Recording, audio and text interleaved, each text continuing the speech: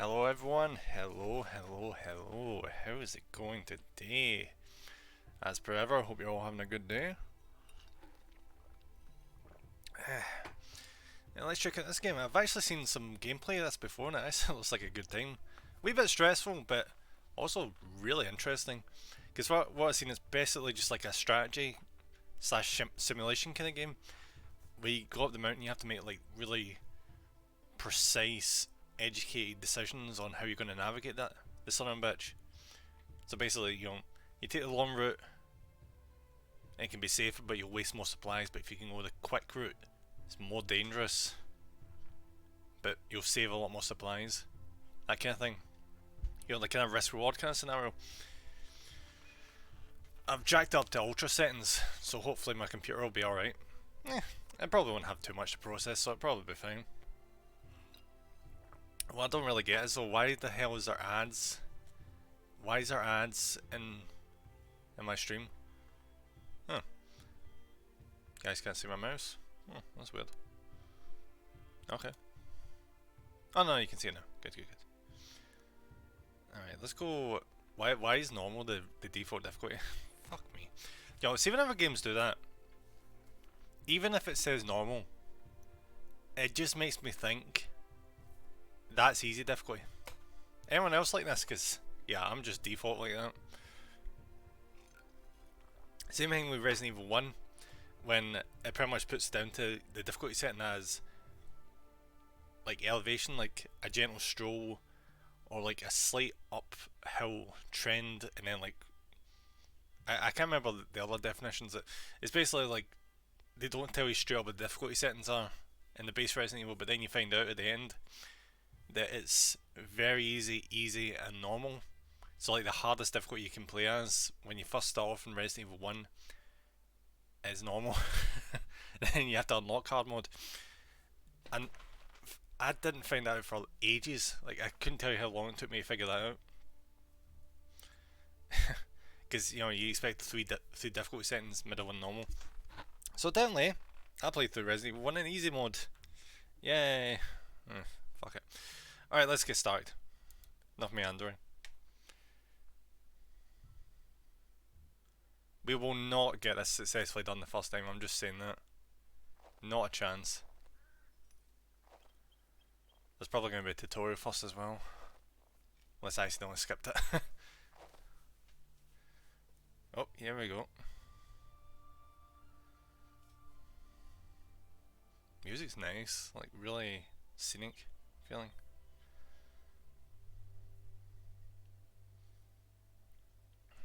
Oh, alright, here's a tutorial. In order to successfully complete a mountain, you have to navigate your character along tails to the marked goal. Time will not pass and your stats won't change until your character moves. So yeah, that's basically the strategy aspect of it. You take turns in a way.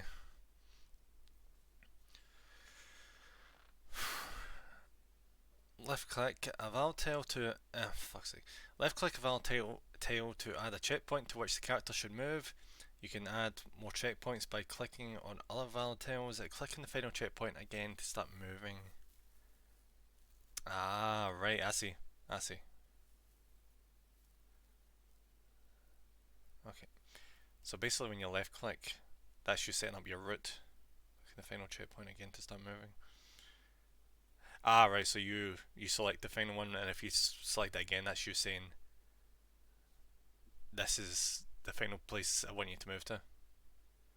I assume. But how would you remove a checkpoint then? That's what I'm kind of curious about. Right click to stop the character to remove. Ah, there is. Right click and that removes the final one. Okay, got you.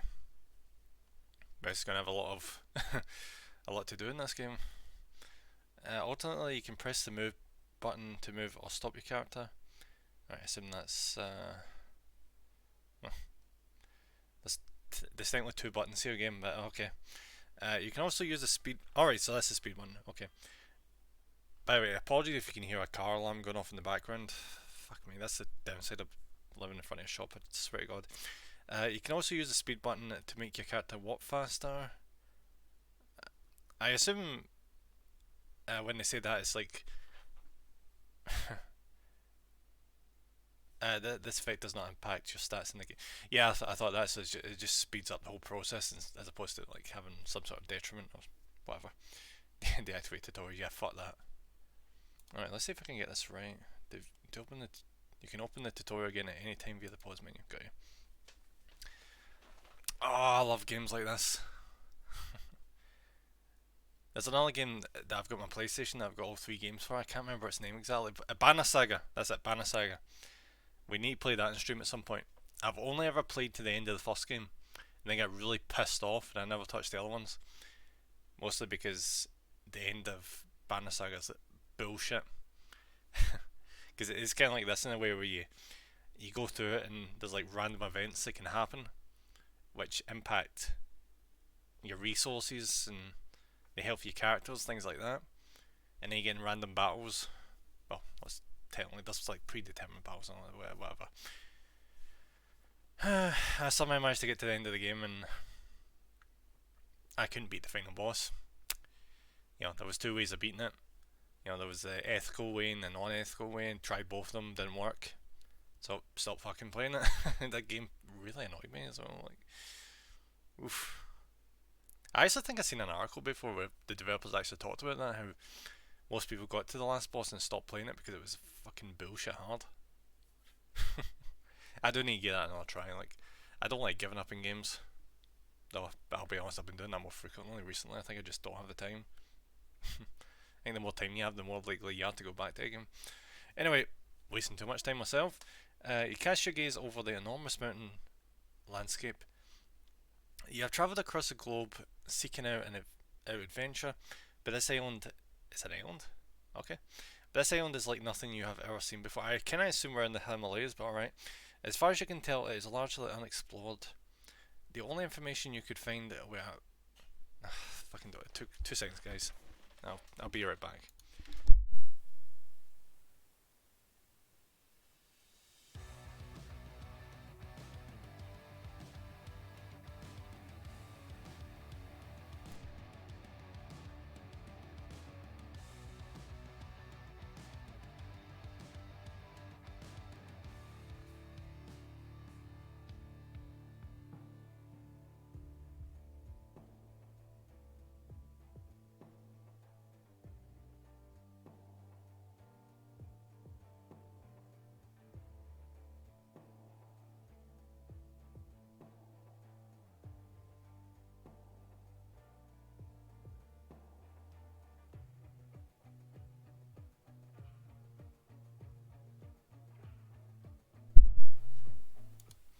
Alright, that's me back. I just can't get moving in this game, can I? Alright, where were we? As far as you can tell, it is largely unexplored. The only information you could find are a few rumours about an unknown occupying force. 2 seconds, I need to open the window. Air's bloody stagnant in here.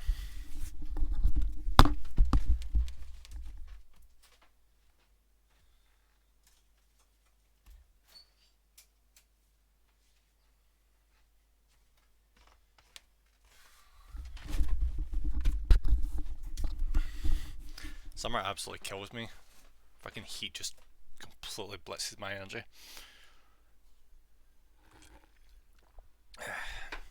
On the way here, you stumbled across abandoned property and lost places. You wonder what happened here, what secrets that the island is keeping. Do you know what I'd like to assume? I assume some sort of apocalypse happened, and something that happened with the Himalayas split off and became its own island somehow. I don't even know how the hell that would happen. But basically civilization managed to right itself, and then people rediscovered the Himalayas as an island. That's where I'm going with this story. Alright, we were. What secrets island is keeping? Then you shake your head. It might be nice to have some answers, but your goal is clear. Reach the summit. That is why you're here. That is what drives you. See, in like an objective sense, anyone ever find that the idea of like climbing mountains is a bit of a waste of time? I know it's a strange thing to be saying, because a lot of people dedicate a lot of time and shit to it, but why? You know, because basically the only thing you get out of doing that is bragging rights, isn't it? I'm just out here bragging an entire freaking, ragging on a whole other hobby when I'm sitting here playing games, which doesn't really doesn't really achieve much either. Yeah, I'm sitting in a whole, people in glass houses shouldn't be throwing stones situation right now. Alright, how do I like twist the camera? How do I do that shit? WASD? Nope, nope, nope, nope. Maybe I can't shift the camera. I don't seem to be able to. Unless I don't know the controls too much. What is this? Environment equipment. Effects that are influenced by the current mountain, the environment, and currently active equipment. Click to see the individual effects. Thick, yeah, the air on this route is fresh and clear. Bomb nights plus 1 body temperature on the active during night. Your first ascent, your focus and driven. Okay. Alright, so basically this is a tutorial mountain. This is easy mode as far as the game is concerned right now. Alright, so we get clear weather. Well, tomorrow's storm, that sucks. Death zone 6,000 meters. We're currently 4,192 meters. 6,000 meters, you reach the death zone. In the death zone, you lose oxygen because the air's really thin up there. I really want to know how the fuck to turn the camera. That's gonna bug the shit out of me. What is a seed? This isn't like a fixed mountain. Yeah, I'm not seeing any controls. I feel like I should. Oh wait, there's a help. There's a help menu. Oh, there is. V of all things. Okay. Where's the camera to look around? Joe, I really wish it would make it like press the mouse wheel or something and hold it in to like move around. That's just personal preference. Move the mouse while holding the middle. Of course I fucking say that before reading the next line. Fuck me. Okay. Zooming out by scrolling a bit. Alright, that works for me. I feel I'll probably hear a lot of this later on in the line, so I'm probably just gonna just close this for the minute. Alright. Yeah, so I can do this. Alright, this works really well. If I can play most of the game with just the mouse, I'll be happy. That's be good for people like. Because you never really think about it. See the people that have like only one hand or something. It must be such a pain in the ass to find games that they can actually play. Well, this is definitely one of them, at least for what I've seen so far. Alright, so checkpoint. Alright, checkpoint. We'll try to reach that. I assume these are events over there. I don't think it's wise to go down this, but I see the intended route. See when you see these wee circle bits? Oh, there's an alternate. Oh, why is there shit over there? Ah, right. So does this mean another potential route we can go down would be? No, actually that wouldn't work because that's crumbled away, so we couldn't go that way. So maybe that means we could go. What's it? There. But that is such a unnecessarily. that going out your way that much is just bloody pointless. So we're gonna be hitting towards that. See if we can. Right, do we actually see the impact distance? Yeah, there we go. Alright, so this takes -1 energy. -2 sanity. And that amount of time, okay, so that's 2 hours. Alright, so I accidentally removed that, so we'll click that again and we'll push onwards. For some weird reason I actually assumed there was character creation in this. I guess character creation doesn't really matter in a game like this, does it? It's completely unnecessary. Though you never know, maybe we'll get some options later on. Ah, there's the camera tutorial. Ooh. A gust of wind catches you and you almost fall into a deep fissure. Jesus Christ, we're on like the bloody start. You flail wildly with your arms, trying to keep your balance. Suddenly someone grabs your wrist and pulls you back from the edge. That was close. Just a second later and you would have fallen to your death. We're doing really shit. Fuck. You sternly tell yourself that you really have to pay more attention. No need to press your luck when there is danger at every turn. Outcome is unknown. Your knees still weak, you take a look at your rescuer. She's a young woman in a threadbare anorak. There's a green stone fastened around her neck with a leather strap. Joe, it's a bit funny. See if the game just does like a heel turn and just lets her beat her up and steal the necklace. Fascinated, you stare at the hand-carved charm. Its soft glow is almost hypnotizing. The stranger coughs. Without saying a word, holds out some provisions for you today. Can I not have the necklace? Whatever. Okay. You want to give her something in return, so you search through your pack. You finally find something and look up, but the strange woman is gone. A bizarre meeting, but you can't help but be grateful for her help. Huh, what's that, water? That's an oxygen bottle. Probably won't need that for a while. You can access your inventory by pressing the button on the screen. What one? Oh, the backpack icon. Okay. Or using the corresponding hotkey. You can only access your inventory when your character is standing still. No shit. Certain items are consumed when they are used. Yeah, and people also die when they are killed. Yeah, that's so fucking obvious. And other items can be equipped to your character and remain active when equipped. Right click items with the mouse to use them. Click and hold the left mouse button to drag and drop. Okay. Still, only need the mouse. When you find an item, you have to put it into your inventory, or you will lose it when you close your inventory. Ah, right, it's just the whole drop kind of deal. I don't know, I never like games like that. See the game. Oh, I get how it works in this game because technically, like, it's a strategy game in a way. But see games like looter shooters. I know this is not a thing that happens nowadays, but it used to be a pain back when like that kind of thing was first introduced. And then you would drop something and it wouldn't be sitting there; it would just be destroyed automatically. It's always annoying because you're like, if I only had one more space, I could have fit that in, or something like that. It's fucking annoying, but it was really annoying back then. It's a lot better now. Right click to use them when you find them. Right, okay. Some items can be used multiple times as indicated by usage bar, such as that. It's warm today. If an item cannot currently be used, it is displayed in a darker colour. So I'm guessing probably like the oxygen tank, we probably can't use that right now, because who the hell would use an oxygen tank when they can bloody breathe? It's that freaking episode of The Simpsons where Homer's like trying to climb that mountain and uses all the oxygen, like the first bit. You can view more information about an item by hovering mouse over. Right, okay. I got you. Okay. It says it's left over, so we'll move this into the backpack. There we go. Alright, so we've currently got a climbing rope. Use the energy cost to climb for a limited time. There's only 3 uses. Hot tea. Yeah, we won't need that till it's actually cold. Ooh, we actually get equipment. Well, I suppose it said that in the tutorial, didn't it?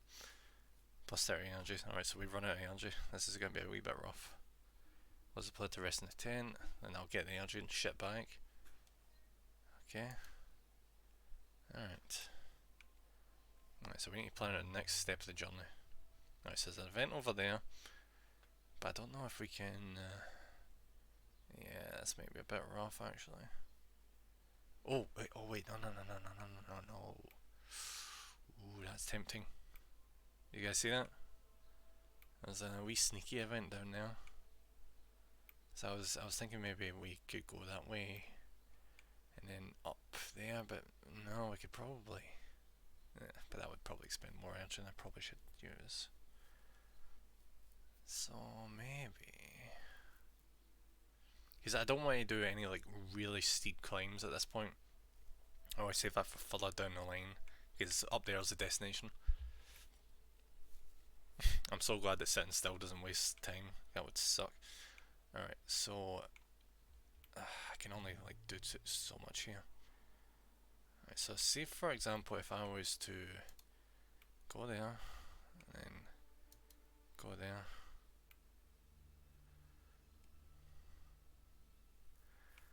and just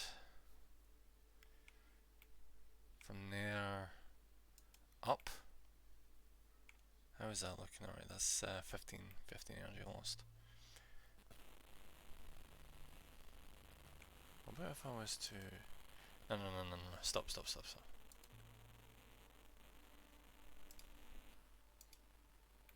What about if I was to do this, but then...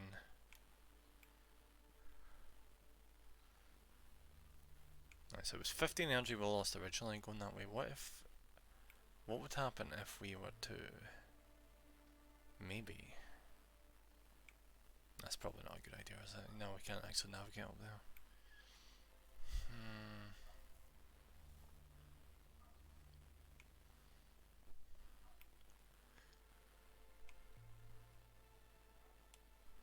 Yeah, anything with the like rocky stones we can actually touch. Like that's just not navigatable. Let's see if I was to example do this, what would that look like? Right, so do you see it's shortened the route? Right, so we'll take that off for the minute. Because the game even knows it's going out our way. But I want to see what's down in that cave. Come on, is there no save option? Alright. Get a wee bit Iron Man going with this. Alright, what's this? Oh, nice, okay. I wouldn't quite call that a chest, but cool. Oh fuck, we lose 25.4. Fuck it. You find a vacuum flask filled with tea in it. Jesus Christ, is that it? Okay. So basically all we gained for that was tea. That was a lot of energy to use for tea.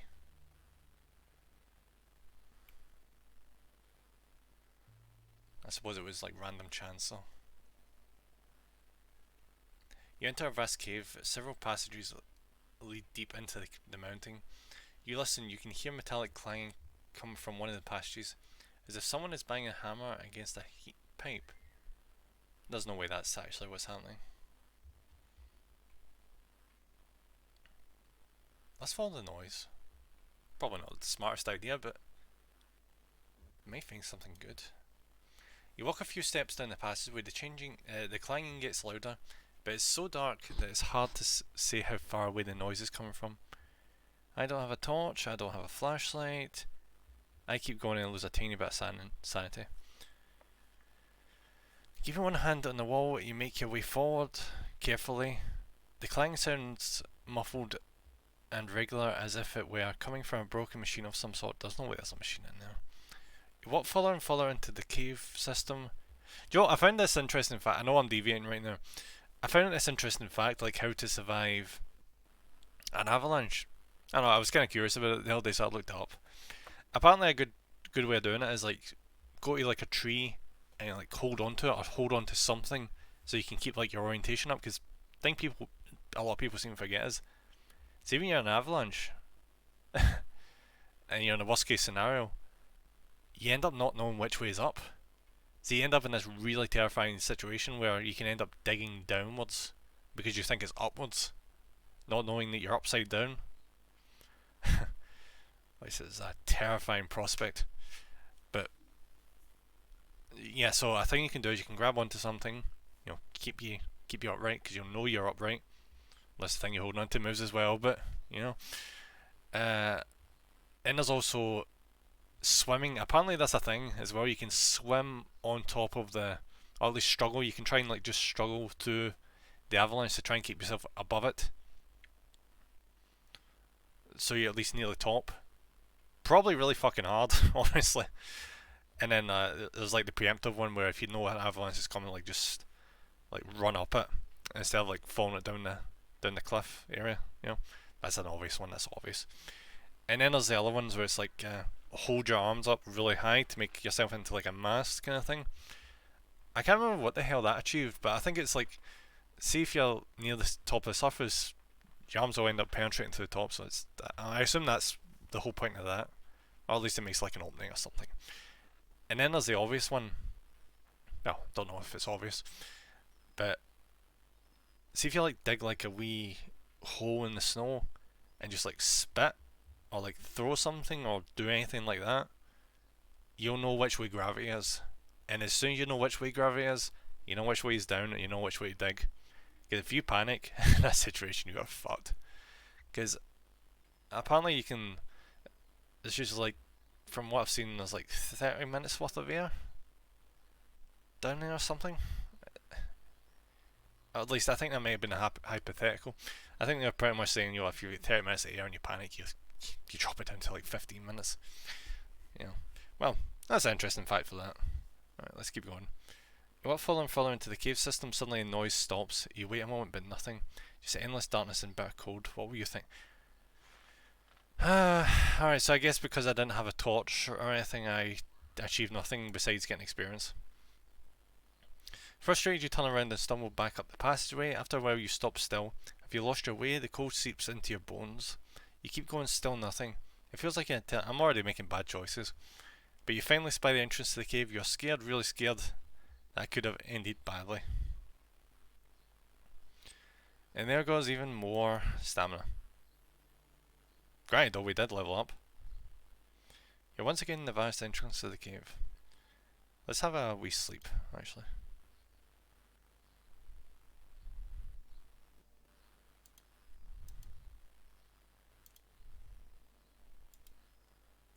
Alright, we don't need that much energy, I think. A brief sleep's probably more than enough.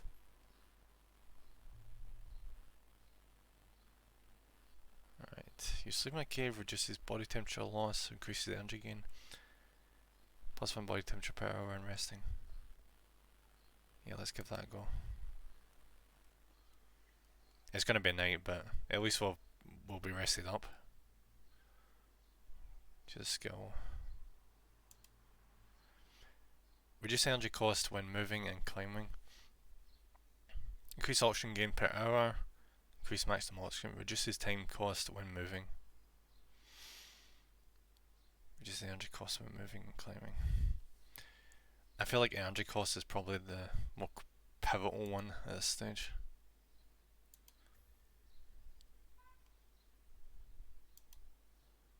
Because energy is really going to be a big thing going forward.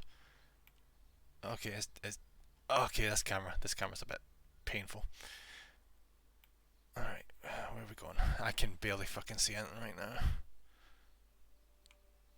Camera's a wee bit wonky.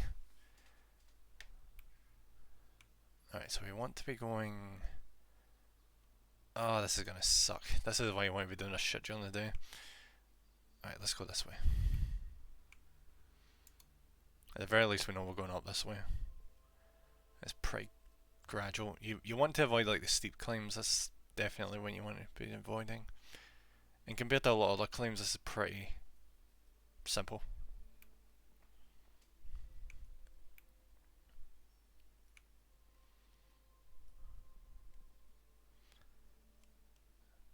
Right. Sleeping is a great way to restore energy. Yep, I know I did it. There are 3 ways to do this. You can look for a cave symbol on the map and make camp there. You can use a tent from your inventory. Each tent can be used up to 3 times.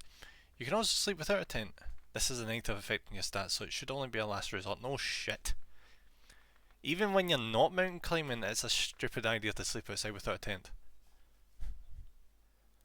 I almost slept in a tent with the freaking door basically completely open. It frees my ass off. I was never doing that again. You don't realise how cold it is outside until you need to like be in it overnight. Sucks. Right, there's a blue thing over there. Right, so is that like, what is that? Is that like a monument kind of thing? I see there's like another cave over there. Don't know if I should go to that or... Oh, what is this? What is this? What is this? What is this? Right, so maybe... What if we were to do this, maybe, perhaps? Alright, so that's a decent amount of energy. That's 18 energy lost as a result of that. No.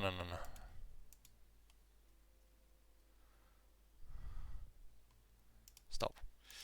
Go up that way. There's an evident problem here. I can't see what the problem is, unfortunately.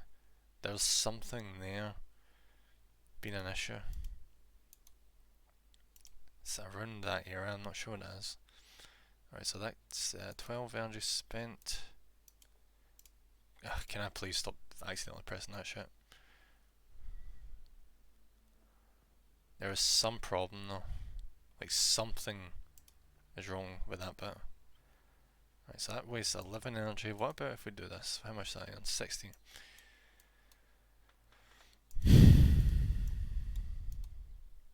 I want to double check, what is that?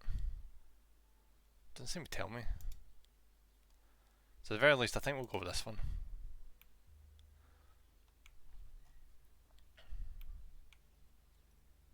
Or actually maybe gotta do a wee hypothesis. What about if we do this?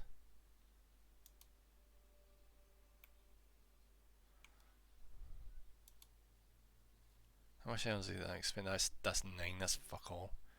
Let's go with that then. It's probably a lot better. No. Actually, stop there. Alright, what about if we were to do... We need to plan this out better. Right, what about if we were to... For example...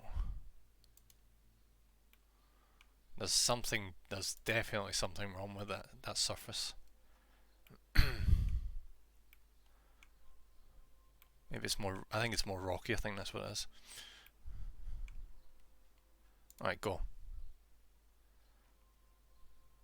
You see how the energy drain dropped by a shit ton there? It went from like 9 to 4. So what we need to do, we need to conserve as much of the...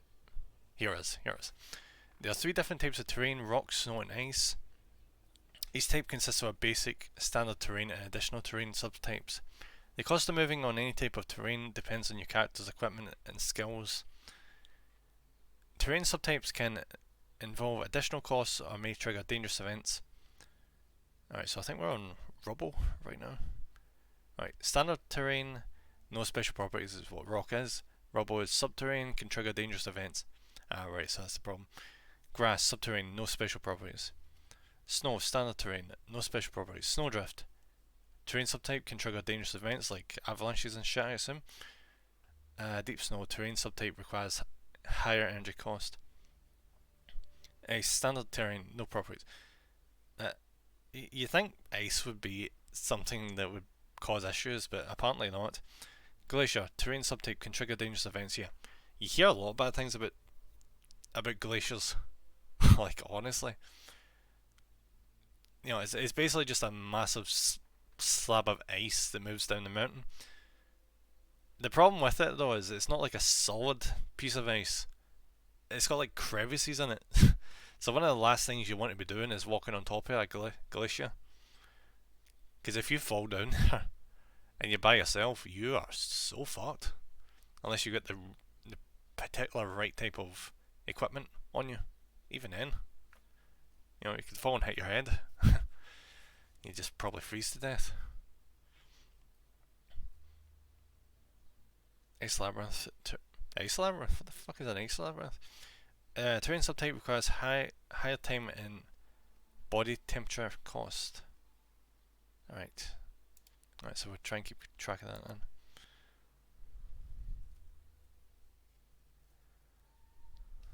I kind of went down that way, I probably should have. We just need to hope we don't trigger any bad events. I think I might go over to that cave and just do a rest. A jingling fills the air around you, harmonious and melodious, followed by the sound of falling rain. You follow the sound to discover tubes of metal and wood tied together in a bare treetop, dancing and striking each other in the wind. You watch the wind chimes and lose yourself in the fleeting melodies. You gain sanity. We definitely need sanity more than health. Our health is fine. That's brilliant. Now we've got all our sanity back again. Right, we want to go that way. And is there any like easy? Yeah, we can go down there. Okay. Get a wee bit of energy back, and also as a result we can... I'm glad there's no like food requirement. Like, that would suck. This is good. See if we can go in here and then take another wee rest. We can go back to being day again.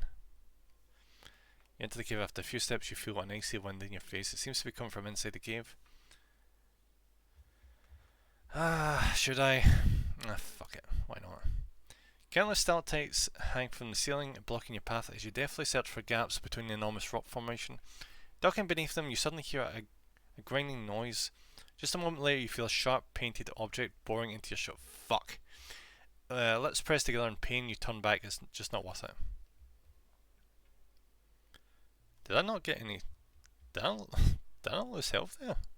Jesus, I'm lucky. How does something boring into your shoulder not cause damage? Maybe it didn't like pierce the jacket. Maybe it just felt like it was like putting pressure on, perhaps. Alright, let's go to sleep. Alright, sleep briefly. Yeah, all we need is a brief sleep. Get our body temperature back, we get our energy back, and we're pretty good standing right now. And we don't even need a sleeping bag either. Or a tent. Well, I guess we do need a sleeping bag, we just don't even need a tent. And we'll be back today again. This is going quite well so far. Granted, I'm playing in the easiest difficulty, but you know. Alright, how are we looking? The camera really needs some better zoom. It's very janky. There it is. Right, so we need to get up there. Interesting fact though, we need to get up there and we need to get back down. For anyone who's been mountain climbing, I've never been mountain climbing, just pointing out there. Getting back down is the worst fucking part. You'd think it'd be the easiest part. But no, coming back down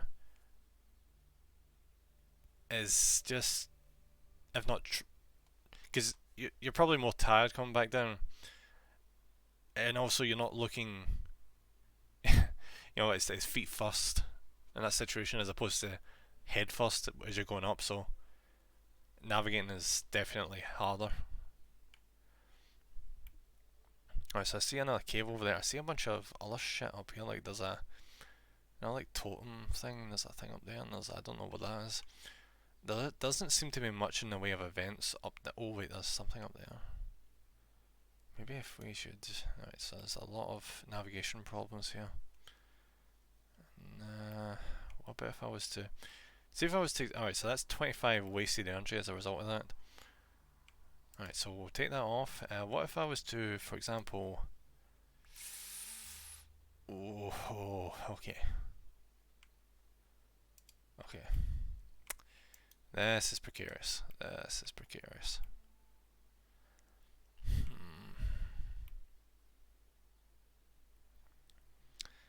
I need to find the path of least resistance here. Right, so how much is that way? Sorry, so that's 8.3. 8.3, so take that away. What about if I do this? What is this? That's 5.6.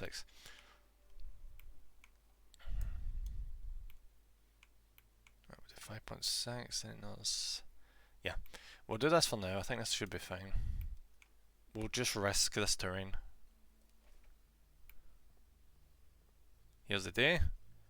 Oh yeah, it did say there was going to be a storm, didn't it? That's going to cause some issues with visibility. Let's have a wee look. Yeah, there it is. Oh, there's the tutorial. The weather can change every morning. You can see the current weather in the forecast for the next day at the lower left of the screen. There are 3 different types of weather. Clear weather, friendly weather with no negative effects for your character. Just enjoy your climb.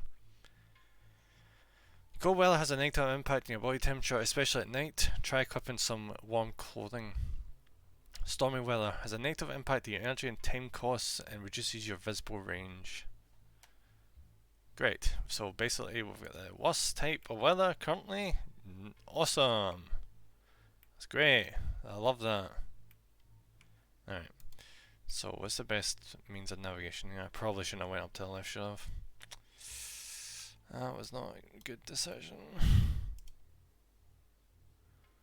Fuck, I'm gonna have to backtrack. That sucks. That really fucking sucks.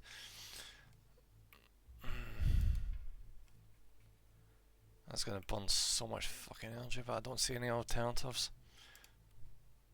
Yeah, there's literally no alternatives. I don't see anything better. I could go through the middle bit there, but there's no guarantees that would lead to a more fortuitous climb. Fuck me. Why does all the vents have to be over there? Fuck me. Alright, let's just try and get our way up here. We might get lucky.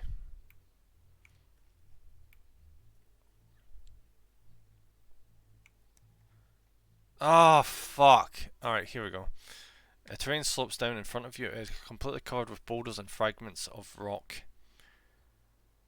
Oh, fuck me. Should I burn time? I don't know if we should burn time. I don't know. But that's a lot of energy. That is a lot of energy. You test the rocks, but there are some major red flags here. One false move and you could start an avalanche. It would be better to find a detour.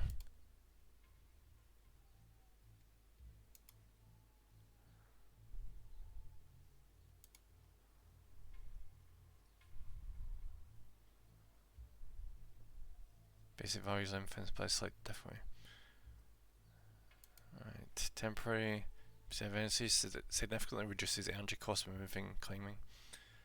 I assume that's our injured torso. It hurts to breathe. Ah, right. Could that have been that thing we encountered in that cave?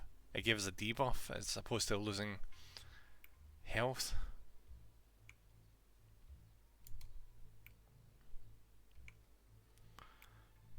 I want to get up to this. Alright, speed it up.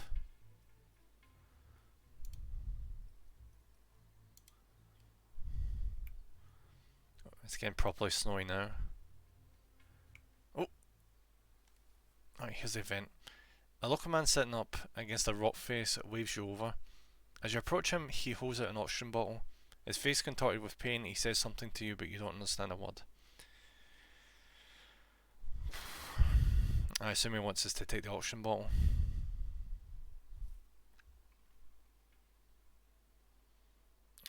It's not a good idea to see what's wrong with them. That is a hell of a freaking expenditure. I'll take the oxygen bottle. You stow away the oxygen bottle and nod your goodbye. The stranger raises his voice, but you're already out of earshot. Obviously not actually intending to give us the oxygen bottle. Did I make a mistake there? Increased oxygen gain per... Alright, so that's what one food before. Whenever you use a consumable item, you get some body temperature. That could be better off down the line, but whenever you reach a point of interest, gain sanity. I need something to reduce the energy consumption. I suppose I've already taken one for energy consumption, I don't know. Whenever you reach a point... I'll take this one. I feel like sanity might end up becoming a problem. Oh my god, okay. This is going to become something else. Fuck. This is rough. This is rough. Yeah, we want to try and navigate over there.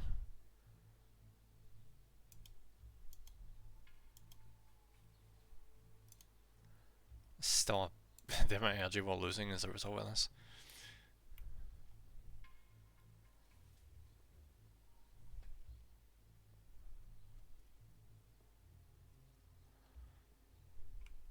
Oh my god, we're doing this again. Plus 30% energy cost an auto. Oh my god.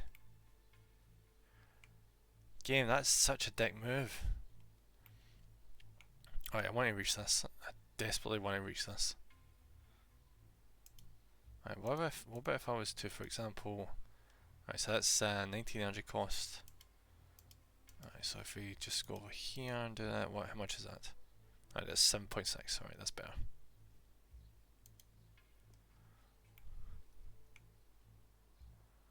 How much is the sprain angle going for? 14.8 more hours. Half buried in the ground you find a weathered stone plaque. It seems to be old, very old in fact. Oh no.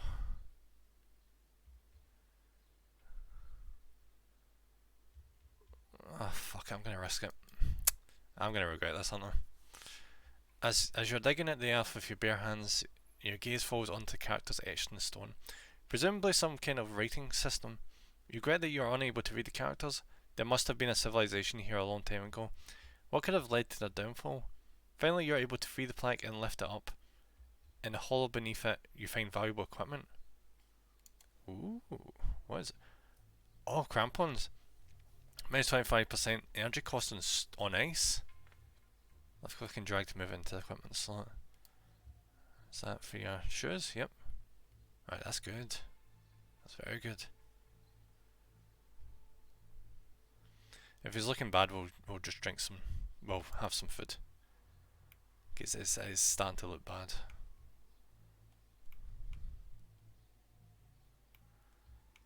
What is this? Night. -5 temperature when moving. -5 when resting or in events. Should I aim for the cave? Oh. Yep, energy concern. Definite energy concern. We're gonna have to eat the food.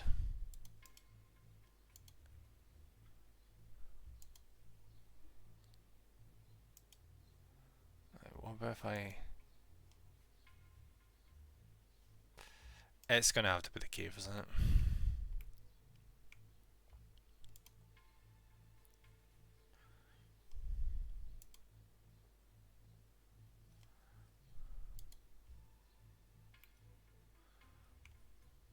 I could have saved myself some time there because with less energy burn on snow.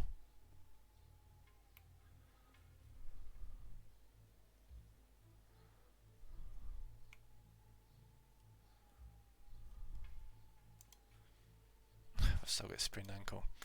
Energy is definitely a massive problem.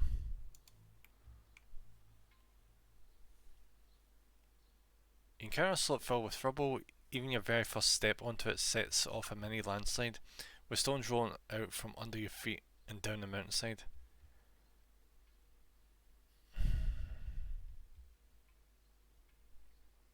I am not risking that. I'm gonna take the body temperature hit. Time hit. You say the detour is your best option and give the rubble away, but because I know for a fact that's just gonna fuck us, isn't it? We're just gonna get a massive health hit and a debuff. OP. As your gaze wanders up the towering vertical rock face, apparently I can't climb the wall because I don't have enough energy. Your eyes caught by cast iron rings, old pittons. Oh, that's what that is. Huh. You tilt your head all the way back. You can make out that the pittons lead to a small plateau. Why would anyone have gone to the effort of trying to reach it? Unfortunately, we can't actually proceed with it because energy. It's annoying how we can't go back to it after going to the cave, isn't it? Don't fuck the light. We're just gonna lie down and sleep. Fuck that. Gonna sleep for a long ass fucking time.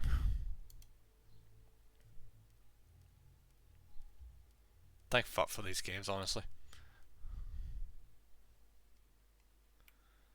Ooh, okay.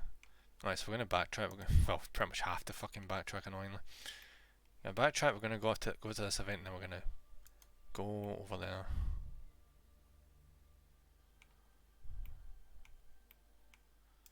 Probably not like that. Probably more like how's that? That's 21. What if I was to do that? It's 18. How is that better? Whatever. It's better, fuck it. Don't care.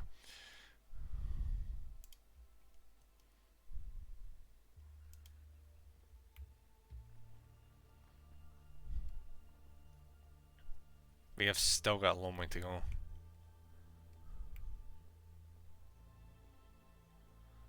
I want to try and follow the events as much as we can. There's a big line of them going all the way up this way. Once we hit the ice wall, we should be in pretty decent standing considering the shoes we've got on. They'll give us a bit of an edge. It's probably worth climbing up this freaking mountain bit.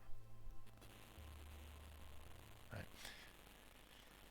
You find a backpack concealed under a thin layer of snow. Footprints lead away from the spot in a zigzag pattern and disappear behind a rock.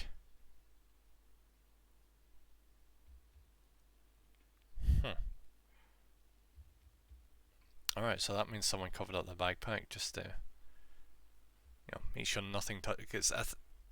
Isn't what people usually do? The reason people usually do that is to like make sure wild animals don't touch their shit, I think.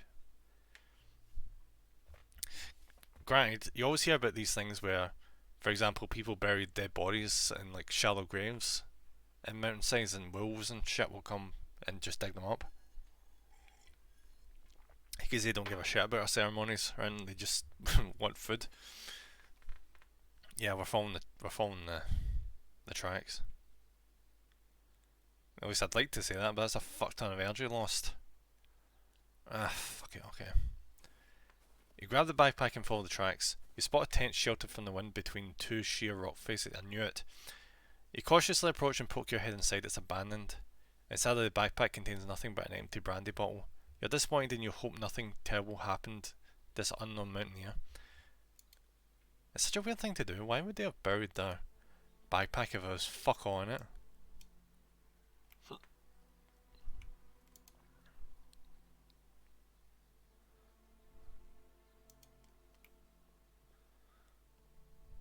I see by the looks, I think that way might not be the best. We want to aim for the ice because, you may think that, oh, that's ice, but no, I think that counts as snow, which isn't going to help us. As you approach a skeletal tree, you discover countless red ribbons with gold lettering tied to its spindly branches. Unfortunately, you can't decipher the writing. You don't know why, but for some reason you find this spot very moving. Make a wish for fucking energy. Oh, thank God. Alright, so we go down there. Maybe give a circle. Is that wise decision? So go down there, go down there, maybe up there. No, not there, not there. Alright, so see the amount of bits in this that they're like, oh, there's a route you can go. And then you try to go, like, for example, you think to yourself, maybe you can navigate that, but no. If it doesn't look like a hexagon, you can't go up it. Yeah. So we're going to circle around the mountain and try and, like, go around there so we can get up there, and energy depletion should reduce.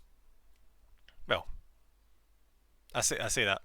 Maybe going up ice usually expends a lot of energy, but granted, the fact that we've got these should help so much. Minus 25% energy in ice. Fuck yes.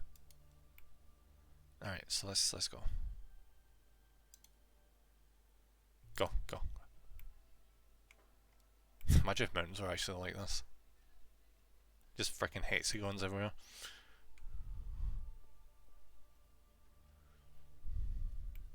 Let's speed that up a wee bit. Alright, don't trigger an event, Alright, here we go. In front of you, rocks and stones have been meticulously piled up to form a mound. A grave so far up here. We're not even that far. Search for clues to who buried it and reflect and pay tribute to the dead. Search for clues to who's buried here. Carefully nudge the rocks with your boot. There's something there. You bend down and find some old but usable equipment. Another mountaineer must be buried here. You have lots of questions and no answers. Who were they? How did they know about the island? What happened to their companion who buried them? I'm going to take the equipment. I need the shit.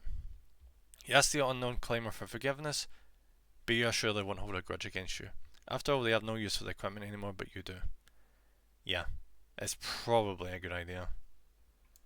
Because if we don't take this shit, we could be in serious bother. Feel bad for the guy, but as they said, he's not going to be using it. Minus 10% energy cut. Oh, thank fuck, that is so good. Thank you. Yeah, I'm just annoyed that doesn't seem quite. They don't seem to quite fit the squares. Alright, so that's really good. Reduced energy. You can always say reduced energy is a good thing. Reduces energy cost in dead zone. Significantly decreased sanity loss when moving, but additional sanity loss when resting in. Why? Oh, that's such shit. Can you imagine that? You get sanity loss when you rest. Fuck that. Reduced energy costs when moving, but increased time cost. Do you know what? I'm fine with that. Minus 10% energy cost on all terrains plus 10% time cost on all terrains. Yeah, do you know what? I'm fine with that.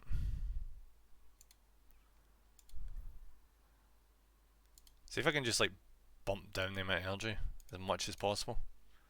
Mindfulness whenever you reach a point of interest, gain sanity. Oh yeah, yeah. Cool. Like honestly, I just want to reduce as much energy consumption as we can, so we can get up this mountain without much hassle. Because that is the resource we are losing the fastest.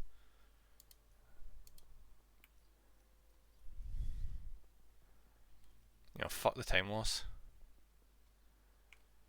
Right, it is getting colder. Oh no. You reach the shore of a frozen mountain lake. On the embankment you find what remains of a camp. You take a look around, but there's nothing useful in sight. Or is there? Ah, god, this is going to burn energy, isn't it? Just a few yards from you on the sheet of ice, you spot some unopened cans of food. Yes. This is gonna... Oh, we got it. You made it. You collapse into the embankment and store the canned food in your pack. That's going to taste good. That's so freaking awesome. There we go. That is such a good find. Emergency rations. You can't go wrong with emergency rations.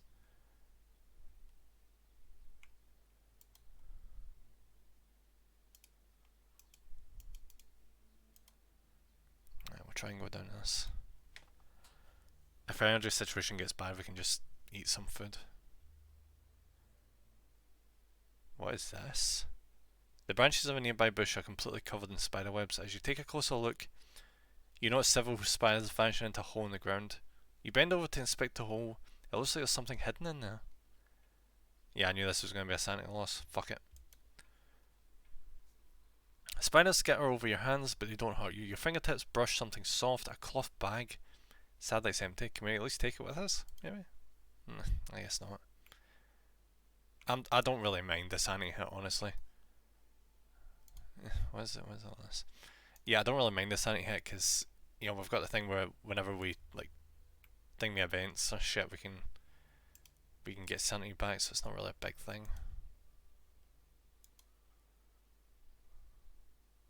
Yeah, let's do this.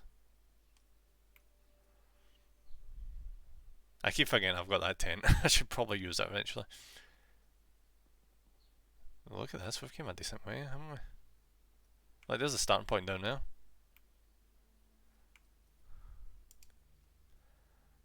I need to actually not overstep here.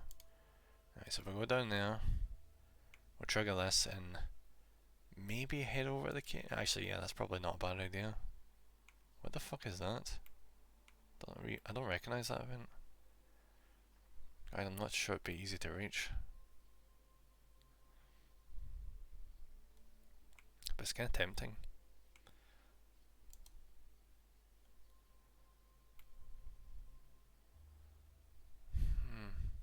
We do need sleep though. We'll probably have a good amount of energy. Oh shit. Yeah, we'll probably have a good amount of energy the next day once we sleep in the cave. Discover an intact tent. There's nobody in sight, but the embers of the fire pit are still glowing. The camp has obviously been used by someone. It could have some... Yeah, fucking search it. A tent with an unusual symbol catches your eye. You plunder it and find valuable equipment. What is this? Ooh. Oh, a different type of shoe. Minus 15% energy cost on stone. Considering we're still running about on stone right now, I think it probably wouldn't be the worst thing to swap over. Whenever we hit different types of terrain, we'll just swap. Because we are still fucking about on snow.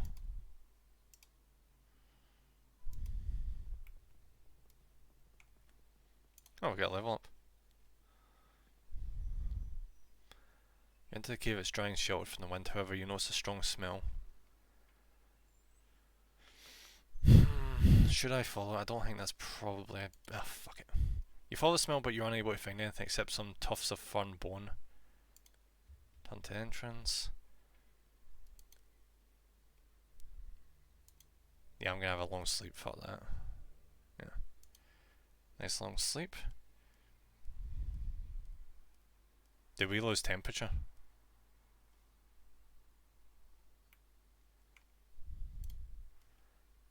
Reduce energy cost when moving and climbing. Whenever you reach a point of interest, gain sanity. Reduce energy cost whenever moving and climbing while sanity is high. Ooh. Alright, what's the current sanity? Alright, so it's enough. Alright, so these only last for a certain period of time. Active until the end of the mission. Let me time effect active for 24 hours. Fuck me. I'm gonna take that one.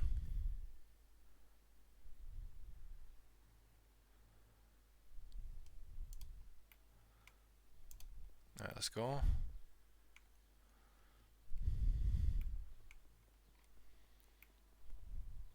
We need to get something to do with the cold, because I know for a fact the cold is going to start to become a problem.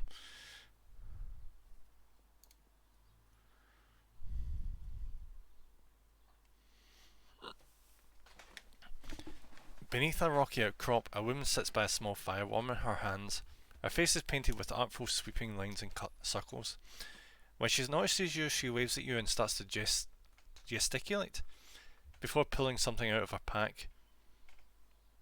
After a moment, you understand that she wants to trade with you.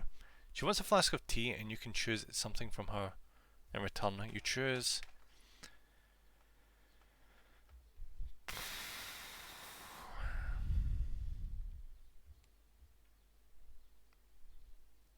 Yeah, I want something else. Increases body temperature again while moving and searching.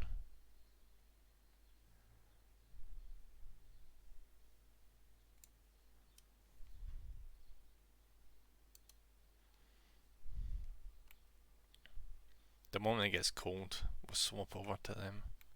Granted, it is already cold, but... Rather cold. Yeah, it's already cold. We're definitely going to get to a point where we need to make key decisions.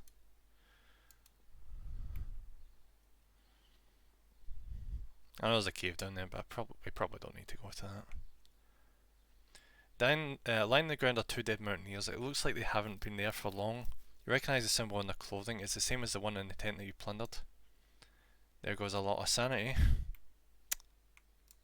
I guess that's implying that it's thanks to us that they end up dying.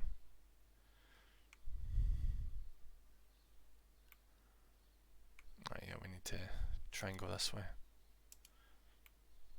Okay, that's just awkward. That's very much awkward.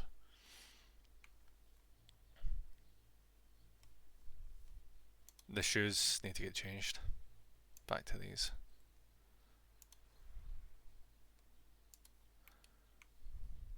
Yep, there's not much cost, thankfully.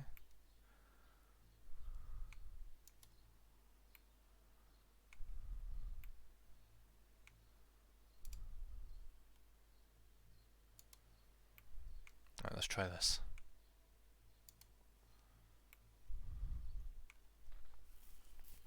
Oh, fuck. Okay. The path ahead of you tapers to a narrow passage lined with columns of brittle ice. One of the ice towers has collapsed and is blocking your way. You check the mound of ice. It would consume a lot of your strength to make your way through it, but it should be possible. I'm going to take the... yeah. Once again, I'm going to take the hit to temperature. I'm going to massively regret this, aren't I? Going forward.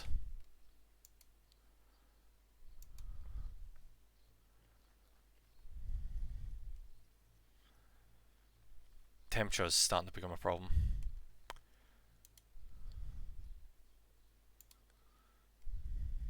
Yeah.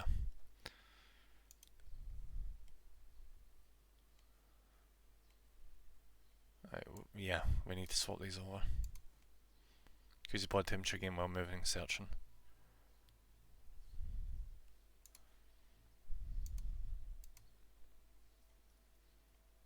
Right, it's reduced by a decent amount, but not a lot. It's unfortunately.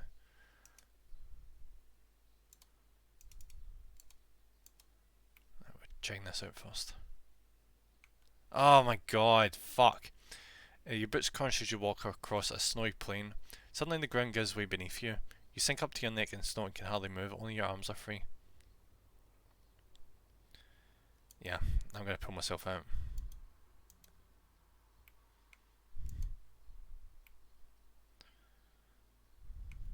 Please be worth it. You trip and bang your knee, causing up a storm. You kick the rock you tripped over, revealing a crack in the ground. It seems as though someone has used the crack to hide their possessions. Oh, this is bullshit. You reach into the crack, you graze something with your fingertips. It feels like a thin book of some sort. The frozen earth has not been kind to it. You skim the handwritten notes. They were penned by another mountaineer over 50 years ago, long before the island's existence became public knowledge. And there's more, someone has stashed provisions here. What is this? Ah, it's for sanity, okay. Honestly, do you know what? Probably need that.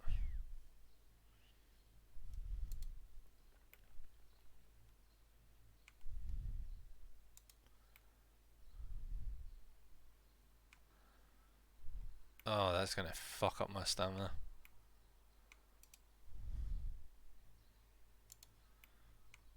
No, but that's fine though. Okay. Alright, let's go that way.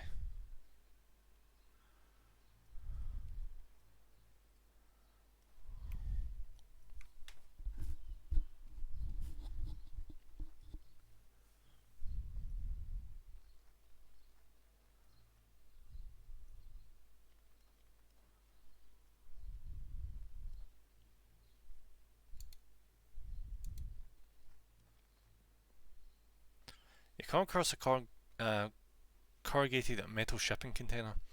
Covered in rust, it is closed by means of a massive lock. Maybe the occupiers used it as a storage facility? You try to break open the lock with a rock. You know what, why not? It's not even that much energy. Success, the lock breaks and you're able to see inside the container. All that effort paid off. You find some valuable equipment. The fuck is this? Hiking staff? Minus 12% energy on flat terrain. Yeah, that's super useful now. Minus 12% time cost when climbing. Plus 1 height difference. Right, put that there.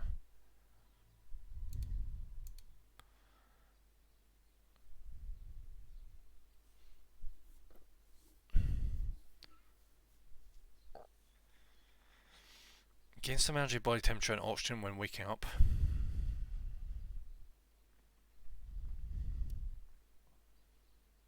Fuck it, okay.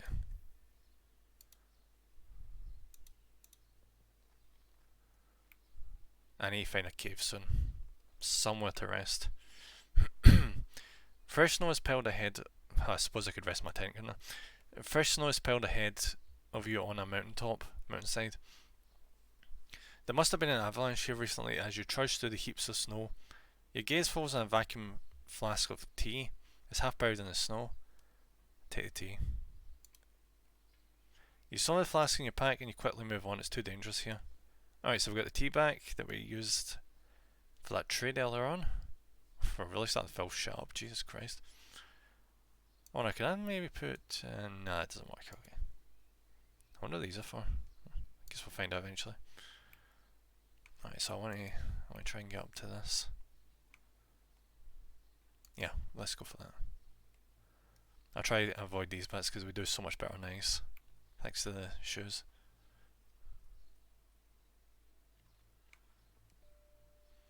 Oh, a shelter. An old woman sits in front of a crooked hut. She was a friendly, toothless smith. What the hell is she doing all the way up here? It motions you to sit with her to recharge your strength. You do as she suggests and regain probably warmth, but it's strange it doesn't give you energy back. Not complaining.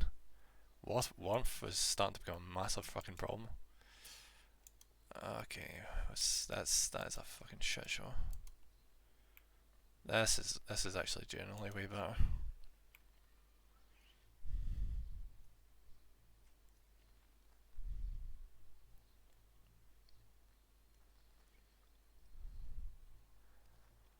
It's gonna get to a point where I'm gonna have to use the fucking tent. I know it is. I think we're just about to hit that point.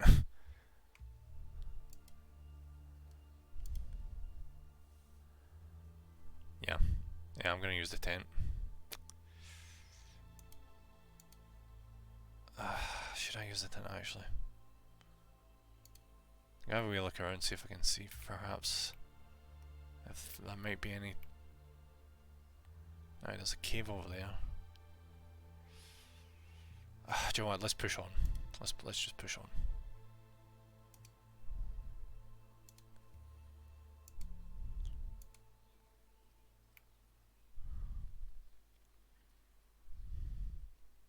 Let's see if we can make it. Oh, ah shit! We hit the death zone. The air is getting thin and your breath is heavy. You've entered the death zone. Now oxygen comes into play. You pause for a moment to prepare for the difficult path towards the summit.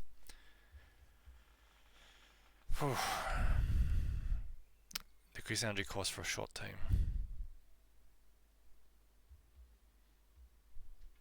I'm gonna be taking this one. I'd rather not have to think about the oxygen. At least not for a while. I can manage energy fine. It's the fucking oxygen that I know is gonna wreck us. You encounter a cloaked mountaineer. He points at your flask and holds his hands together. Fuck me. Alright, do you know what? I'm gonna be nice. I did swipe some shit off that guy at one point, so you know, why not? Alright, I want to get to that. Can I get there? I can get there, okay. That's good. That's actually quite reassuring. Oh, the summit's right there!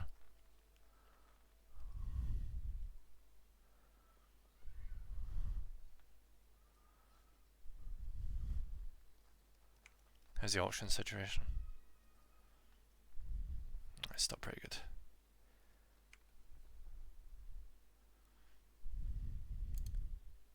How does that impact the auction situation?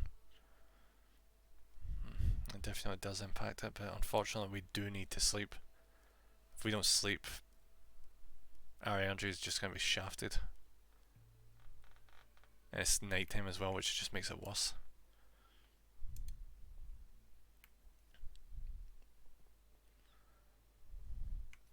Thankfully the temperature is in a much better position. You discover some wild berries in a bush. They are bright red and they are bright in colour, orange almost. You hesitate, they could be poisonous. Yeah, a little sustenance would do you a world of good. Try one of the berries.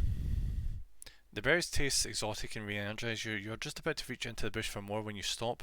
Your stomach tells you you've had a good thing we only had one. Jeez, can you imagine a diarrhea debuff?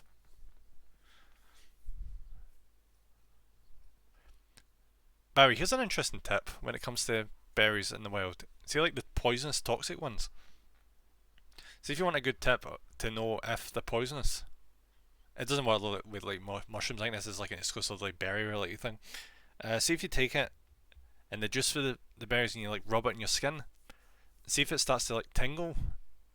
You know it's poisonous. And see if you're not 100% sure, rub a teeny bit of it on your tongue, and if it starts to like burn or tingle as well, that's a guarantee that you're dealing with a poisonous berry. Just a wee tip there.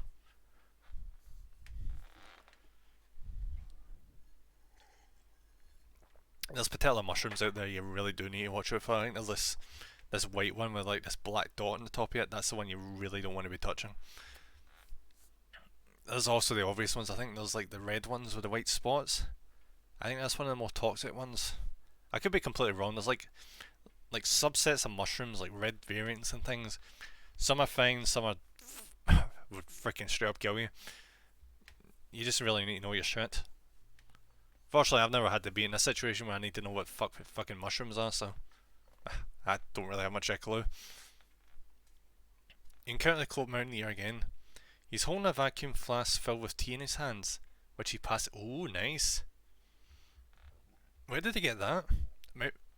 Maybe he went back to his camp. Then he pulls out some herbs and a torch. Oh, a torch. I kinda want the torch. I take all his items. That's such a dick move. I'll take the tea and torch. Alright, so this only lasts for 8 hours, okay. That's really handy though. That's really nice though. Mountaineer smells and bows, he then continues on his way. That's pretty cool. So we're nice to the guy and it actually had a benefit. 2 seconds. Alright, that's the rain on, absolutely pouring outside. I love to imagine, like, I know I probably said this a million times, but I fucking hate when it's sunny. It just makes me so tired.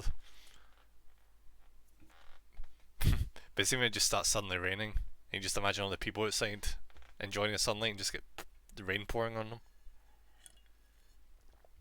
I love the rain, it's just so relaxing.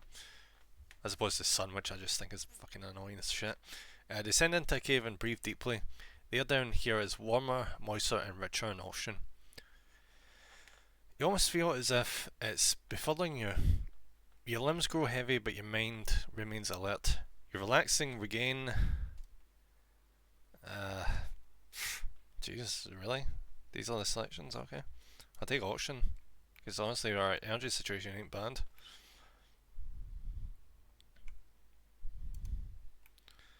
Alright, so how much... Oh, fuck me. Are we wearing the right shoes? We are wearing the right shoes. Yeah, I'm gonna keep these on. Temperature is definitely gonna be a problem. I'm just gonna do a wee quick double check. Sorry, so just to check this, so we're losing minus 28.7. What happens if I remove this? 23.7, so it's a 5 energy reduction. What if, for example... Alright Katie, thank you very much for subbing with Prime. Really appreciate it, thank you very much. I don't know why that showed up this time, that's bizarre. Considering last time it just didn't bother its ass. Just do a wee shout out there for you. How you doing anyway? I hope you're having a good day. Right build, wrong build. Are we going in or no? Alright, so what's a good idea here? You can go in. Yeah, Try and get navigation going. Okay. Real quick, Star. Real quick. I'm doing good. I'm losing Nice. my armor. No. Oh, that's why I'm losing my armor. Sounds good to hear. There's a man on me. There, have it. What should we do here? We're almost at the peak. Is it right there? I could never do this in real life. I don't know what would encourage me in real life to climb a mountain. I don't know. Maybe a midlife crisis, honestly. I think that's one of the few things that could drive me to climb something like Everest. That like a massive life-changing event, you know? That just like pushes you to do something extreme. Alright, so how's this looking? Alright, do that, just gradual. Yeah, this is way better. That's only 9.5 energy reduction.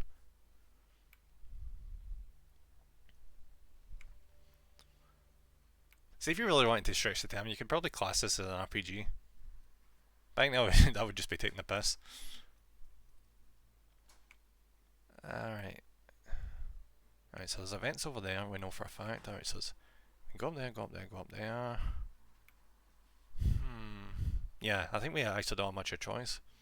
Because we either do that or we suck around that way. I wish the camera would go further out. Unfortunately, this is as far as we can get around.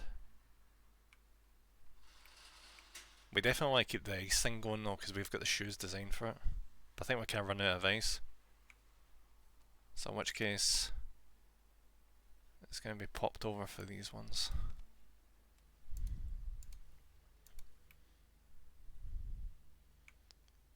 Should I go over there? Alright, I'm going to do a hypothetical. Alright, so if I was, for example, to do that, that'd be minus 40 energy. That would be half our energy lost in one go to get up there. But we would be near the summit. Alternatively, no, not that way. Alternatively. Okay. Okay, that's virtually all the energy. That's not a good idea. Right, what about if I was to just... Alright, so that's straight up 70 energy lost. But that is definitely the quickest route.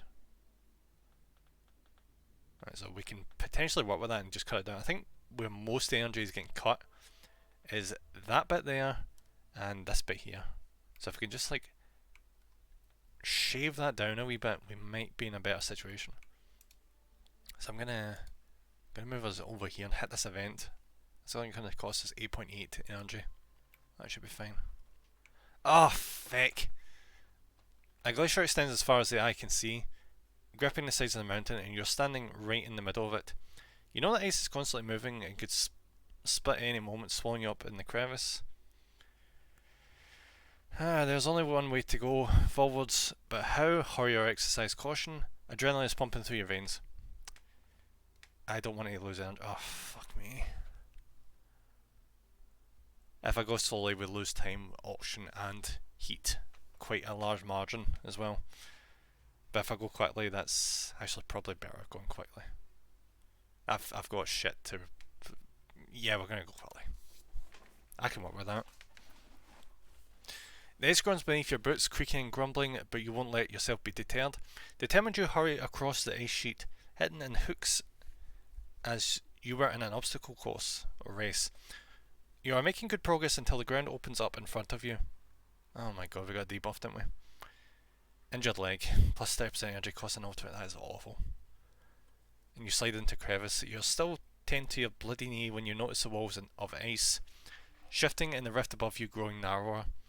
Is your body going to be crushed or your bones broken? Just in time you climb out the crevice and escape a crushing fate. That is not what I want to hear. An increase in energy drain. That is awful. We've got two potential events coming up in a second as well. I know it looks like the energy situation is really good right now, but that shit can really wear down fast. I wonder what that is up there. I don't think I've went to an event like that. Discover the remains of a mountaineer. His skin is grey and cold. Oh, he's been up here for a while.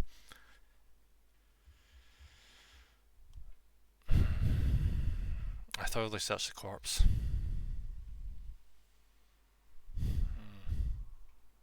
Right, so if I keep the sanity above 60, it reduces the amount of energy we need when climbing, so it's... I'm going to take a cursory look at his belongings. You find a vacuum flask filled with tea. Oh shit, yes. Alright, this temperature issue might not be an issue for much longer. Reduce energy cost. Oh, that is perfect. That is absolutely perfect. Alright, where's this one? Reduce penalty for sleeping without a tent. That's not going to happen. Significantly decreases sanity loss when moving. Yeah, no, we're taking this. We are so taking this. That's brilliant. Reduce energy cost specifically for the dead zone. Look at that. 5.8, that is amazing. Alright, so get up here, see what the hell this is. I kind of want to see what the hell that is, so we're going to do a quick wee detour over to that when we get up there. Probably shouldn't, but I'm going to do it anyway. A golden eagle suddenly lands in front of you. Golden eagles are awesome things. I seen one the other year, but I went to like a Lot Lomond Birds of Prey. What would you call it? It's not a zoo technically, it's sanctuary. I think that's probably the case. I seen a couple of golden eagles that are freaking awesome. They're massive things. They're like what, 2.5 feet tall, something like that. Amazing animals. Then I saw a bunch of different types of owls and the like. there was a snow owl there at one point that the guy that was in charge of the place was saying when it's like mating season, the snow owls get really pissed off if you go up to them. So one of my family members walked up to the cage. This snow owl just try to just size them up. Just got really low down the ground. Did like the most aggressive sounding. What's it? What do you call what owls do? The who kind of thing. You know, it was like the most aggressive version of that you can think of. It was brilliant. Alright, anyway. A golden eagle suddenly lands in front of you. Its wings carrying it majestically to the ground. Fascinated, you watch it, and it watches you too, unafraid. You can't explain it, but the encounter feels magical. Fully wrapped up in this moment you regain. Oh my god, yes, warmth. Give me that warmth. That's brilliant. Alright, head up here.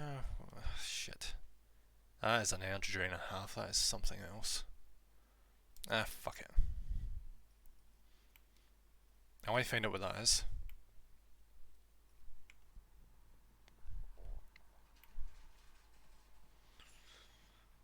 Thing is, I've still got the tent, so if energy becomes an issue, it can just rest in the tent. Besides, the peak's like right there.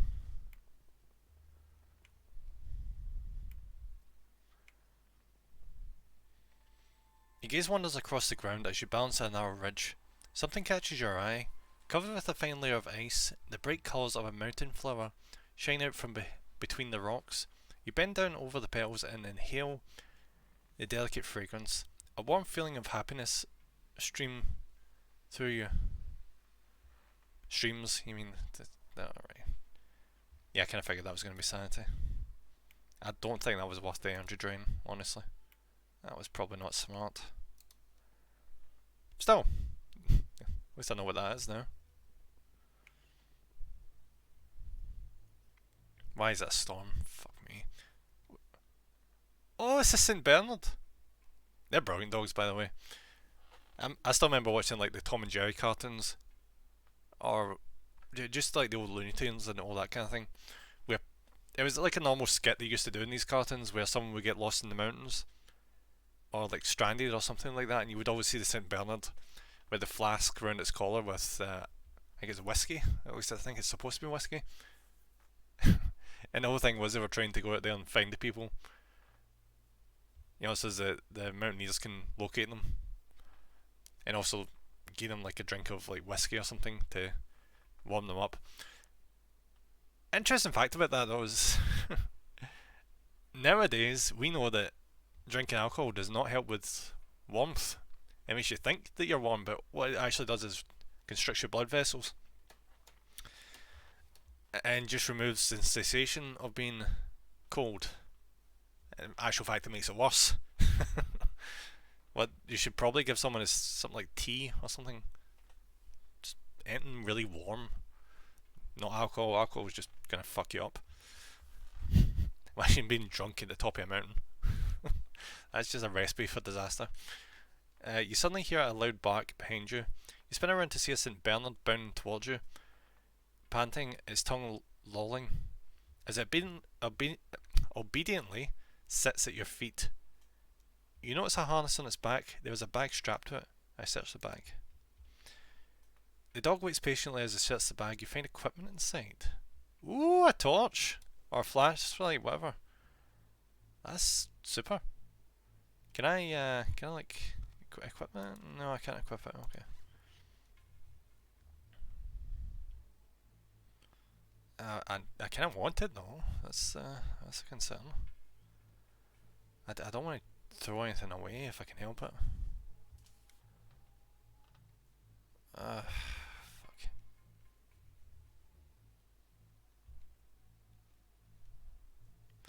Oh right, it's a tool, so I can actually have that instead of the hiking stick.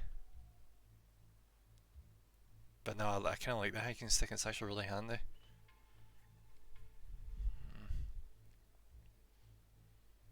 Do you know what? We can probably throw away the torch because that's plus 200% light radius, but only lasts for 8 hours.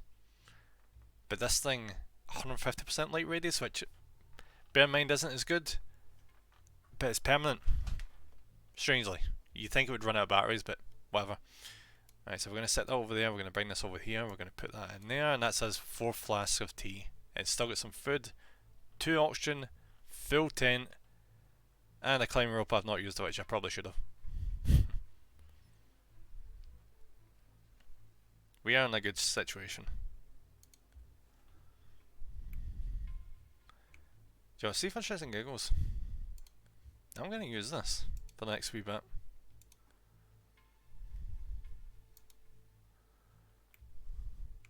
And see how much it helps. I'll be honest, it's not actually that bad. 7.8. We're still getting an injured leg.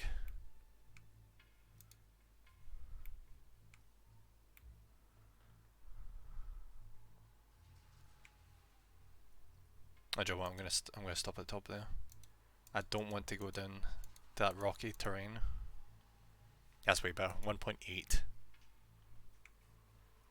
We've got so many things going on right now that reduce the amount of energy we're expending. Once we get rid of that injured leg, which I think is a temporary effect. Yes, a temporary effect. Once we get rid of that injured leg, our energy situation should be so much better. Discover an oxygen mask. Oh, an oxygen mask! At the bottom of a very narrow and very steep crevice. You could squeeze into the crevice and climb down to retrieve the oxygen. Gimme. I want that oxygen mask. You slowly climb down. I probably don't need it, but fuck it. You slowly climb down the crack in the ice. The tightness makes you feel uncomfortable and breathing is difficult. What if you get stuck? Don't think about it. You did it. You have the oxygen mask in your hands and you continue on your way. See, that's what happens when you don't panic. There we go. I mean, that was a shit ton of oxygen wasted there. Well, quote unquote wasted. But it's going to pay dividends down the line now that we've got our oxygen mask. Do you know what I'm actually imagining? I'm imagining like the mountaineers, like cabin at the base of the mountain, where they just like chill and relax and reminisce about their trips up the mountains. And they seen us on our way with like basic equipment, and then we come down the other side of the mountain back down to the cabin with all this shit. And they're like, how many hours did you come back off that mountain with more stuff than you had? I don't know. It was just there. Little did they know I've been just ransacking personal belongings from dead bodies all over the mountain and from tents. I'm being such a bastard in this trip. We could probably thoroughly search this time because we've got so much sanity. It's probably not even a concern. You find a vacuum flask filled with tea. Alright, Shadow Nemi, of course fucking Nemi. Hope you're having a good day, buddy. Use a hot tea. I probably shouldn't, but fuck it. That was not worth the sanity cost. Right, 2 seconds.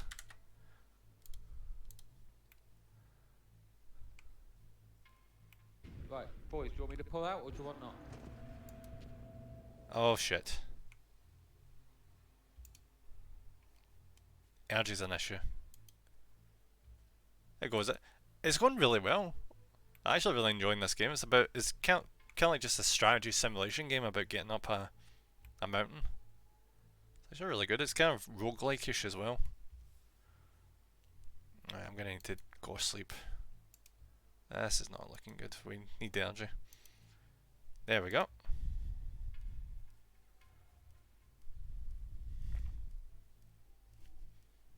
Not bad. First time having to use the tent all the way up the mountain. Fortunately, it's night time now.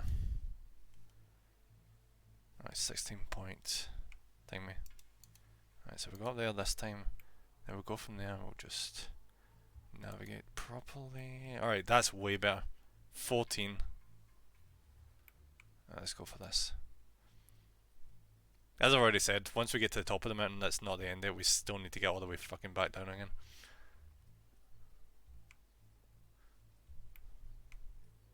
I'm actually quite enjoying this game. I never thought I'd enjoy it as much though. I thought I'd get halfway up the mountain and end up dying. And have to just restart again and just get frustrated, but Oh my god, what's happening?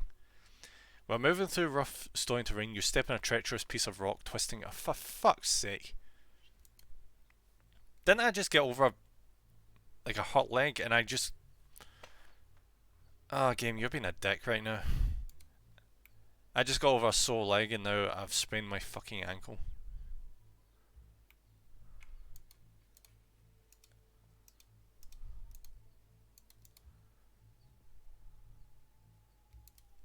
Alright. We can manage this. Just a wee bit more. We still get like over half of our energy. There. Your heart feels light and full of joy as you stand the summit at night. That would be a massive bummer, can you imagine that? You climb up Everest and you get to the top and it's pitch black. You cannot see anything. I mean, what do? You just stay up there until it's dawn? Or do you just give up and be like, fuck it, I'll try next time? Oh, by the way, you ever seen those pictures of the top of Everest and there's a literal queue to stand on the summit? It's insane.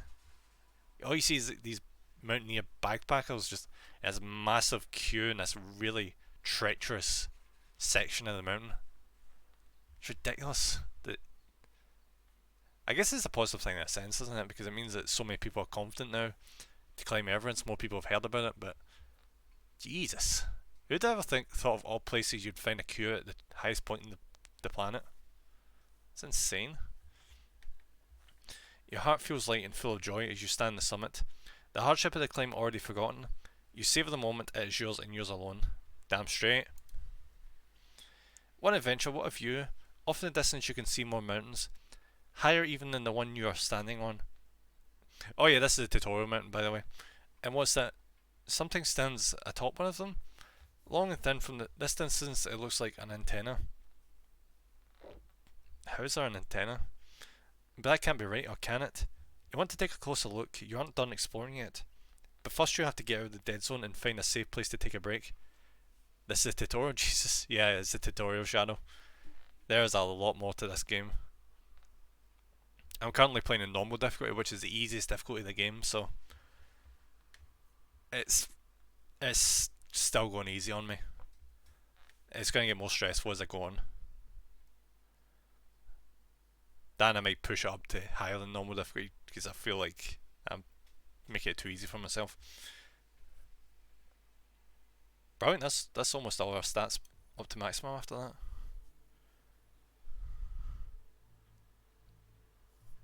And now we need to go back down again. All the way down there.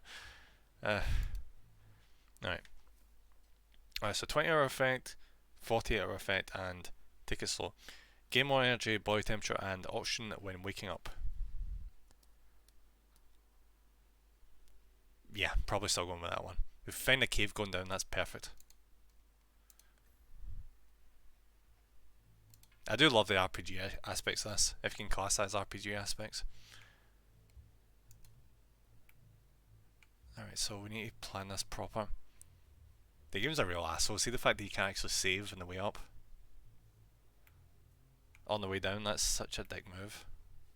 So if I somehow get really bad luck, that's the entire thing just a wash. So 82.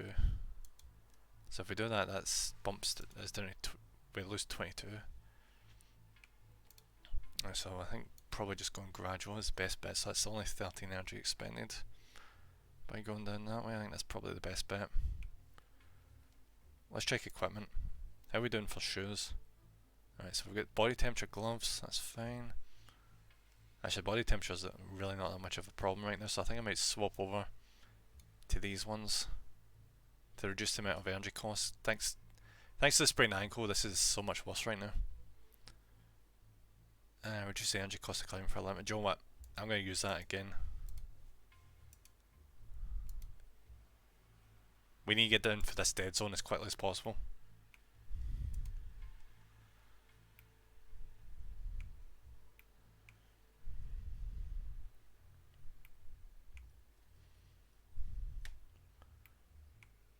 Alright, that's a bit of a steep drop there, but not much options.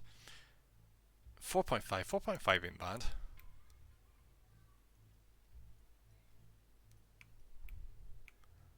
Alright, so we can't go down that way, because I bet if you rolled down that it would just cause a straight avalanche. Alright, so we need to work our way around. There's a cave down there, perfect. We can get down there and get some shelter.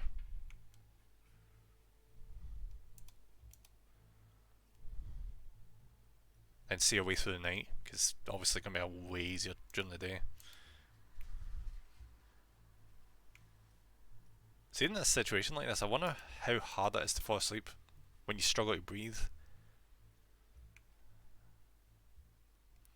Oh yeah, shit! I just had a thought. We can actually explore these caves properly now because we've got a flashlight. You enter the cave cautiously. A short way ahead, the ground disappears. There's a wide, deep fault in the earth in front of you, stretching from one wall to the other. I explore the fault, even though I probably shouldn't. You squint down and make out something lying at the bottom of the fault. From this distance, it looks like it might be a backpack or bag. Could there be valuable equipment in there? I use my flashlight. You shine a light into the fault. There it is, an old backpack. Carefully you start climbing down. In no time at all, your feet hit the solid ground at the bottom. You search through the backpack and find provisions that you pack away quickly. You climb back up satisfied. And we've got food, which I'm immediately going to use because fuck it. Awesome.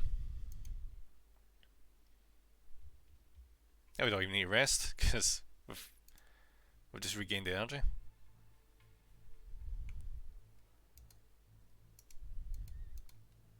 Do you know what I probably should have done? I probably should have just got rid of one of the teas and just kept the food, but fuck it, it's done already. Should I check this out on the way down? That's completely opposite direction. I don't think I should. We just need to get down this ASAP. No diversions, no jaunts to the other side of the mountain. Just straight down.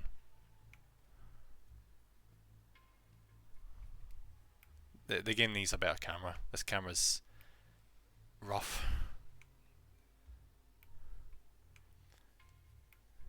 It reminds me of like some of the really old like N64 and PlayStation 2 generation. I know they weren't the same generation, but you know like that kind of those two generations where the camera wasn't exactly perfect. Yeah, this is kind of what this camera's made me of. 600? Fuck it. Jeez, I'll take it.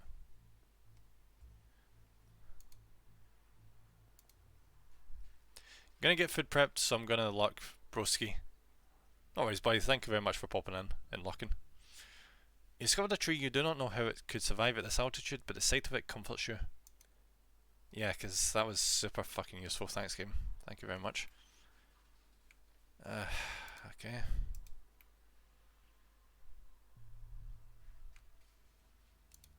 I'm gonna try and pop down and try and regain energy. Because there is a cave down there. We'll do that and then we'll go for another sleep because going this wee excursion just did too much to my energy. Also the addition of that fucking sprained ankle didn't help. Yeah, so we're gonna go down here and we're annoyingly gonna end up probably at night time again. What can you do though?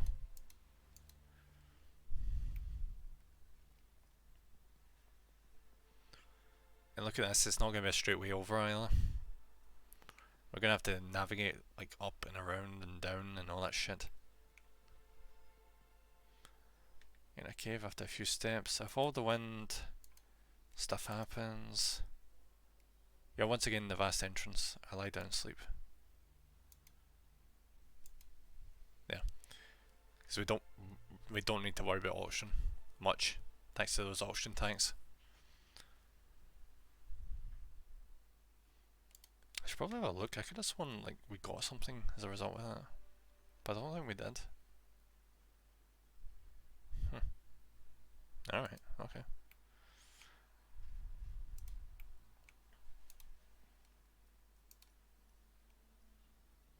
Oh, apparently I hurt my torso.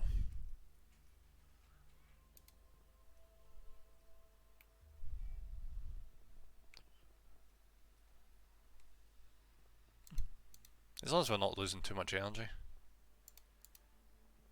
You see that now that we've not got the minus 30 additional energy expenditure? This is going so much faster. So I need to double check. We're almost out of the dead zone, we only need to go 400 meters more, and that's us out.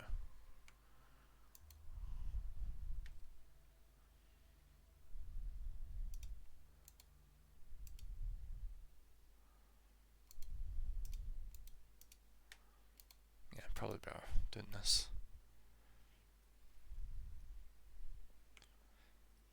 We need to get through there, now we need to go down. Seems to be a wee bit of ice to go through. No events triggered, good, good, good.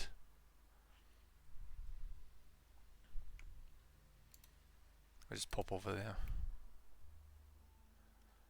Oh shit. The icy wind blasts your face as you traverse a canyon. A bright jingling accompanies you. You look up and see glittering icicles hang from over. This is going to be bad, isn't it? Moving gently at that moment, a fallen spike grazes your face, leaving a bloody scratch. It almost hit you in the eye. Oof, there goes a bit of health lost.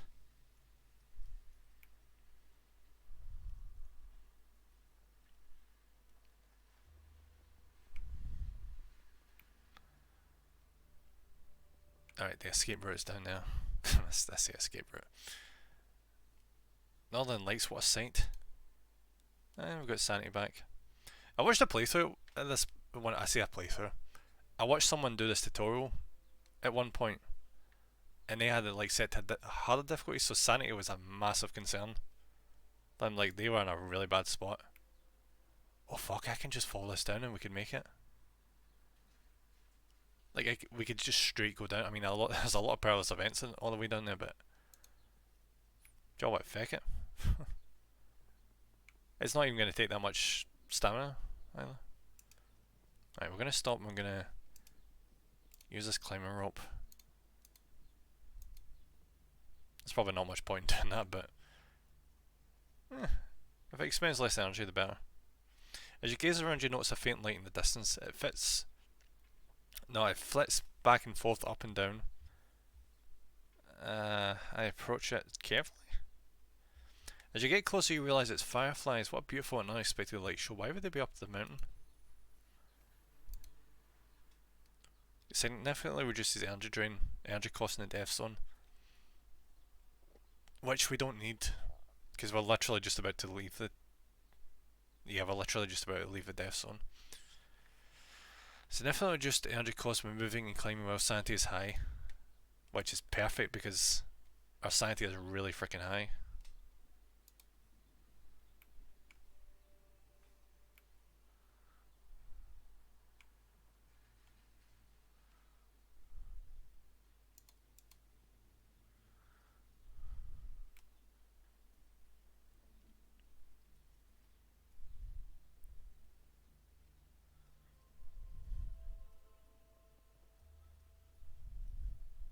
Yep, this is it, death zone. Now oxygen is no longer a concern.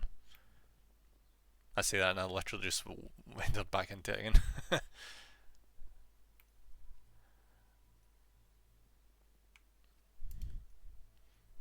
I don't even know if there's any more point in doing events at this stage.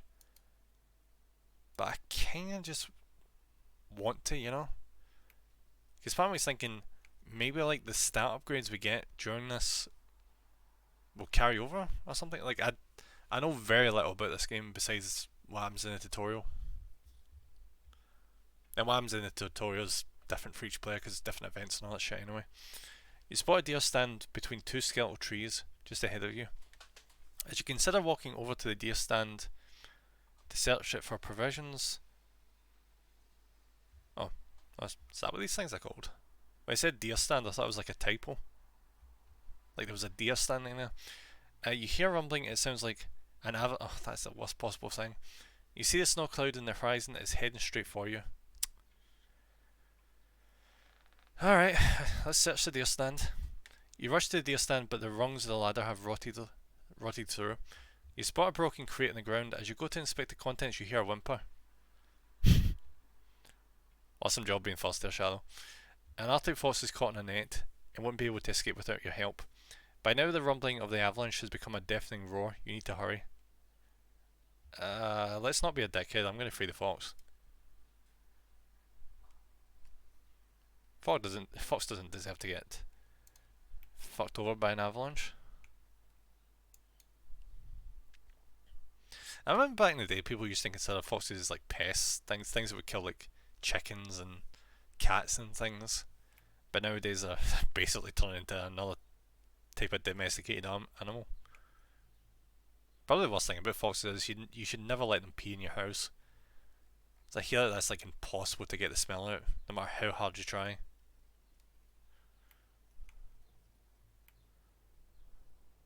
But besides that, they're pretty awesome.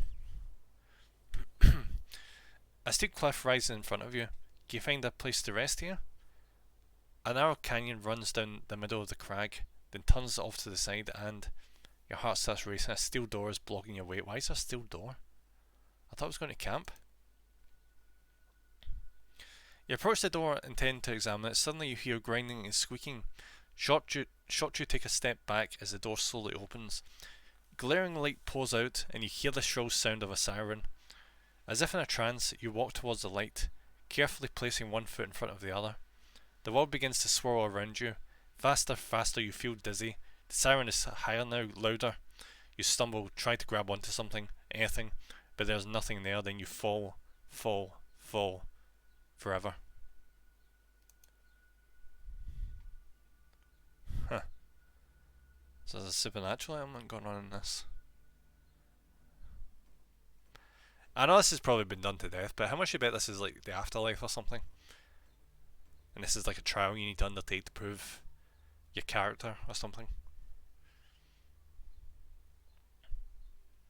Jeez, am I actually leveling up?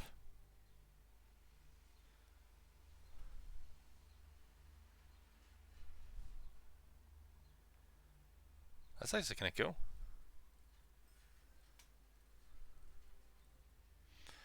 Well mountain peaks tower into the heavens. For many years the island was cut off from the outside world. But now the time has come to explore the mountain range and fill in the blank spots in the map. Right. So we got what, plus 1000 character proficiency for completing it. We get 8 level ups. Oh. Hey Nemo, just quickly, as I don't think I've ever asked, how do you feel about joining a stream in Discord? Oh Shadow, I'm part of, oh my god, how many Discords am I part of? Like, you have no idea how many. But to answer your question, yeah, I wouldn't mind it, because I've joined pretty much every single one people have invited me to, so I'm not averse to the idea, to put it simply.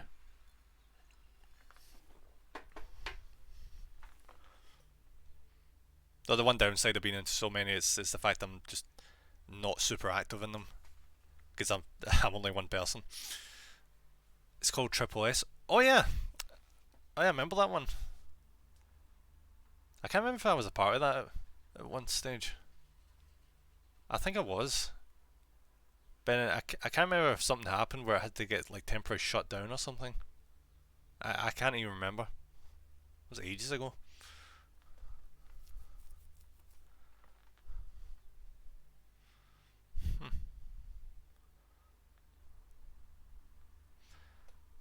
I think it's Bob that runs it, isn't it? Or it might have been the Triple S Elite. We disbanded that one. Yeah, maybe it was that one. Yeah, that would make sense. Yeah, Bob runs it. Yeah, I thought so. Alright, so use 9-7 equipment. Unused consumables. This is actually kind of cool, because if this means we can level up our climber, maybe I should stick to normal difficulty then, just to like level the character up. I can swing you an invite to the OG server if you're interested. I mean, I wouldn't mind it, buddy. You know, getting to hang out with more people is always good. But as I was saying, probably won't be super active because even without Discord, I am super busy nowadays. Like ridiculously, this freaking job is taking up so much of my time nowadays. Bloody 6 o'clock in the morning to, well, 2 PM.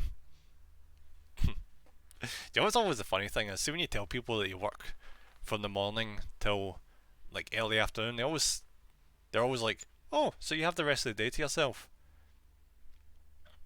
And that's what you always think. You always think to yourself whenever you get a job at those times, you'll have the whole day, but then you remember, oh yeah, I need to go to sleep super fucking early. It's great. Everybody's up to like, 12 o'clock at night, or 1, 2 in the morning. Fucking in bed way earlier than that, like 9 o'clock. It's a pain in the ass. Another feeling I work 6 a.m. to 2:30. Oh yeah, so you're pretty much in the same boat. I don't mind the hours, like, I honestly really like those hours. They're so much better than night shifts. I've done night shifts and that's awful. Your body's just not built for it. Well, at least mine isn't. Every time I had a weekend off, I went back to sleeping at regular times and then I'd do a night shift and it just fucked me up. Never working at Amazon again. Never. Fuck that place. Alright, so getting a wee bit sidetracked, but how are we looking here? Upgrade points, adventure plus 20. Ooh, scientists and shit. What the hell does this mean? Oh, we unlocked a climbing axe. Hiking staff and flashlight. So I assume that means that when we go into a mission we can like select one to bring with us maybe? Capacity plus 10. What is the rest of this? In proficiency, environmental proficiency, terrain proficiency, and event proficiency. I kind of want event proficiency. Because I feel like I'm just going to be trying to hit like as many events as possible. Alright, confirm. If your health hits 0, your character collapses and your journey comes to an end. No shit. Who the hell expects to actually keep playing once you hit 0 health? Your eyes snap open. Where are you? What happened? You try to remember there was that gate you walked through. Oh, it's her. Confused? Don't worry. That's normal if you're fully conscious when you go through the time loop. Time loop? It must have something to do with the radiation. Time loop? Radiation? What's this person talking about? And who is she? Could you be hallucinating? You spot the glowing green amulet lying on the table in front of you. You're sure you've seen that stone before? Suddenly it all comes flooding back. The silent young woman who rescued you when you nearly fell into a fissure.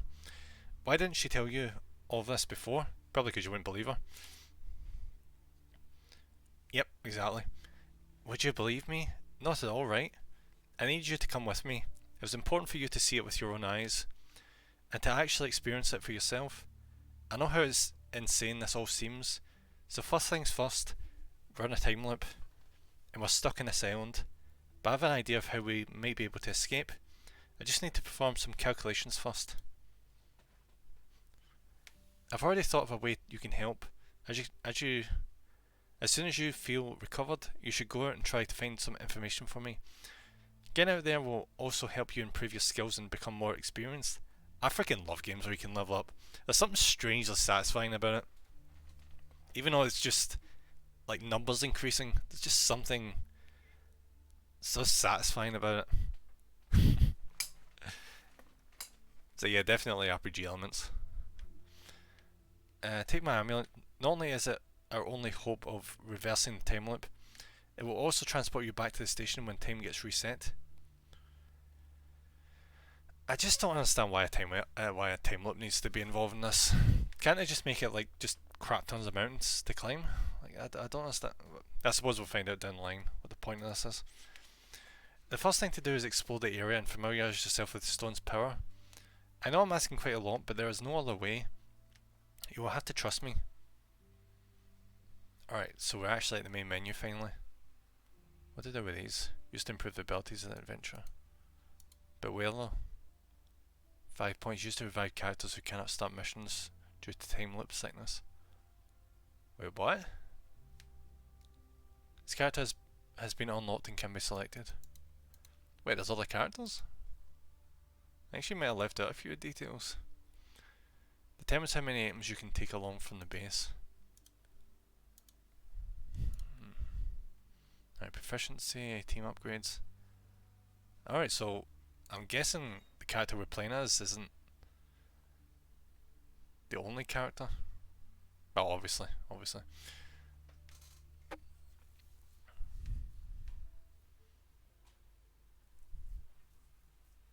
Also, it's kind of like a roguelike in a sense. So if you level up, we can increase our capacity, which means we can take more things. Alright, we definitely need the tent. There's no way we're not taking the tent, fuck that. You can equip a packet for 10 capacity. See, this is when things get rough. Because the game is going to be like, oh, you want to decide your own shit? You're the one that that has to pick what you bring. 7 items you can take along from the base. Okay, that's kind of bullshit. Fuck me. Really?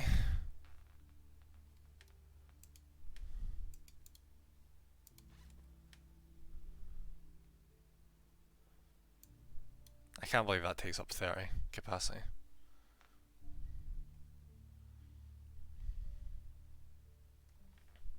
Minus 10% energy when claiming. Do you know what? I think I'd probably.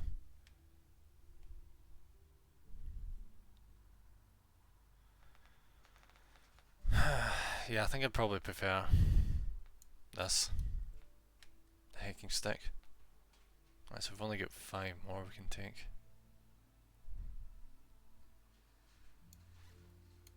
Fuck me.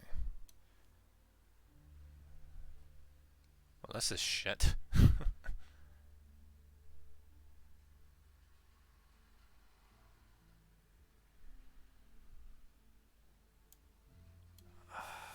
Alright, so I'll go with that. Jeez, that is so restrictive. Alright, so we've got 3 characters, we've got the adventurer, we've got the scientist, and we've got the journalist. Who the fuck brings a journalist up a mountain? Alright, so you get them in side missions. It'll gain more experience in events during the night. Reduces time cost and additional body temperature gain when moving. Reduces the energy cost in all terrains. Minus 20% energy cost in all terrains, duration 3 hours.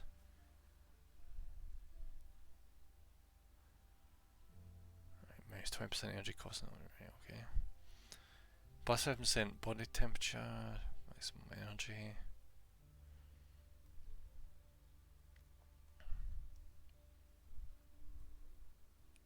Get more experience in events during the night.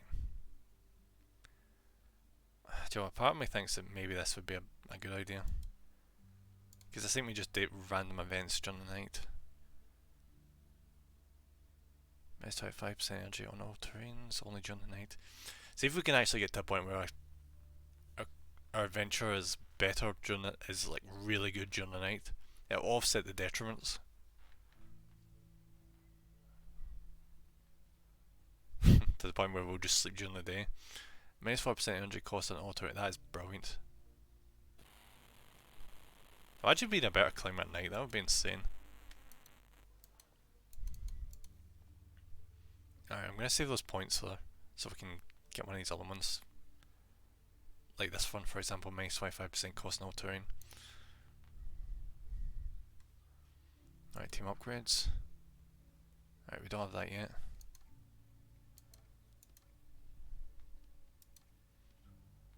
Terrain knowledge, environmental knowledge. Event knowledge, alright, so if we manage to level up those things from earlier, we could have got one of these things. Minus 10% reduced energy loss in events. Right, so it's mostly just about reducing energy costs, okay. And these upgrade points are only good for the scientist and the journalist. Red ones are for the adventurer. I think I pretty much get everything figured out. Used to revive characters who cannot start missions due to time loop sickness. Alright, tutorial's down. What we're looking at here. We get mountain 1, which is the one we just did there. Get mountain 2 and we get mountain 3. It's probably the hardest shit mountain, I'm guessing. Finish 3 side missions in region mountain 2 successfully to play this chapter. Finish 3 side missions in region Mountain 1. Successfully play this chapter. Okay.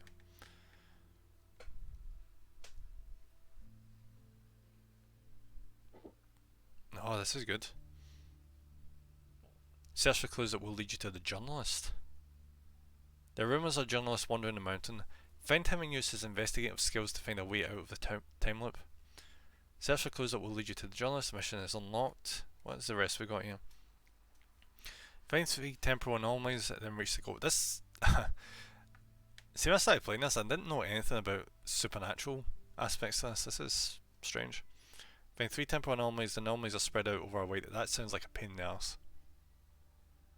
Find the scientist and take him to the station. Alright.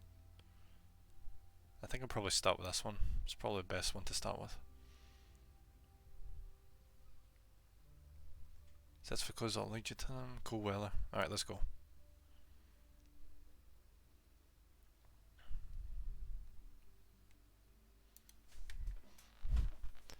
We'll see how well we get on with limited items. Mysterious stranger has seen another person in the mountains. This person is not from the area and looks like a journalist. This can't be a coincidence. You think he will make a good ally, but first you have to find him. Oh my god, look at this fucking mountain. Some missions require you to use your tracking device to find your next goal. You can deactivate it in your skill bar located in the lower right of the screen. You then move your camera to find your goal. The closer you go as the centre of the screen, the stronger the signal will be. Remember to look up or down to get a more precise location. Okay. Why would you deactivate it?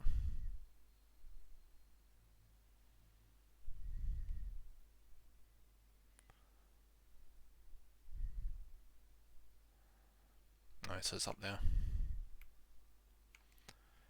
I'm curious to see if this is actually going to be easier or harder than the last one. Some tells me it's actually going to be a nice wee change for the start. Because we are just finding someone as opposed to climbing a mountain. Fuck, there's nothing to do there. Alright, up we go.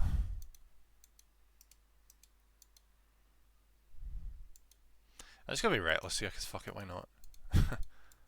We just need to get up here and find a guy that I assume is just gonna be sitting his ass at the top here. Just kinda hope he will be. The reason I think they made us climb a mountain in the first, well, in the tutorial, was so that we could pretty much experience all the stuff you expect to experience in the game.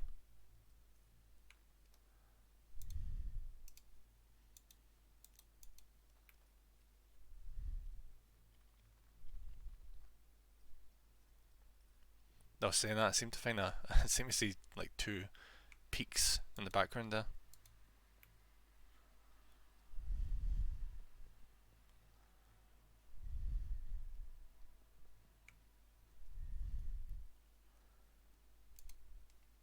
Alright, let's check out the cave.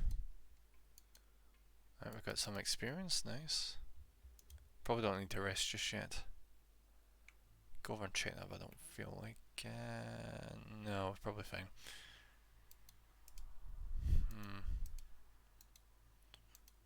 Ugh, this is a pain.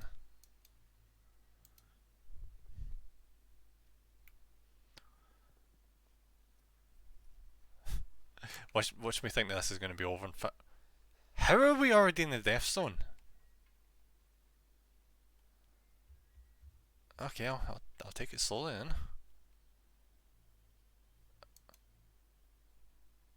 I'll be honest, I was not expecting that. I thought we'd be like near ground level, but we're already in the freaking death zone.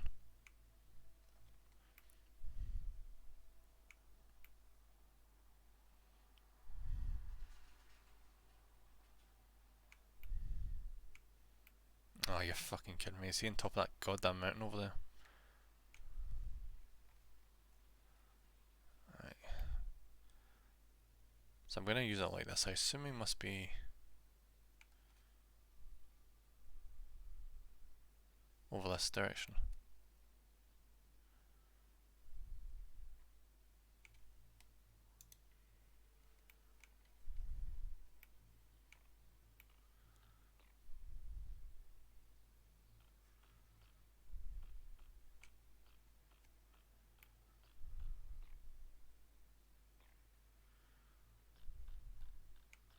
Alright, so he seems to be over this way.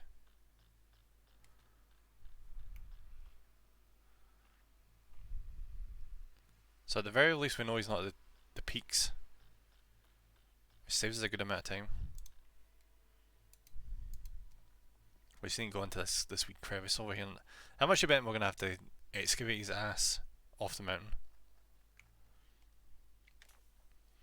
A low building catches your attention, where it is well integrated into the landscape so you almost didn't notice it.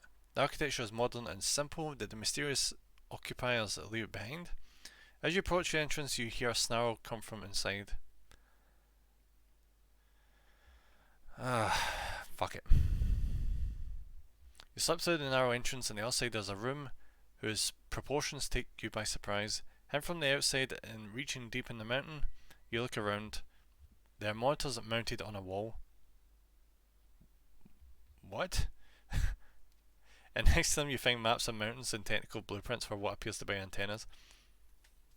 Alright, so we didn't just see antennas, we didn't just imagine the antennas, or it's actually antennas. You hear another snarl directly behind you this time. In the corner of your eye you spot a freaking cougar. Ready to pounce, you leap to the side and the sharp claws only barely graze your thigh. You run for the exit. We also got a good amount of experience off of that. Reduce time cost when moving. Gain some energy, body temperature, and oxygen when waking up. Yeah, let's go with that. Anything that doesn't wear off in like 24 hours, I'll typically go for.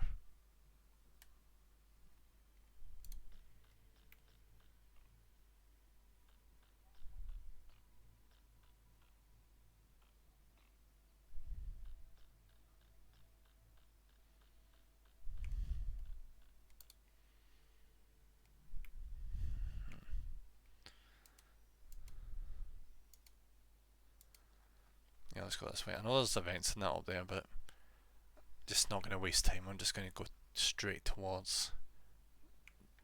He's around there somewhere. I'm pretty sure.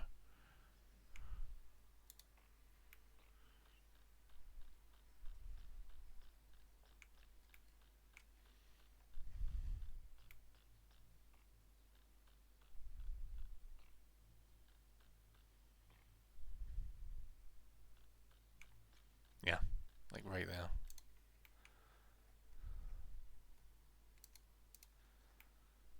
So you keep pushing onwards. The one time I want to find a cave and there isn't one here, because of course. And this is out of death zone, nice. You're trudging across a snow-covered plain when your boot catches on something stretching lengthwise along the ground. You're stunned to discover a thick black cable. Why is it here, and where does it lead? Let's pull the cable. You feel a resistance, you tug again as hard as you can, the tension in the cable suddenly snaps, you lose your balance falling on your backside. You gingerly pick yourself up, dust yourself off and inspect the torn cable. Nothing to see here, at least you didn't break any bones in the process. Oh, we almost leveled up as well.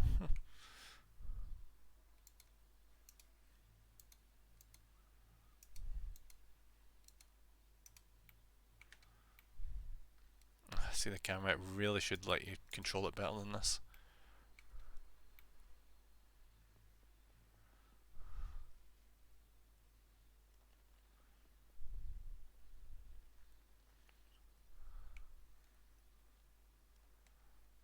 You discover a tree, you do not know how it could survive, okay. Level up.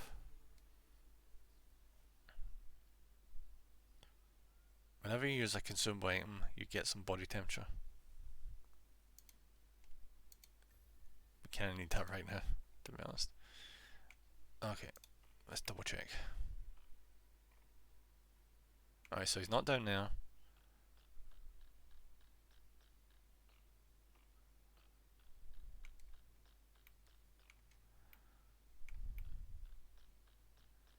very least over in this direction.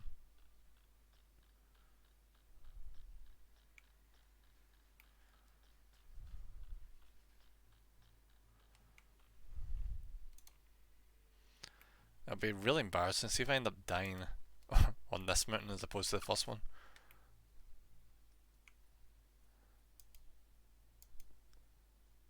This one shouldn't take nearly as much effort. The issue I'm having right now is the fact it's as freaking cold as it is.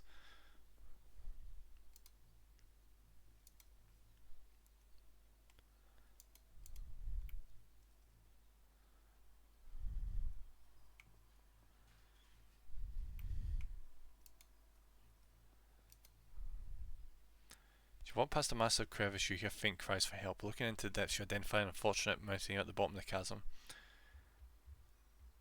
This isn't going to end well, is it? But fuck it, okay. Carefully you climbed in the crevice shortly before reaching the bottom. You slip and land next to the unfortunate mountaineer. With great effort you manage to save the mountaineer. His gratitude is beyond words. And I'm out of energy. Critical stats. When a stat other than health reaches 0, your status is critical. Your path preview turns red once any of your stats reach critical level. If you continue to move in this condition, you will face dangerous critical events. Careful, if your health reaches 0, your run is over. I know, game, I know. Understars, reduce the penalty for sleeping without a tent. Not happening. Gain more body temperature per hour when moving. Whenever you use a consumable item, yeah, I'm just going to use this one.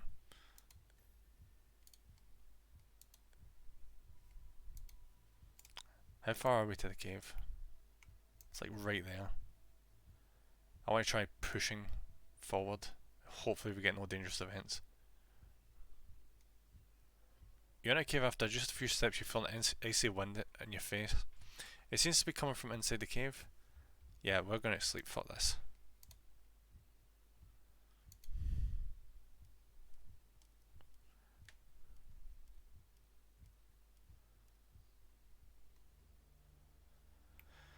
Alright, we're out of danger.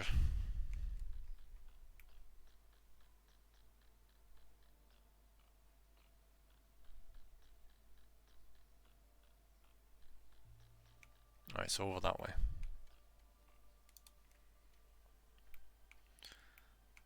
Alright, so how do we go about getting up there?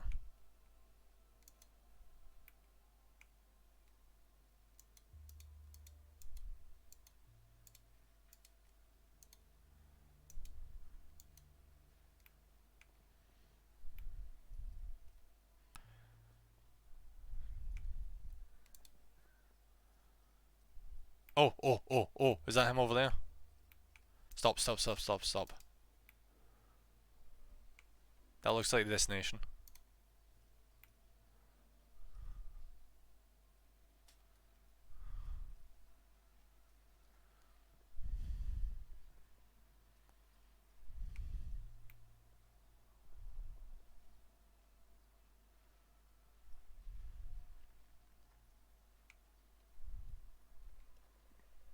Yes! You come across an abandoned campsite. A few half-burned scribbles are peeking out between blackened twigs. Something about an anomaly. He's obviously belonged to the stranger. You dig around the ashes. They're still warm. The stranger can't be far away. After a short pause, you get up to go and find him. Ugh, fuck me. Of course he's not here. Of course. Right, where is he? I'm getting like no response from this doohickey.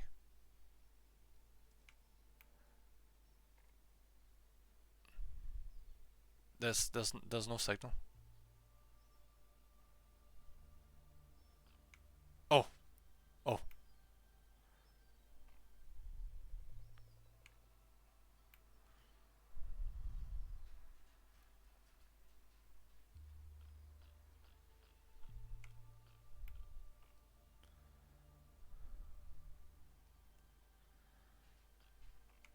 There's something back there.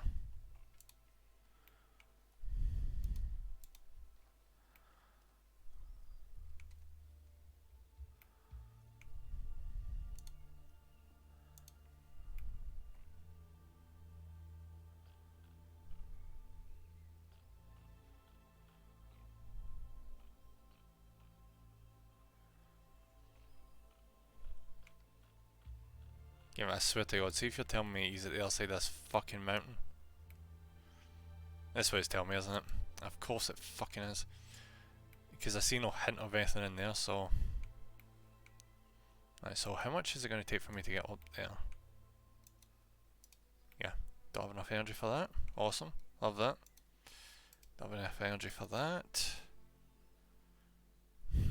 This is going to suck.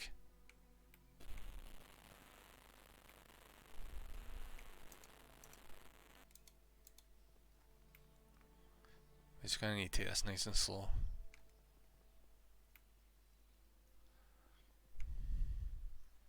The camera's freaking awful in this game. I'm not even gonna lie.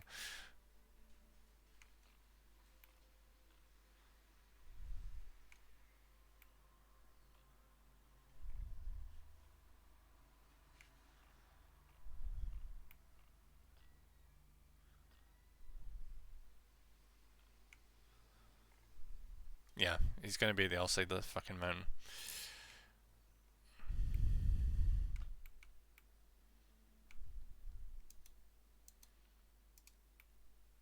Navigating like this is the worst fucking thing. Alright, up we go.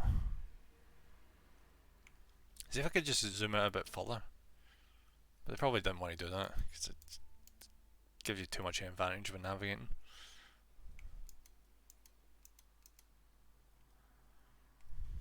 What am I actually carrying with me?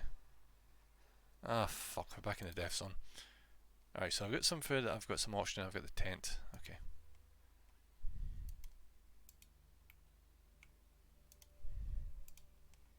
Alright, tracking device.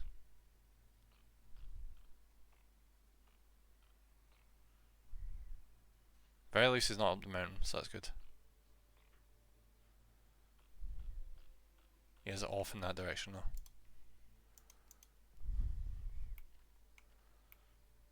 So I feel like probably the best bet is to like just suck.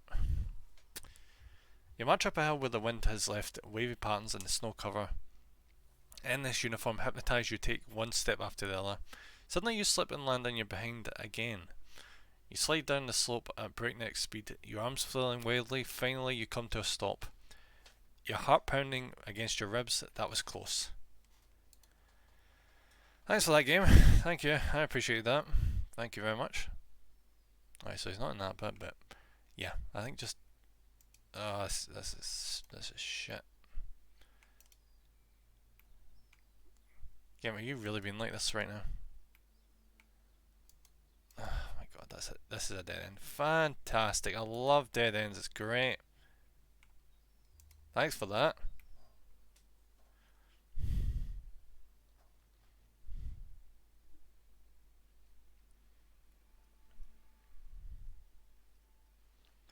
That's one aspect I don't like about the game. See the fact that you think you're going like a decent route and it ends up being a dead end.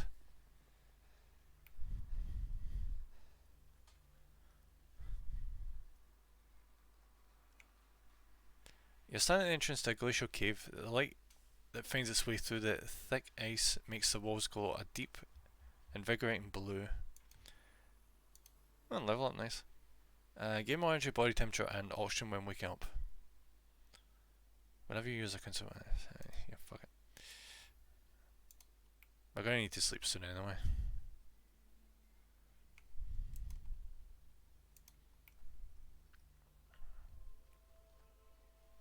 Go over there, activate that event, and we'll scale. Pretty much have to scale the mountain at this point, annoyingly.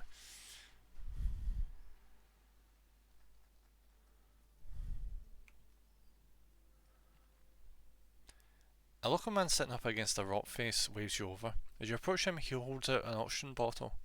His face contorted with pain, he says something to you but you don't understand. I don't have the energy to find out what's wrong with him. You stow away the oxygen bottle and nod your goodbye. The stranger raises his voice but you're already out of earshot. At least that means we got more oxygen, so it's plus. Alright, what do we want to do here? Getting sleep's probably not a bad idea. Get a long sleep as well.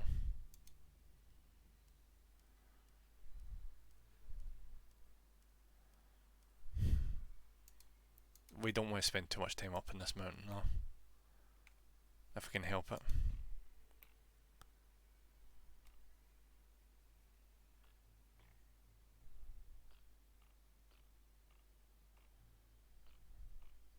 Yeah, this bastard is definitely outside the mountain.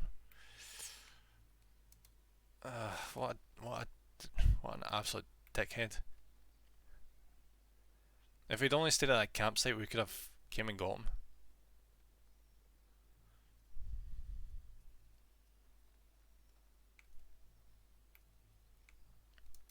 The even worse part about this is the fact that we just don't have much in the way of equipment, which is making this so much harder.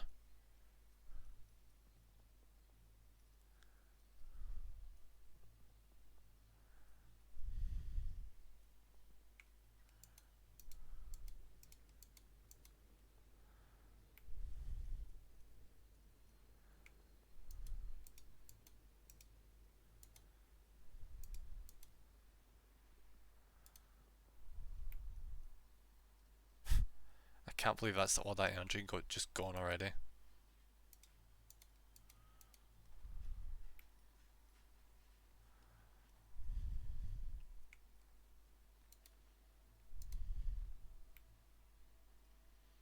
Right, where is this asshole?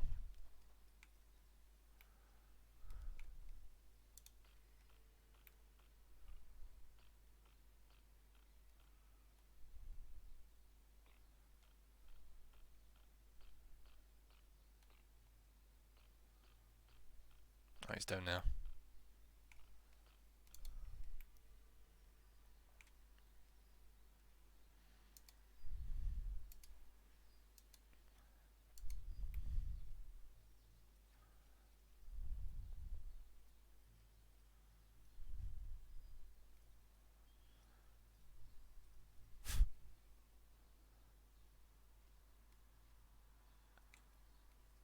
Watch me completely fuck this up. Because the benefit of the other one was we had more events. And we got lucky with like things that helped us out with like ice climbing. But we're not so lucky this time. A tent hastily erected against the side of a rock wall catches your attention. As you get closer, you discover a sleeping mountaineer. His clothes are torn in places, and you can tell by his face that he's in bad shape. You can't say how long he has left to live or whether he will make it. Fuck it. You're looking through his things when the stranger twitches. You quickly steal some of his provisions and leave. I honestly generally feel a bit bad for that, but you know, what can I do in this situation? It's not good.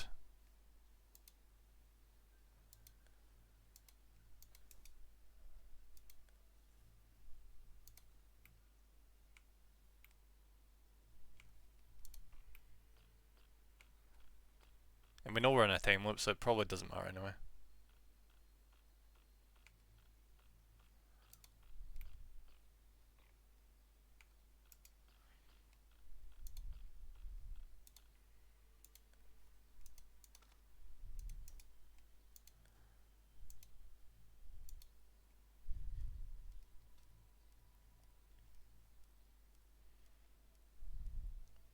And we're back to day again. Might as well use an ocean tank.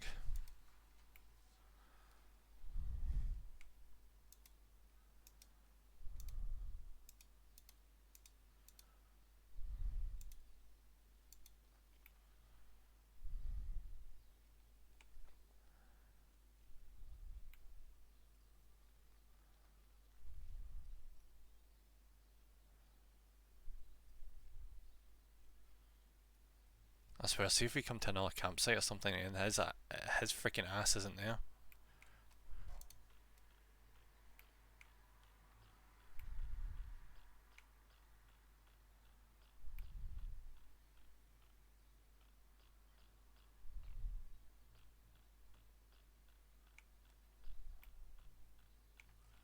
Alright, looks like he's over that way.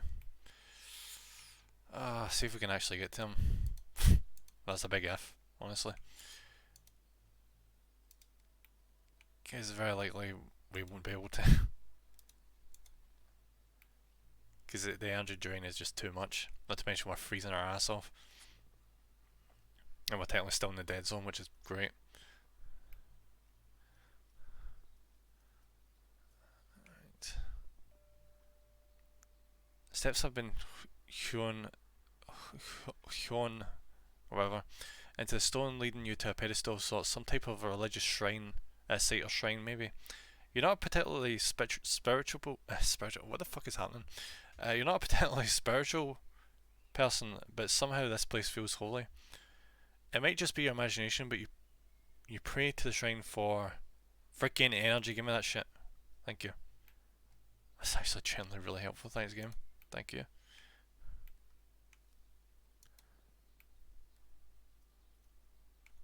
Maybe we'll get lucky and that'll push us to our destination.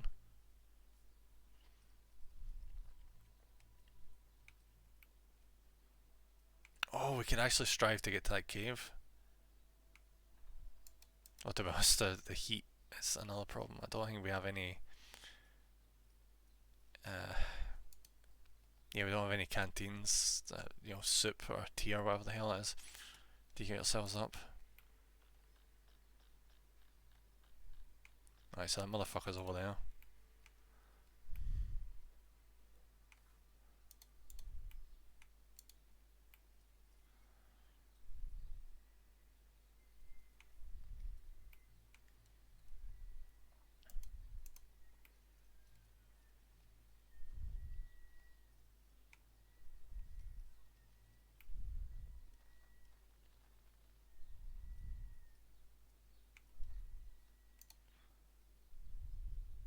Yeah, fuck this, I'm going to sleep.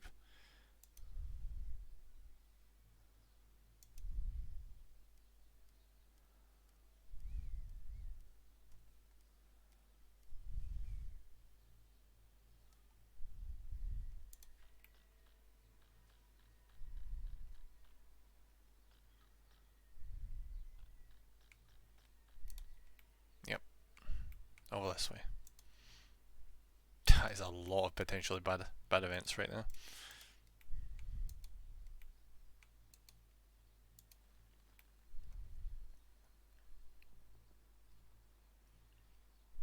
Oh my god, okay. Right, assuming that... yeah, fuck this. Oh no! We're taking some freaking sanity damage, oh no. Like, I give a fuck. What I care more about is the fact that we just got a freaking debuff.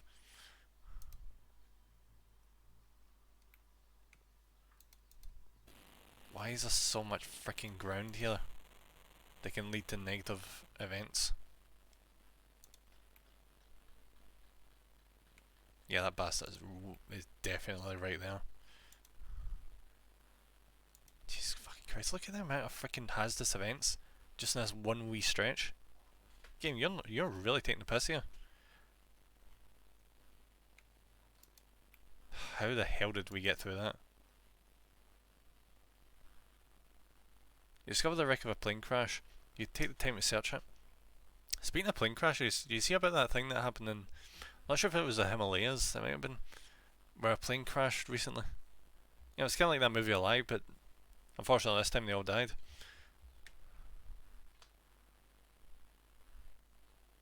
Oh my god. Either way, I'm taking a freaking hit and a half to my temperature. You find some equipment. Oh thank fuck. Oh thank fuck. Actually shit to do with temperature.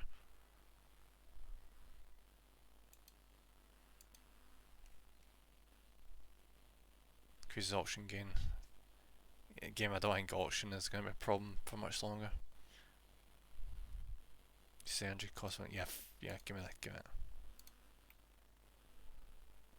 I just need to get over that. There it is. There's the objective. Oh, sorry, Christ, see if that isn't the last one.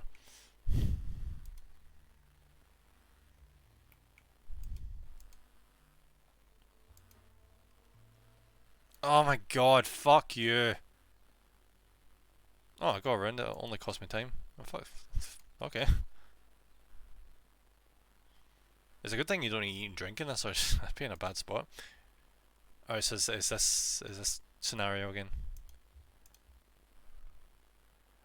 Are you fucking kidding me? As you rush to the deer stand rumbling, the second you've reached your destination, avalanche slams into you and carries you off. When you finally manage to dig yourself free from the mass of snow, your whole body's shaking, the cold is unbearable, but you can't stay here. Okay, that's bullshit.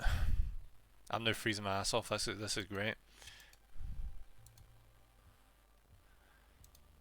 Yeah, we need to get the hell off this mountain ASAP. Alright, good, we're back from 0. Thank fuck. Oh, this is the Golden Eagle event again. Give me warmth. We can do this. We can do this.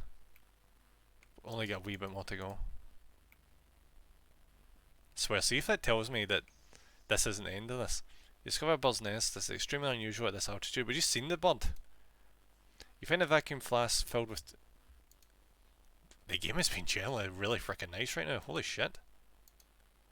It's like, oh, we know you're freezing cold. We're going to make you see a golden eagle, which heats you up. Then we're going to make you find its nest, which also has a flask in it. I'm going to go down here real quick, grab this event, and then we're going to pop back up to the objective. And hopefully that's the end of it. I just want the additional points from getting this done. You're in an open hut. Glowing coals in the fireplace indicate that it is inhabited, but the owner appears to have fled. On the table behind the door, you find a tent, an offering. Your inner voice urges you not only to take it, but also to give. What will you leave in its place? I can probably give him a oxygen bottle. Yeah, I could probably do that.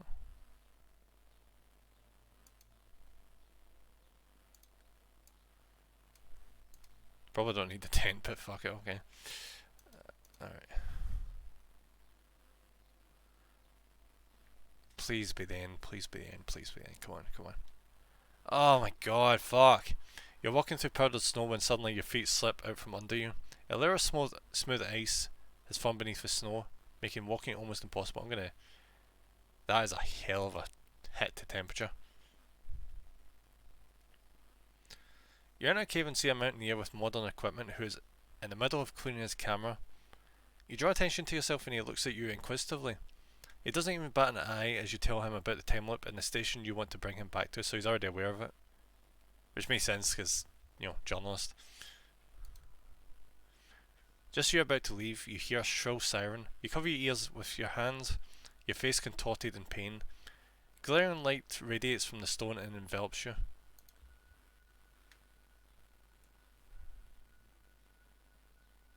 As I was getting hit by the time warp. Time loop.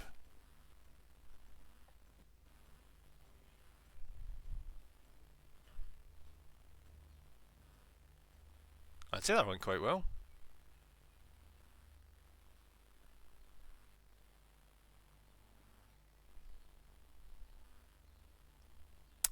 Oh, did we get it? Yeah, we got it, thank God. Alright, so we get a point in that. Alright, we also got a point in the event one as well.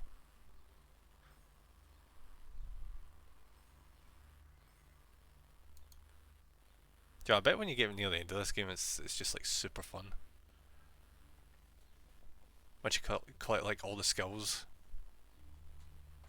you're just like acing the mountains in no time flat because you've got like all the equipment at the start.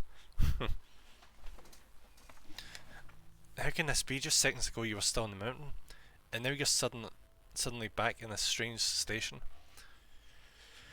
The mysterious stranger is here too, as though she was waiting for you. The stone brings you back here as soon as you hear the siren and time resets. I think it just returns to its place of origin.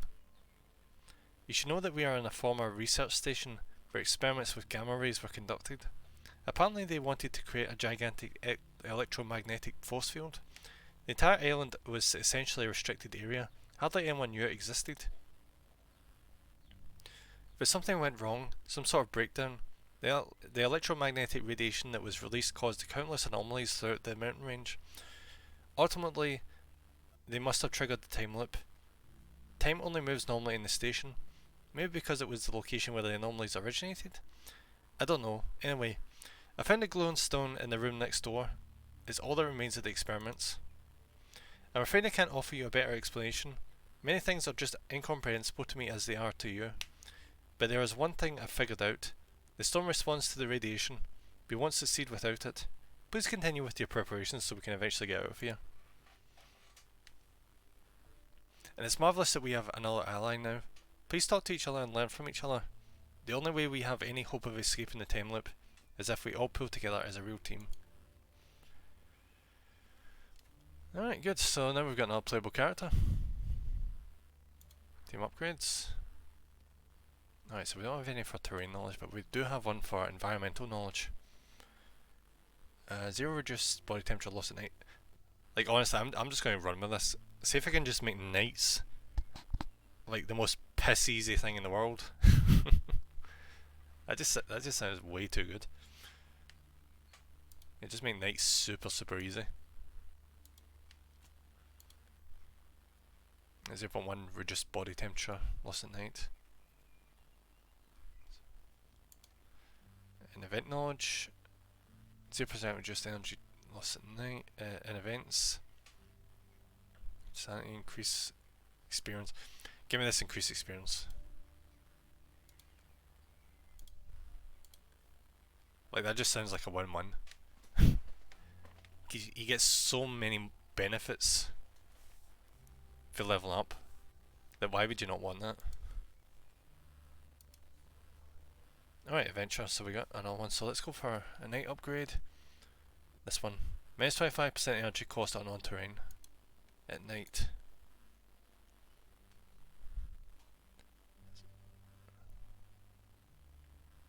Alright, so I don't really want to have active skills because I guess there's like, yeah, there is a cooldown. I want shit like, just like passive skills. Like this one, minus 4% energy cost on all terrain at night.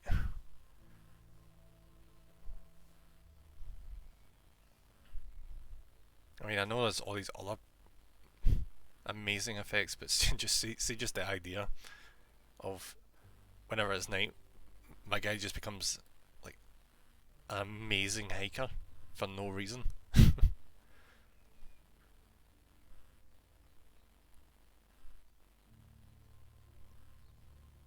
Prevent critical events for 6 hours. See, there's like health loss events and things like that's not really been an issue, but I think that's mostly because of the difficulty. I think if I wasn't playing at the easiest difficulty, I'd be losing health and stats at left, right and centre. Whenever you level up, gain 15 energy, gain 15 body temperature, gain 15. That sounds really good. Whenever you reach a point of interest, gain 160 experience. Still here, bro. No worries, buddy. No negative effects on weather and terrain. Minus 0.5 energy cost on all terrain. I don't really care about these sanity bollocks. So I think this probably makes a lot more sense, just buff up the level ups.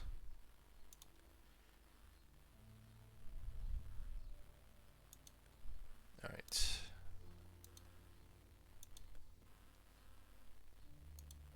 Alright, so what we're looking at. Just finished eating. How's it going? Not too bad, we just unlocked another character. A journalist. Probably should have went for the scientist, honestly, it's probably more worthwhile. Alright, missions. Nice. Yeah, it's pretty awesome. Alright, so what's this one? Fighting 3 temporal anomalies. I wonder if I can't actually select. No, I can actually select these ones. I wonder if this one is. I wonder why this one is shown like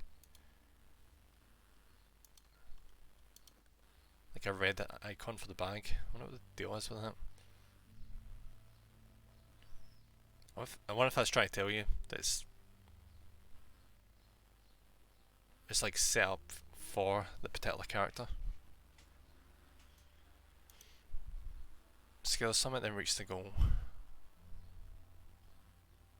you know what? Why not?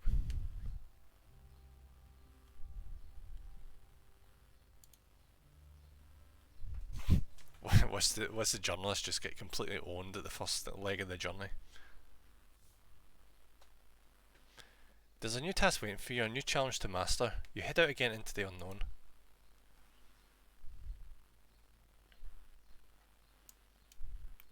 Alright. Jeez, that is way smaller than the one the adventure had to deal with.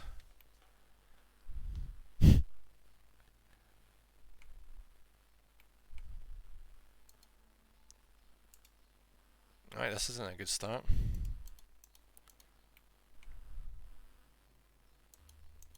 Okay, that works. Just try and hit as many events as we can, get experience. Yeah, game, I hate to tell you, but this is kind of useless to me right now, fuck. Discover a bird's nest, fuck's sake. Find some herbs in the nest, awesome. Right, that's gonna help with sanity if we have any sanity issues going forward. Ah, fuck.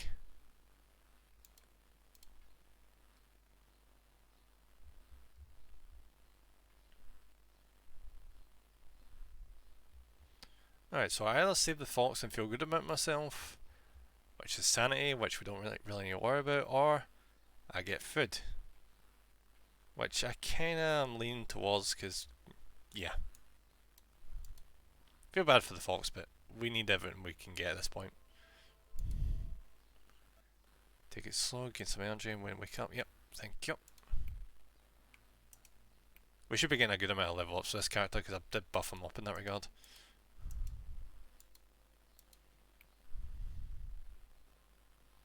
Do you know what'd be funny as fuck? See if I just like told him to go to the peak, and the game's like, oh, we can get you there in like 5 seconds. Just like Superman ourselves to the top of the mountain.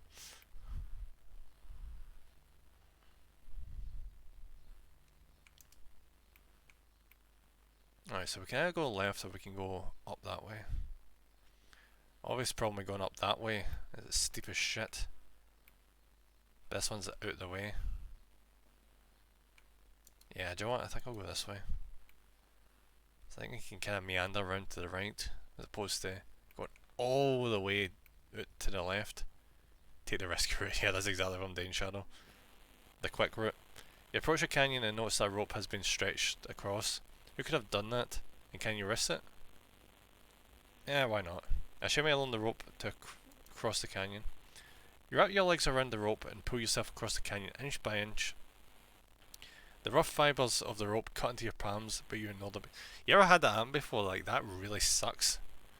I remember once me and family bought like this massive cutlery set, which was in this box. It had these like plastic handles that were ridged, which don't even ask who thinks that's a good idea. It's like, oh, people are going to carry this. Let's make the handles dig right into the palms. It's a brilliant design choice. Yeah, that was a great day. Just carried it back to the car and it's tearing into my hands. It was brilliant. But anyway, you're almost on the other side when the rope suddenly goes slack. You swing forward and slam into the rock face with an almighty smack. With trembling hands, you pull yourself up the rope to the edge of the cliff. You've survived, but your torso is peppered with bruises. Great. Debuff, awesome.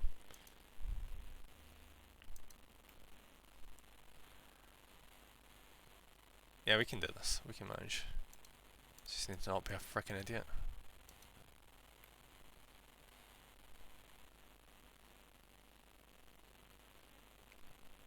The energy is not looking good. Worth it, yeah, definitely. Alright, so I can backtrack a wee bit and get these, or I can just go up this way, which is... Ooh. There's something about that just... It's just way too inviting, but... From what I've seen about the flashing ones, they've barely been worth it, but fuck it, I'm gonna do it anyway. Alright, so there's a guy in here, he's in bad shape. Should I try and help? Fuck it, okay. You roll the stranger into the recovery position and speak to him in a soothing voice. Despite your best efforts, he makes no sound and does not move. You cannot help him. Thanks, game! I guess it was my choice, wasn't it? Oh well. Reduce the time cost when moving. Okay.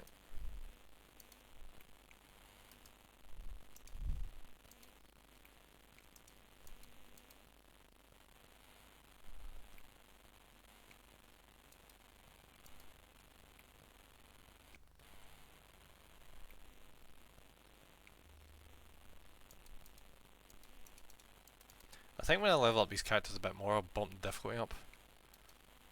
It's because I've not really got the swing at it yet that I'm doing it in normal difficulty. Alright, how the hell did that already get a level up? What the fuck? Reduce penalty for sleeping with it. Why would you sleep without a tent in a mountain? Unless you absolutely had to. Even then, that's a really bad decision. If you're too cold, you'll just go into a coma. Gain more energy body thingy when you wake up. Cool. Nice. Alright, so the objective is still up there. And after that, you'd freeze. Yeah, you definitely freaking would. You'd straight up just be dead.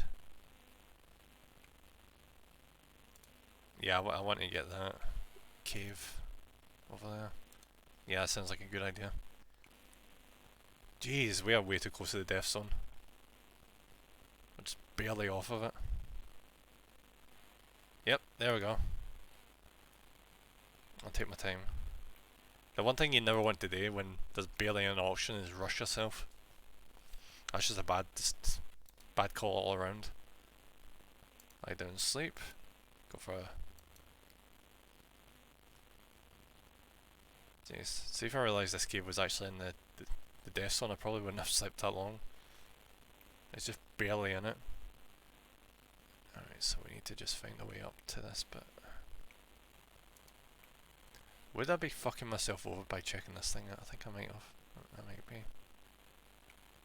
So see if I was to go from there and then up there. Right, that doesn't work, does it?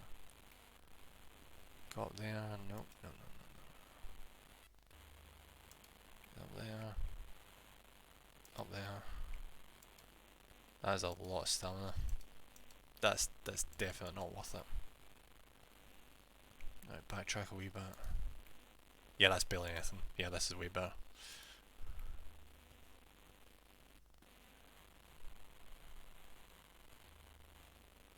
Look at how many freaking craggy bits are on the side. That Jesus Christ, this is gonna be this is gonna be rough as hell. You just need to take your time. Just up there, and up there. We just need to avoid these rocky bits.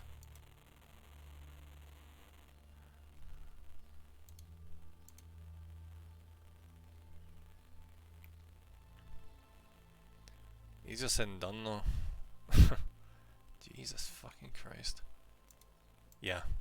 This is tricky.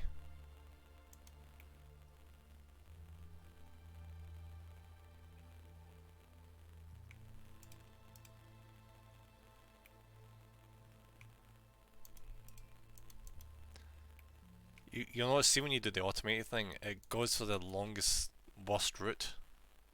But see if you go like just one at a time, the climb is a lot easier because there's less like straight climbing. Do you ever kind of interested to see if somebody's like climbed Everest in like a very short period of time? Because you always hear about these climbers that wear absolutely zero like harness equipment and they don't take their time. They just rush up it in like one go. I remember seeing this thing about this guy who climbed this like cliff face in like a few minutes, like 20 minutes or something, when it would usually take you like 3 hours. Because if he'd stopped, he would have died. Because there'd be nothing supporting him. That is just insane. That's adrenaline right there.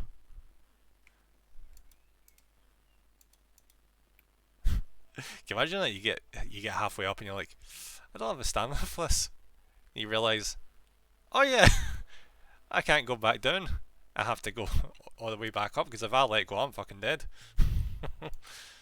Oh, jeez, you'd have to have so much confidence. And we're gonna have to sleep again.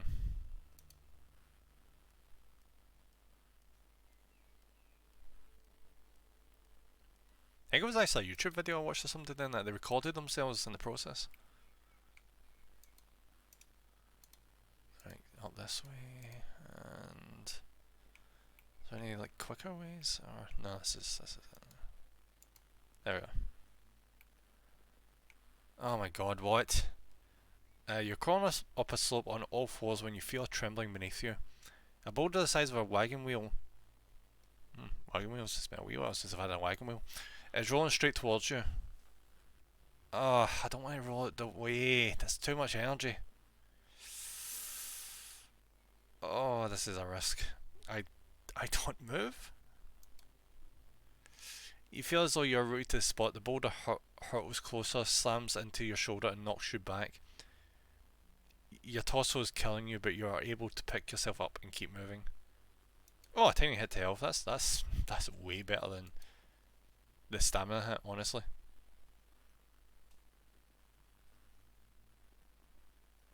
And summit. You have made it to the summit. A beautiful view is your reward. But more than that, you have gathered plenty of valuable experience that will help you survive up here. But you have not yet come to the end of your explorations. You still have to reach your goal, which is get the fuck down.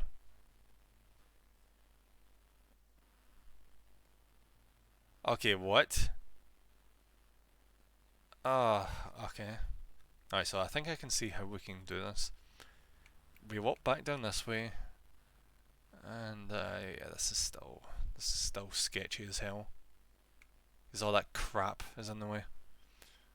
Alright, so we get down there, then we navigate over there, and then up the side of that, and then that's us. See if I was to just... oh yeah. Oh yeah.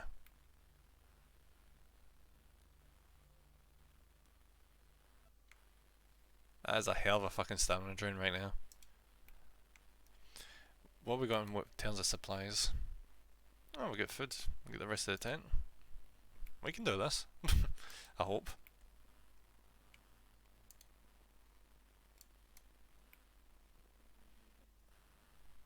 If a life man would like to know who the fuck would go all the way over there.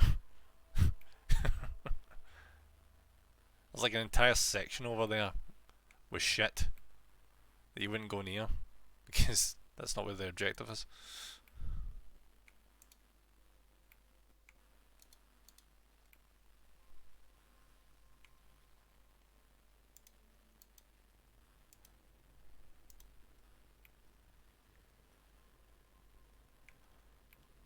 Right, we'll just try and reach this event. Maybe we'll get something good, like something that'll increase our stamina or something.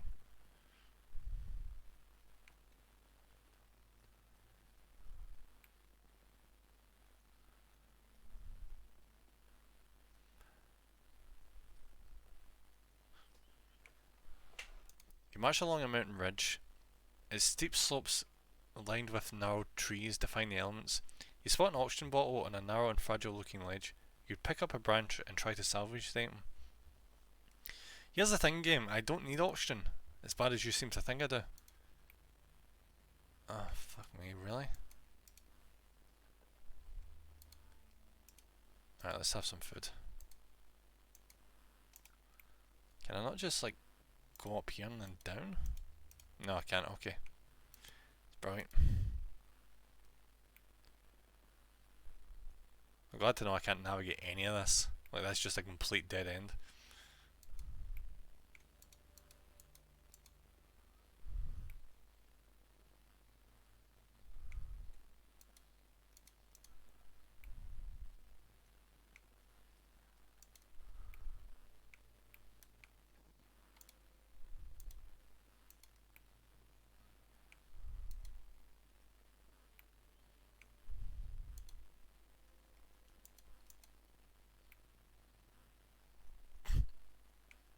Do you know what would be the worst thing about this game? Imagine if you failed like right at the end. Or just like at one space away for the objective. You stand at the entrance to a glacial cave. The light that finds its way through the thick ice makes the walls glow a deep invigorating blue. Oh nice, now level up. Alright, significantly increased experience gain. Lower energy cost on steep terrain. 2 plus elevation, but increases sanity loss. Do you know what? I'm kind of partial on taking this, because fuck me, we've already got high experience gain. If I can just keep getting experience, we might actually be in for a shot here. Alright, so we know the general gist of what we have to do here.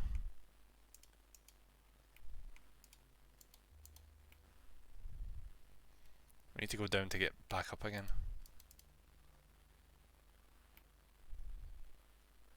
I gave the journalist props, he's actually handling himself really nicely.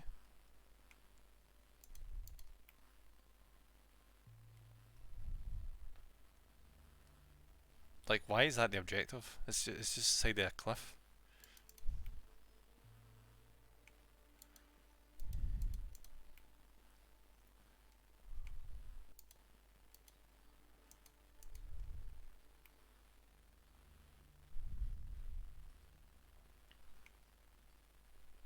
We're still within the death zone as well, for fuck's sake. Alright, what is this? Do you walk past? Oh, we've already done this one before. Oh, there's a guy down in the in the chasm. Sorry, buddy. I don't have the energy. Bye bye. I feel kind of bad, but fuck it. I can't help him. Can't help someone if you can't help yourself, right?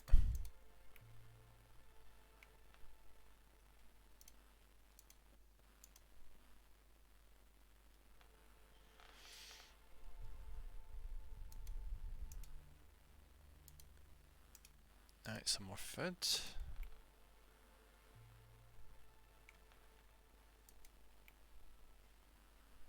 Alright, so that's the quickest route. We can do this straight up. That's not even that bad.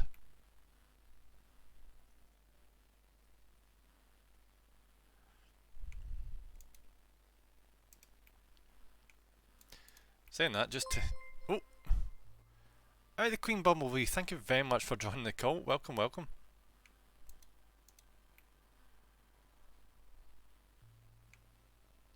Alright, we've not got that far. Hopefully we can at least get down this without incurring way too much energy drain. Thanks and hi. I hope you're having a good day. Alright, how far we got? Right, so it's right there. Yeah, we're gonna have to make camp.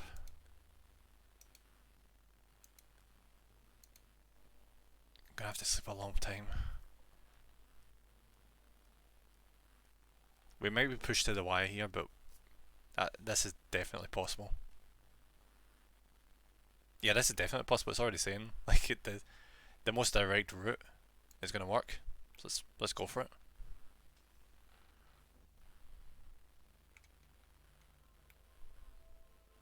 I'm kind of tempted to get that objective just for the additional experience. That might just be me being a bit greedy. Screw it. If I run out of energy, I can always just sleep in another tent again. And back in the death zone we are.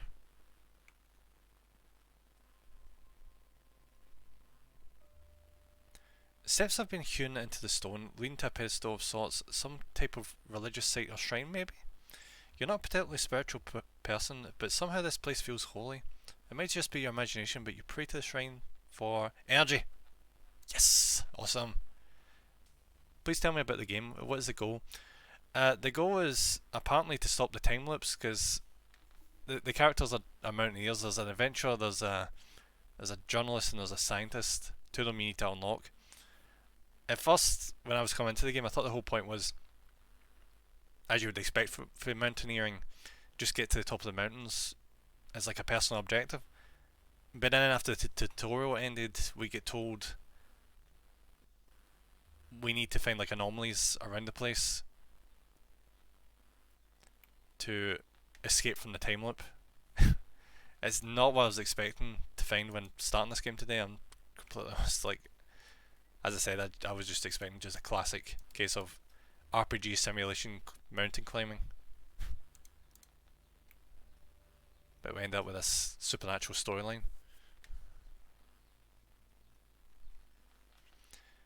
You catch the scent of the wind, burning wood. Burning wood?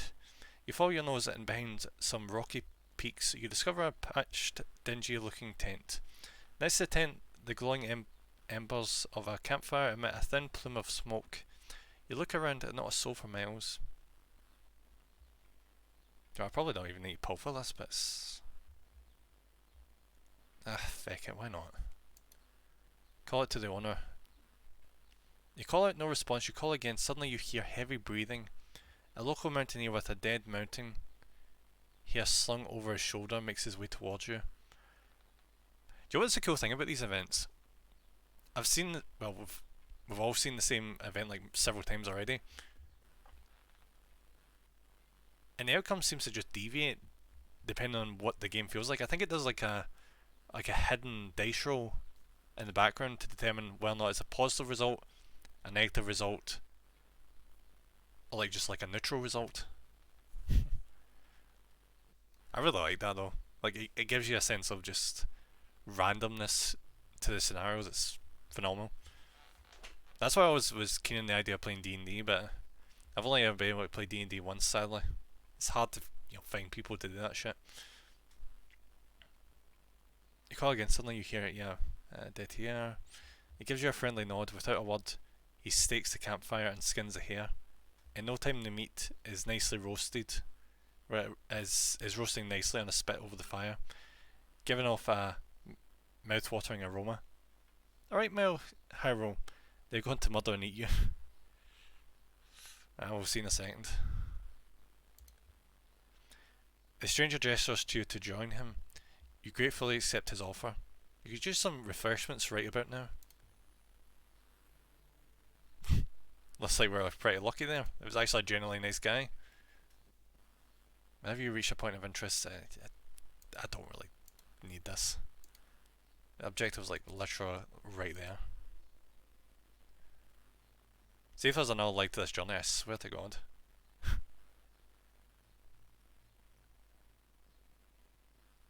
This guy's struggling hard enough. You've reached a goal, your body feels weak, but your heart is jumping for joy. You know that the mountain is a merciless foe, but this time around you have defeated it. Now what? We done? Nice! Now we hit the time loop and we're back at the research centre. You know, so far the tutorial's been the hardest part.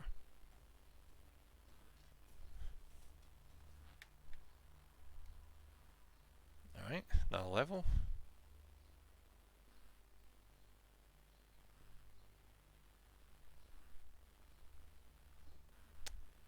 Alright, that didn't get as much experience as I was expecting. At the very least our characters got leveled up.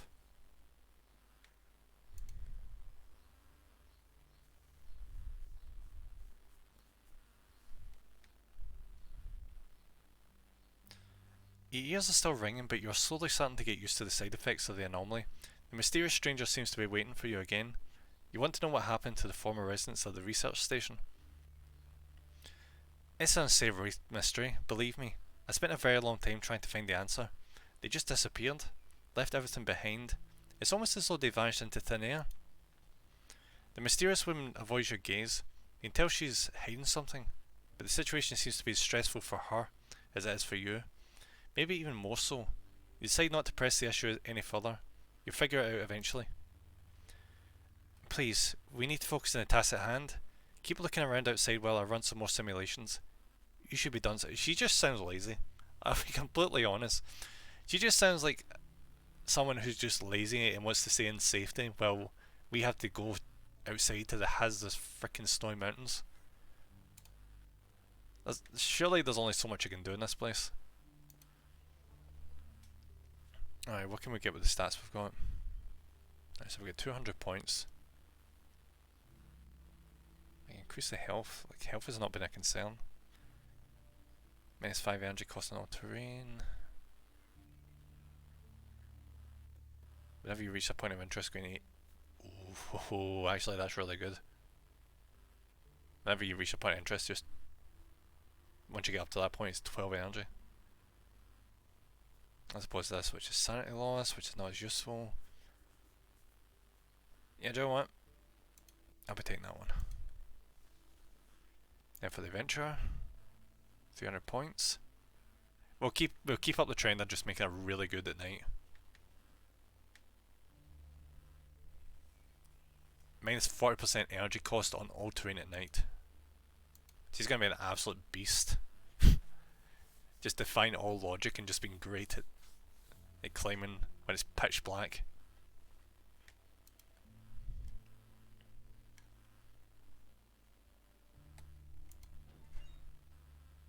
we still don't have increased capacity.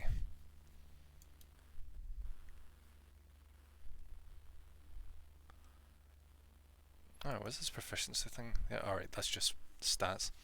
So basically what we need to do is we need to get item proficiency increased to get more capacity.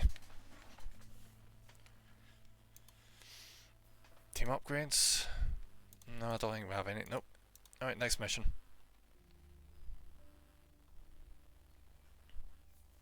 Yeah. I'm getting to the point where I'm thinking that, see when it does like this, the bag symbol, I think it's like recommending the next mission to do it, and plus like what character you should be using it for. Oh right, we can find the scientist here. It's recommending we use the journalist for this one. The reports the scientist who is also actually, do you know what? I kinda want to try the adventure again. I want to see how good she is at night. I want to just see her completely own a mission. A large mountain with moderate elevation. The region offers an unusually high number of potential paths, but requires a great deal of climbing. Alright, so it's cold, eerie surroundings, so that's going to be a sanity issue. Shadows and noises follow you on this route. Cool. And let's go.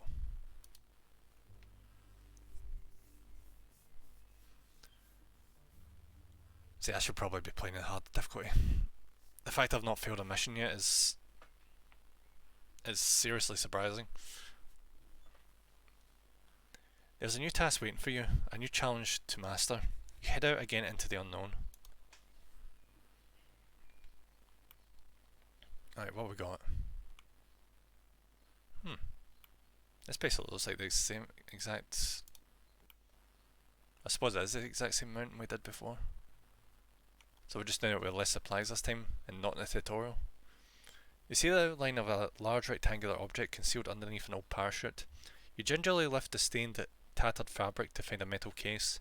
Maybe it was used to transport goods? Well, considering the fact that it was like a trunk, I suppose so. I searched the case. You unlock the case contains provisions.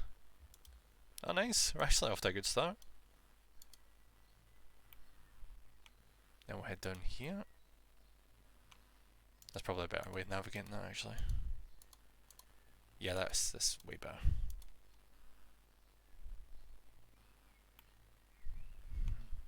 Let's double check the sides. That's 5 energy drain going that way. And for example, if I was to go this way, let's see, that's 7, yeah. The original route was a lot better.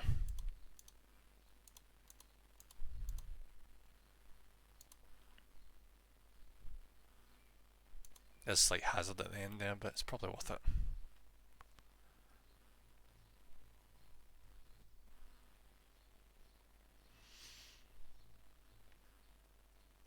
I'm kind of crossing my fingers hoping we get lucky like the tutorial and get a lot of equipment along the way.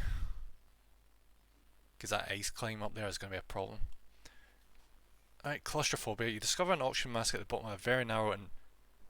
Oh shit, give me the freaking oxygen mask, Jesus Christ. You could squeeze into the crevice and climb down to retrieve the... Yeah, give me that shit. You did it, you have the oxygen mask in your hands and you continue on your... How lucky am I to get the freaking oxygen mask already? Holy shit. Take slow, gain some energy and shit, yep, thank you. Freaking oxygen mask, we're nowhere near the death zone yet. Alright, just trying to avoid that. Work my way around. And get to that next event.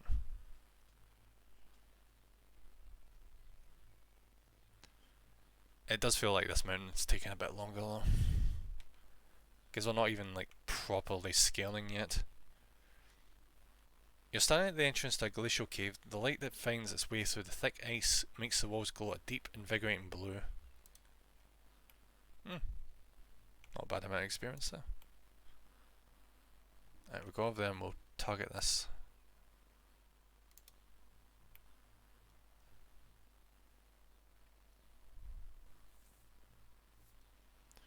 I'm kind of convinced that, see all the events around the place, I think they just randomly generate. Because I don't see who in their right mind would go all the way out of the way to go over there. Northern Lights, what a sight. And that's another level up. Increase oxygen gain per hour. Don't really need that yet, but honestly, out of these bunches, I think that's probably the better choice. Get ourselves prepped for the summit.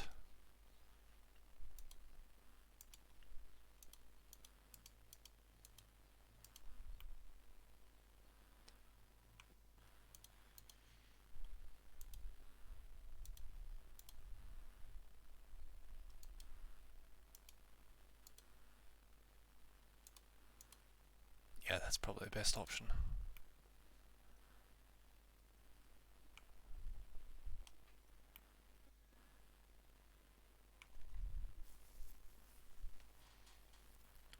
So if we can just get our hands on like some decent like heat resistant gloves or like good ice climbing boots, we'll be good for a long time. As long as we find a good amount of caves along the way.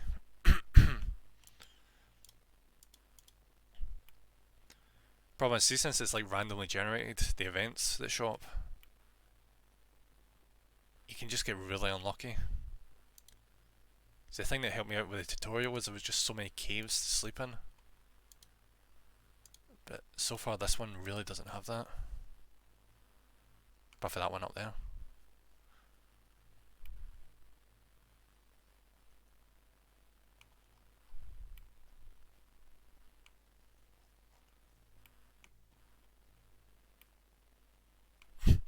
It's kinda cool how you can like zoom in that closely. Exhausted, you roll your head back. You gasp and your pupils dilate as a comet flies over you. Its bright tail stretching miles behind it. What a spectacle. You're overwhelmed with emotion. I just keep getting this shit to increase my sanity and I don't even need it. Significantly increase experience gain. Or reduce time cost when moving and climbing when oxygen is high.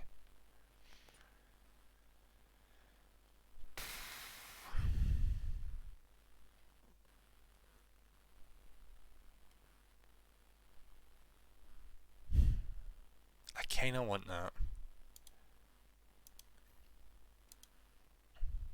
I know it seems kinda like a trap and a loss to be getting something that's only gonna last 40 hours, but the fact is that we are leveling up super quickly already, so if we get that as well, the amount of freaking level ups we may end up getting is gonna get ridiculous. Oh shit. It's like a better way of doing that.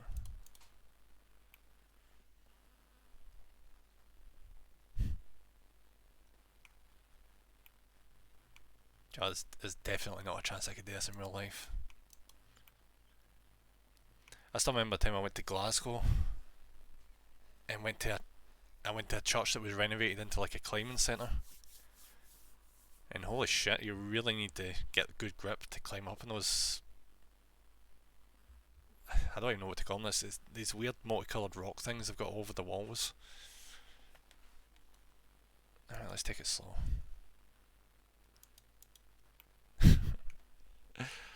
That was a good laugh though. I remember it was a thing with the school years and years back.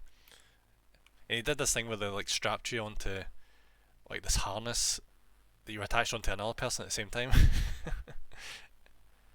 I know it seems like pretty typical, but the brilliant thing about that was if you got really high up and you fell down, they would get yanked up as you went down, and you would end up both dangling about midway up. it was funny as shit. How many years ago was that? Like, that was over a decade ago, I think.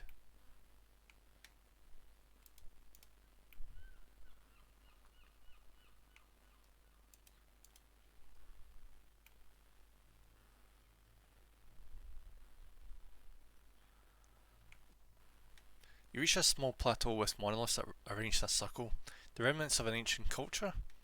A figure in a long cloak is crouching on the ground, muttering something unintelligible.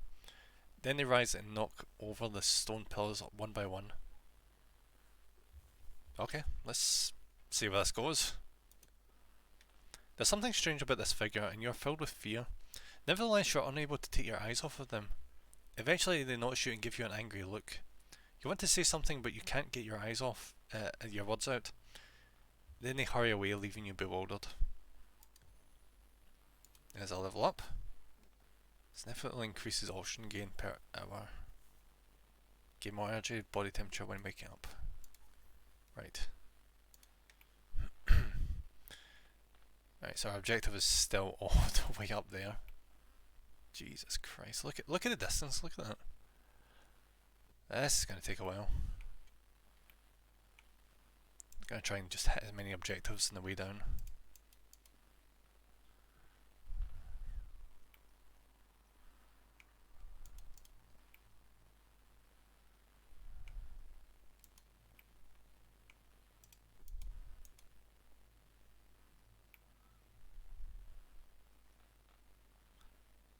Plus, like this, as long as we keep climbing during the night,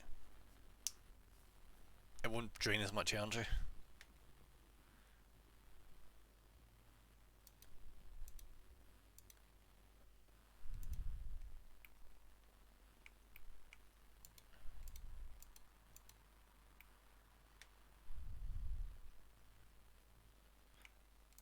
Oh, we found the dog again.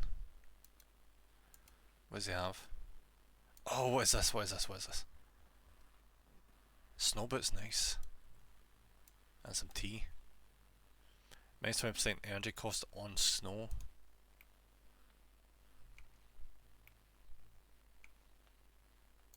It's probably really going to help us out later on. Actually, it's helping us out right now because we're actually navigating snow. Right, first off, I need to figure out what the best route is. Because I don't want to end up going off to the right and just wasting my time.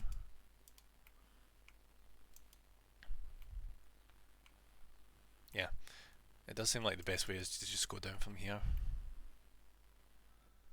But I want to get this first.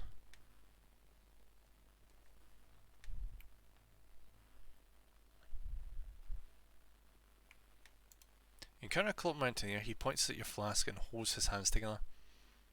Do you know what? Why not? We only just got this tea anyway. The mountaineer bows and continues on his way. Jeez, how many freaking level ups am I gonna get? Whenever you reach a point of 40 hours, reduces time costs. Fuck it. Just take warm floats. How much energy? 0.5? Fuck me. Okay. Great, let's just spray my ankle. Well done.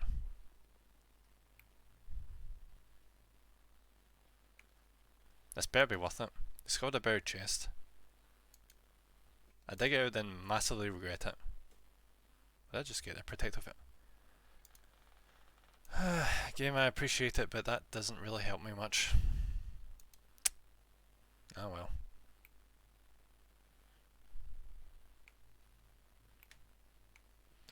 Right, see if I was, for example, to do this, and then...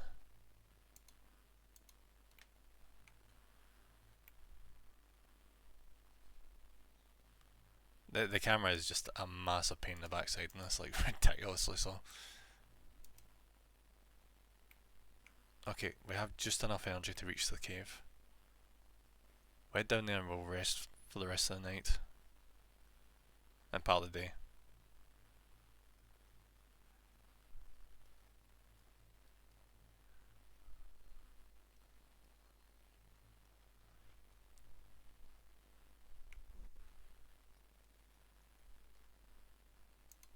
You enter the cave cautiously. A short way ahead, the ground disappears. There's a wide, deep fault in the earth in front of you, stretching from one wall to the other. Yeah, let's just go to sleep.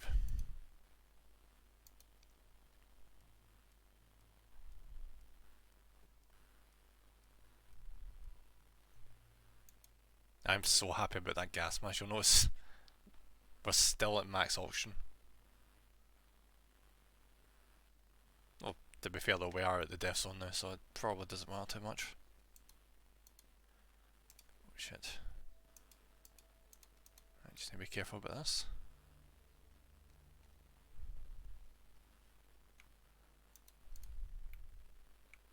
Oh! You encounter the cloak mountaineer again. He's holding a vacuum flask filled with tea in his hands, which he passes to you. Then he pulls out some herbs and a torch and offers them to you alternatively. Do you want it? I'll take the tea and torch. It's a nice guy.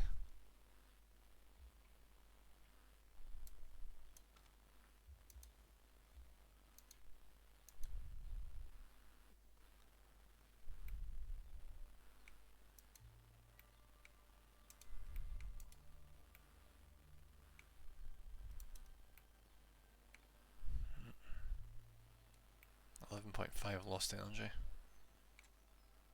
Fuck, I'm gonna risk this. You don't know events, but it's always worth checking them out. Well, usually.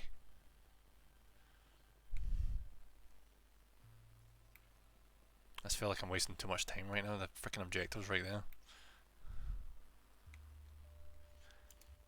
Oh, an eagle, nice. Okay. Warmth. Alright, now we're at max warmth again. Awesome. We're pretty close to this, so let's go down this way.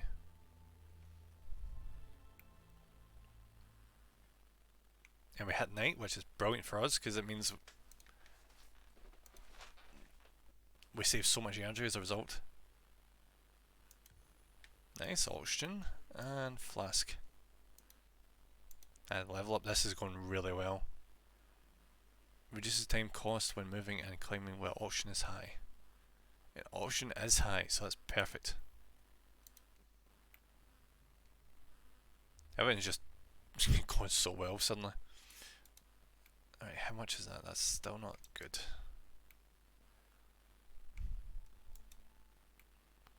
Back onto this, this is basically the best route to us. Available to us. Alright, so yeah, we'll go down this way, go down this way, go down that way.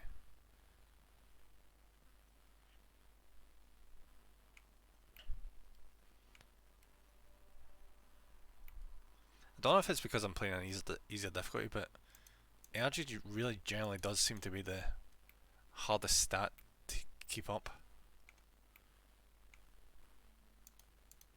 The game always seems to make it like sanity is like a massive deal. It's generally so easy to keep up. It probably is difficulty. So I think there's like a buff in here that tells you. Yeah, there is. Minus 1.5 sanity per hour when moving, plus 2 energy, plus 2. Yeah. I'm guessing in like the other difficulties they don't actually give you plus when you're moving.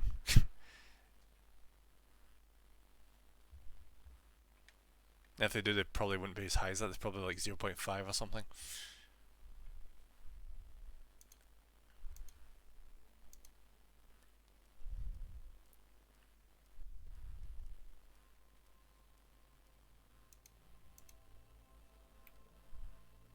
We have so got this now.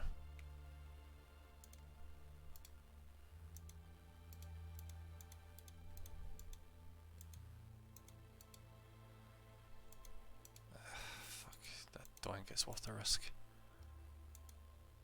There we go.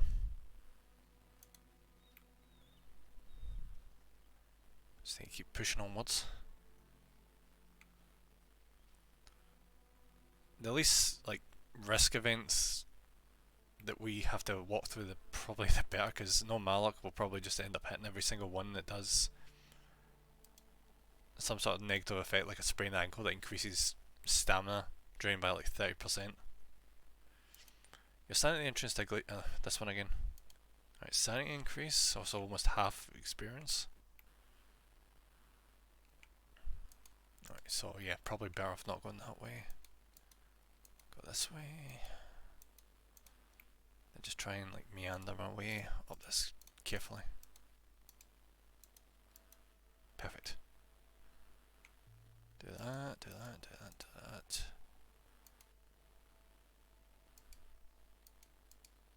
Yeah, that's perfect.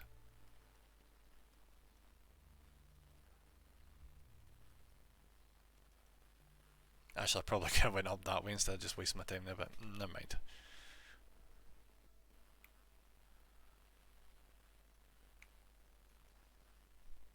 It's like right there. This is great. Then once we hit that, we have to get back down again.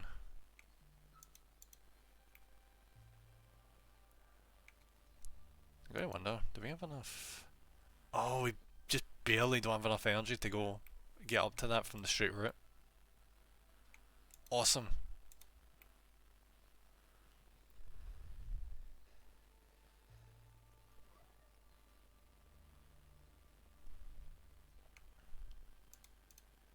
Alright, don't trigger the event, don't trigger the event. Shit! You march up a hill where the wind has left wavy patterns in the snow, okay? You slide down the slope at breakneck speed, your arms flailing wildly. Minus Sunny, who gives a shit?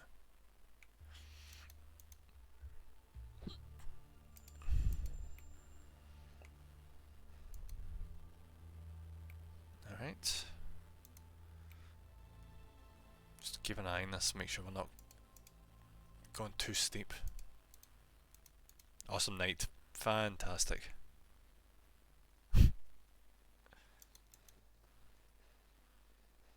We're in the death zone, okay. Do you know, it feels so weird that because of the way I've done skills in this, climbing during the night is a good thing. Where in real life it would just be something you would never do, because it would just be screwing yourself. You can't believe your eyes. A phone antenna is blocking your path. I stay and look around. You're certain that the antenna is from years of occupation. Maybe it's some kind of radio relay station? But what was it used for? You ponder as you continue on your way. I thought I was going to get a level up. I've probably had too many, haven't I? Alright, so yeah, that's a dead end there, so that's annoying. I was kind of hoping I was able to... Yeah, that is a pain in the ass. It's just a needless bloody detour.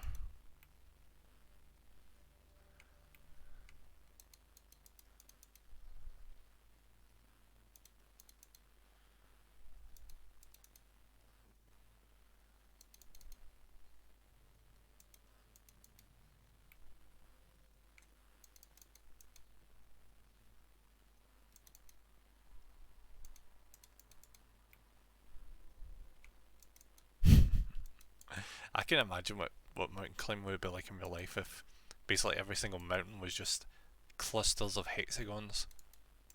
Oh no, don't, what the fuck are you doing? Alright, that was a waste of energy. Well done, me. Well done.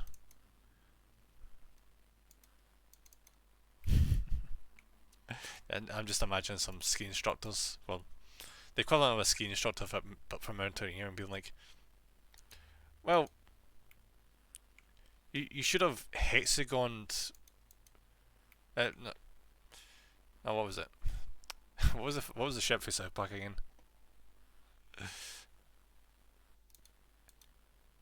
The equivalent that says you suckled when you should have hexagoned, which leads to a bad time. I can't remember. It's been such a long time since I've seen that freaking skiing episode. You breathe in deeply as you look down from the summit. These mountains are really something else. You wonder how you will find the strength to withstand this madness, but your doubts soon give way to certainty. Deep down you know that every single climb gives as much as it takes. Every step provides experience, makes you better, and now it's time to keep going and reach your goal. That did not give nearly enough energy. Now for the descent. Significantly increased experience gain. Yes.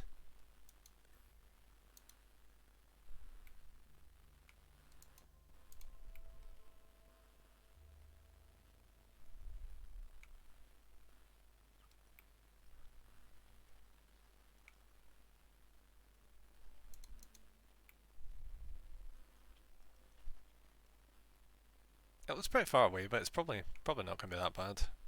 Hopefully. Can't do that event.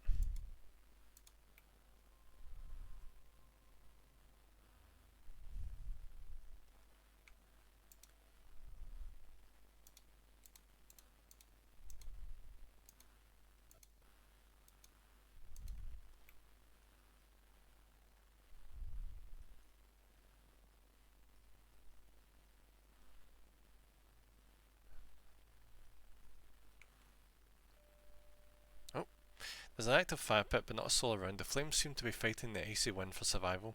Watching the fire dance in the face of the cold is almost meditative. You watch it for a while and regain energy, definitely energy. Alright, so what's the best approach here? Alright, so this is a quick route. So if we keep to this general route, but don't go down the sheer cliffs, we should be alright. No, why are you go- Oh, for fuck's sake.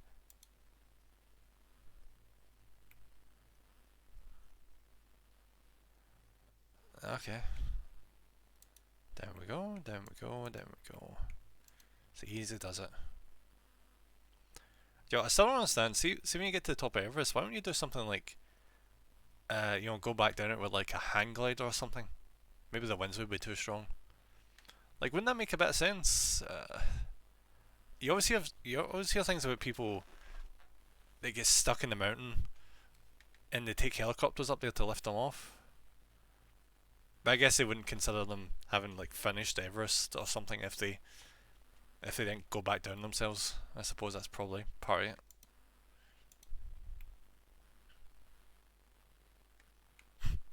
I love that idea though. See just getting like a wingsuit when you get to the top of Everest and just like flying down it. Flying for the tallest point in the planet. Sounds amazing. You probably get blown off course and end up in a completely different massive freaking mountain. Oh, that's probably the one major downside of it. Oh shit. Almost out of energy. I can eat some of the food.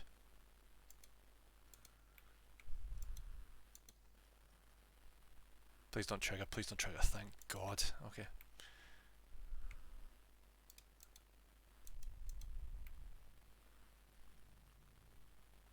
Right, where's that event down there? It's like a wee totem thing. Probably been saying they tend to be one of the better ones. Oh yes, here we are. Give that teeny amount of sanity.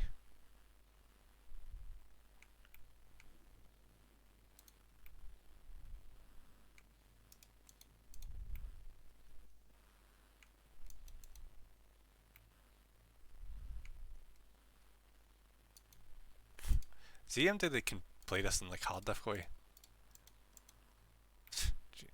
Jeez, that must be something else. Because my energy is just getting freaking wrecked constantly. And this is like the freaking easiest difficulty.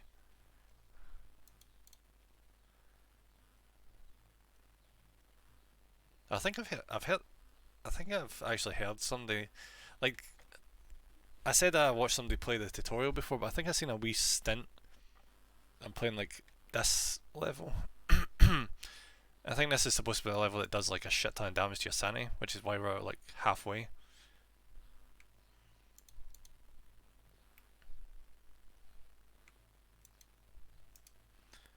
It's kind of tempting me to play in a higher difficulty because it's going a bit too smoothly so far. And see when you get down to like 0 on like the sanity stat, I think like strange shit starts to happen in the game as well. I could be completely off base and that doesn't happen, but I like to imagine it does. Just random events pop up and you go into it and it's a completely different event. Like you think a negative event is a positive one, you just rush right into it.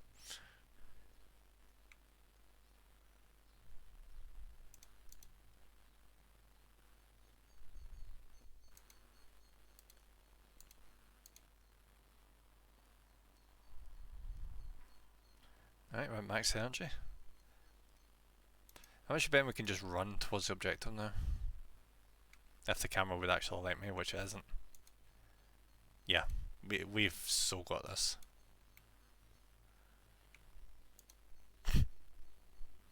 I say and then I fucking do that. Right, finish. Right, come on, keep going. Keep on, come on. We're not done yet.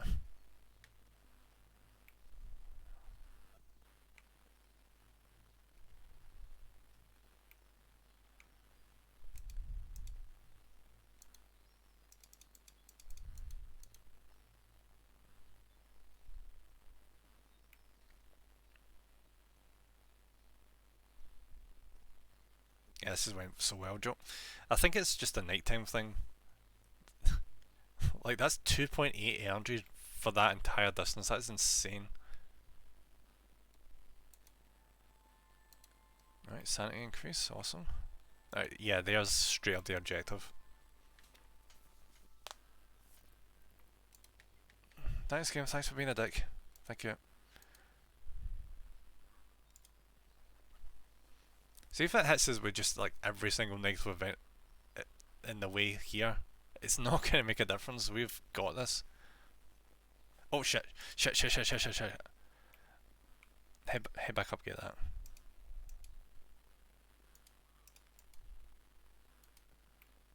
Because the more events you do, the more like experience points you get at the end. So I'd rather not have to miss these like right at the end.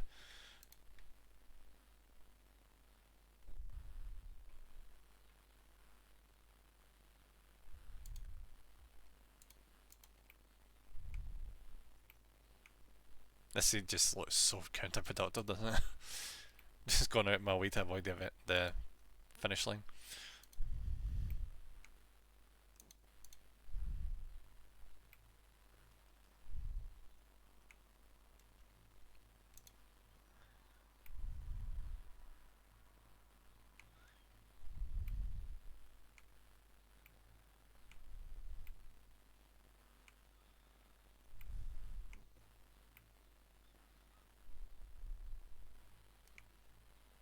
I'd say this is probably one of the biggest strengths of the game, the fact that it lets you just zoom in this closely.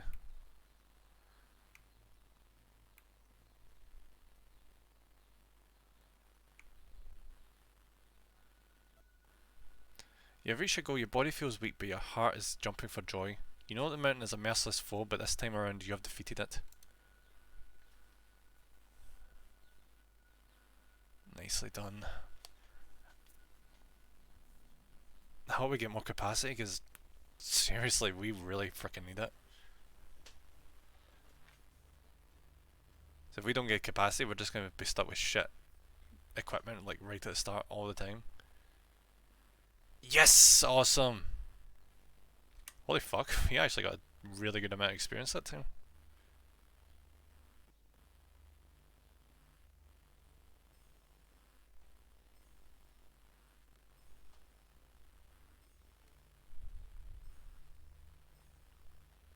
Right, we unlock crampons, snow boots, heavy boots, and insulated boots. We get additional plus 10. Freaking plus 10, is that it? Okay. Capacity.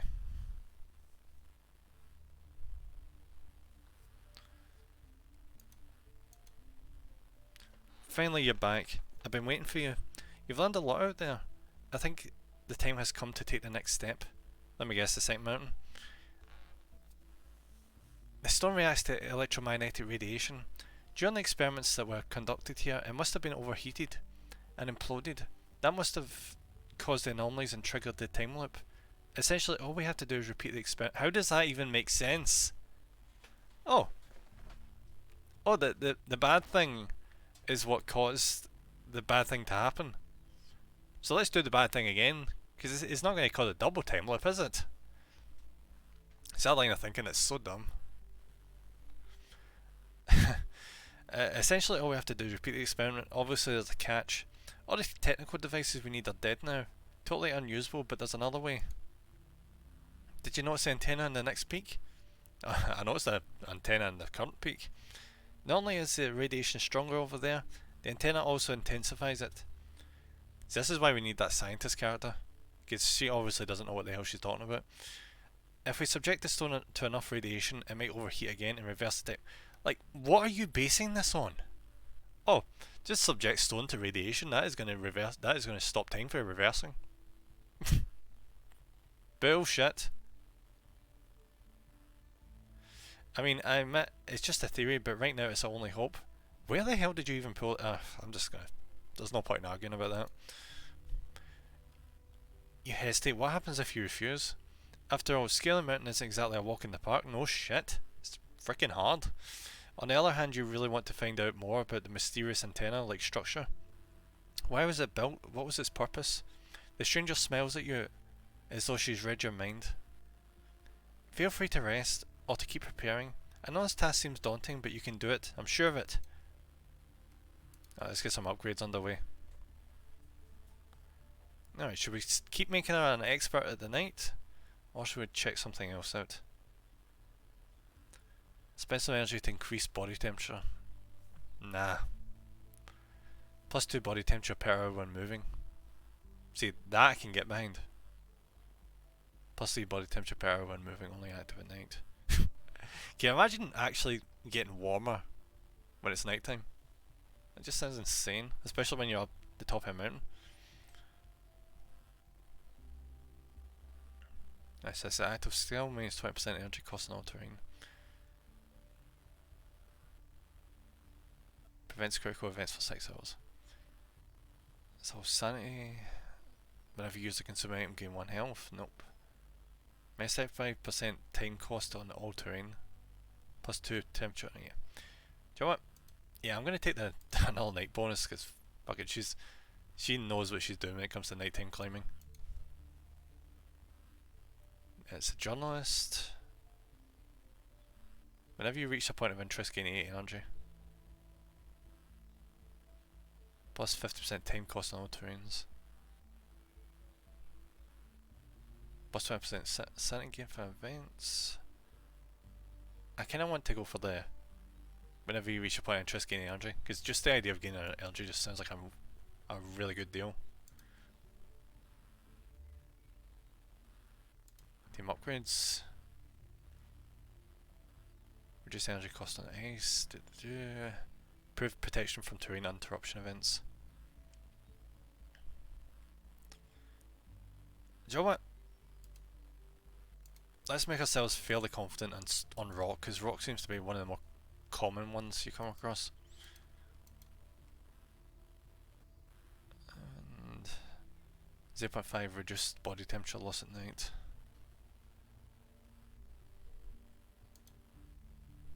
Just gonna just keep putting points into that.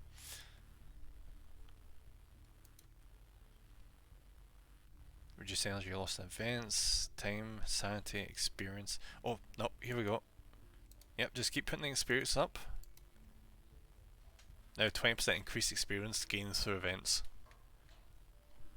See, when you get games like this where you can level up, putting points into experience is always the way to go. Because it always outweighs like the negatives. Well, usually. Sometimes you play a game and every level barely puts up your stats. It does like this annoying like, oh, plus 1% to attack and plus 1% to health, that kind of crap. But this game actually gives you some pretty good perks for level up, so 20% increase is amazing. Inventory. Alright, so we've got more. We've got 15% more capacity to work with here. I don't think we've needed an oxygen bottle yet. Alright, so we've got 30. Whatever piece of equipment I take here,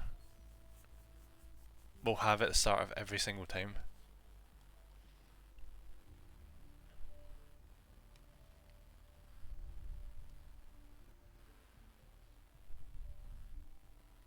You know what? No, I was going to take the heavy boots there because it's reduces the energy cost in stone, but it's only 15% versus like the ice one where it's freaking 25% reduced energy cost. Yeah, do you know what? Yeah, I'm taking the crampons. That leaves us with 10. So with 10 I think I'm going to take some hot tea. The progression of this game is great. It's like a genuine roguelike in a way. I think it just barely fits the definition. Just barely.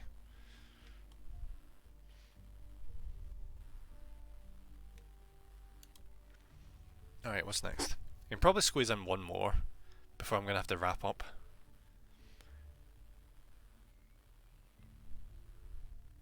Yeah, do you know what? Let's go find the scientist. That'd be a good wrapping up point.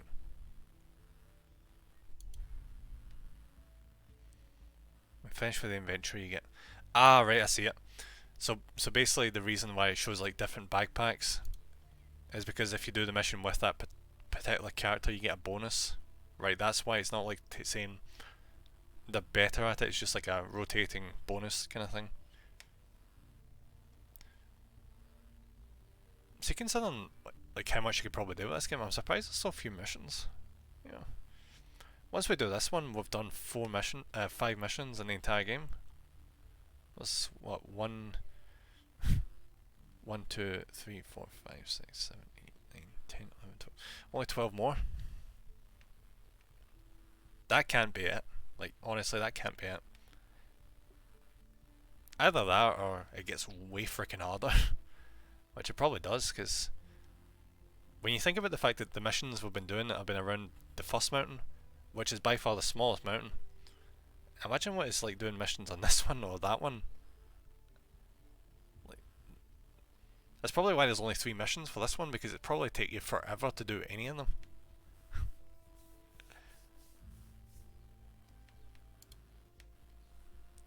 It's probably one of those levels in like a game where you start it up and you think, oh, I'm just gonna be on for like half an hour, and it's taking up like 2 to 3 hours of your time. Alright, swap. There we go. I'm starting off pretty decently here. Alright, let's go find a scientist. Bring him back.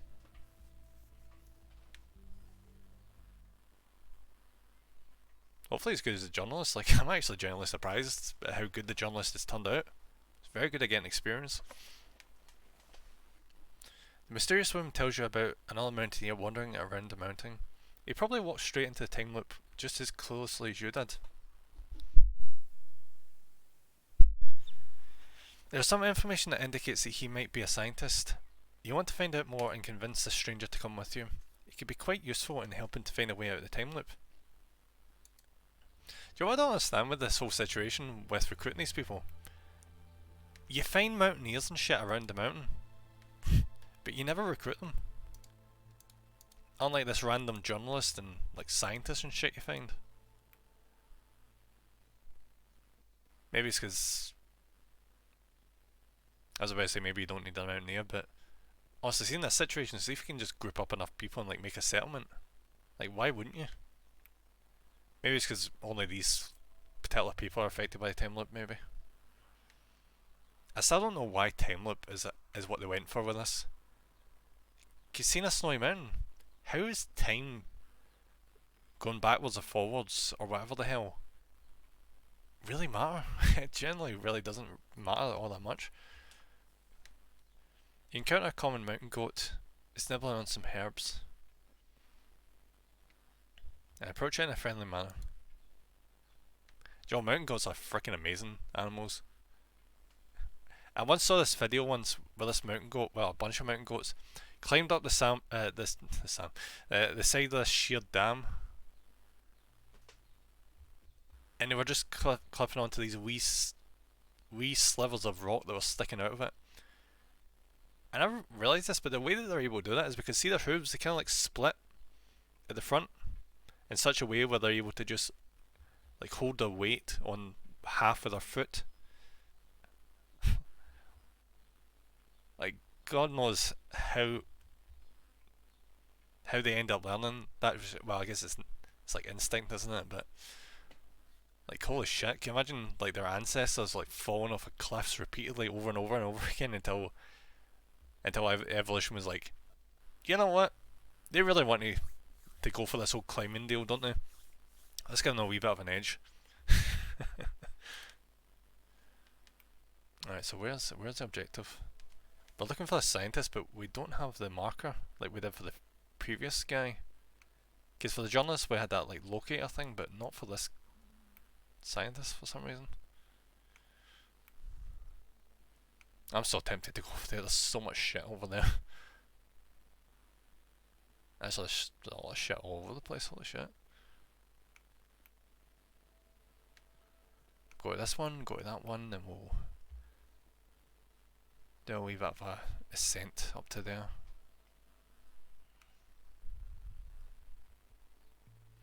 Oh, this guy. Yep, there you go, buddy. take it slow. The one downside is this, the skills seem to just be the same thing pretty much every single fucking time. That is the one slight downside.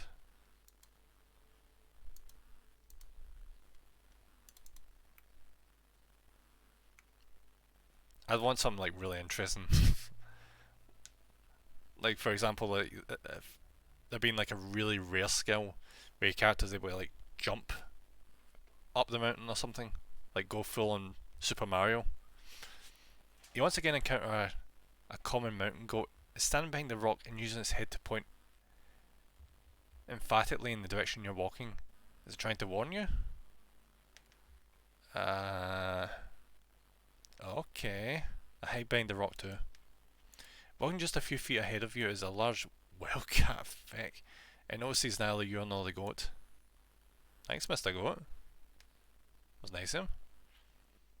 Reduces time cost when moving.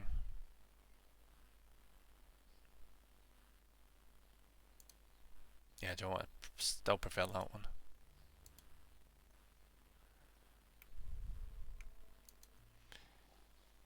Oh, this shit again. You roll a stranger into a covered position and speak to him in a soothing voice. Despite your best efforts, he makes no sound and does not move. You cannot help him. There's a good amount of experience wasted, but plus side, we did get a lot of experience.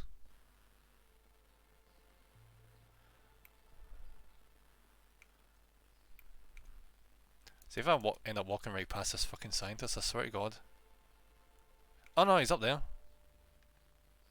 Huh. Energy, thank you very much. Joe, I don't get why we're like why we're going to the top of the fucking mountain. I thought the whole point was when you're like recruiting people, you had to, you know, use your locator thing.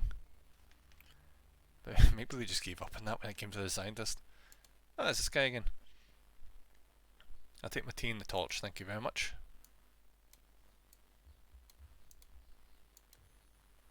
And a level up. Take it slow, thank you.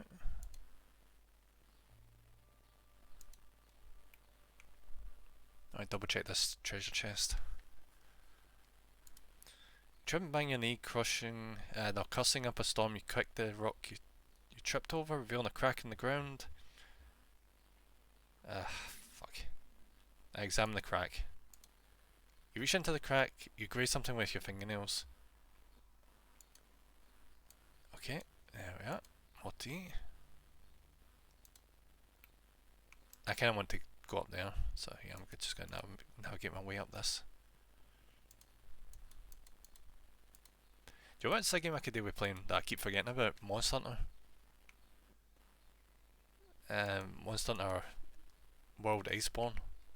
I keep saying that in stream like over and over again. I keep saying, oh, I need to go back and play this. I just keep forgetting. I don't know why I keep forgetting. I need to get to that at some point because fuck me, I've had that DLC for years at this point. I've had it for so long. Freaking Monster Hunter Rise came out.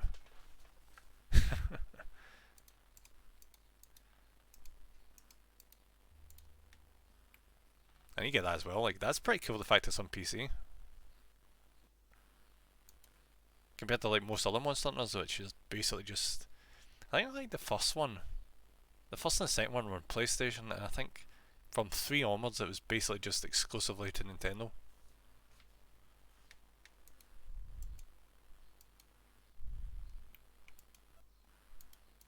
I never actually played the first Monster. I think I played Freedom Unite, which was the second one. The third one I put in the fourth one.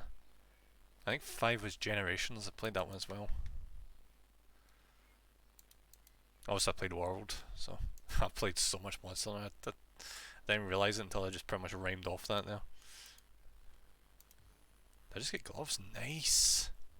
And a level up. I see the next time I play this on stream, I'm gonna need to increase the difficulty. Because Jesus Christ, I am getting through this too easily.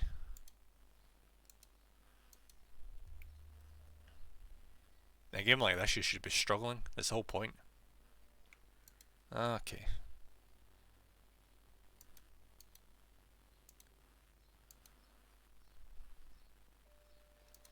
An old woman sits in front of a crooked hut. She wears a friendly toothless smile and motions you to sit with her to recharge your energy. Yeah, fuck it. Warmth. Yeah, you see how this is going too well, the fact that I've basically got max stats right now. Half buried in the ground you find a weathered stone plaque. It seems to be old, very old in fact. As you're digging the earth with your bare hands, your gaze falls on the character's etched in stone. Finally you're able to free the plaque and lift it up. In the hollow beneath it you find valuable equipment. Holy shit, thank you, thank you, thank you. This is going way too freaking well. I've even got like the walking stick, which is just brilliant.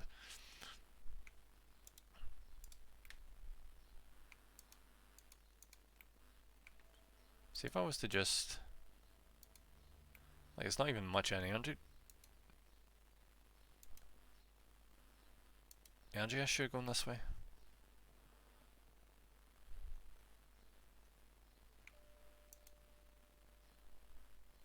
There we go. Basically got all the energy back.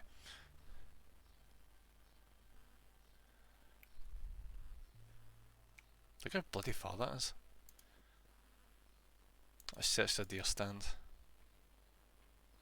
Awesome, I love it. Freaking lost some bloody energy and warmth. Great. Right, so how doable is this for this distance? Jesus, look at that. We can get almost to the top from this distance. That is freaking insane, the fact that we can use that energy that conservatively.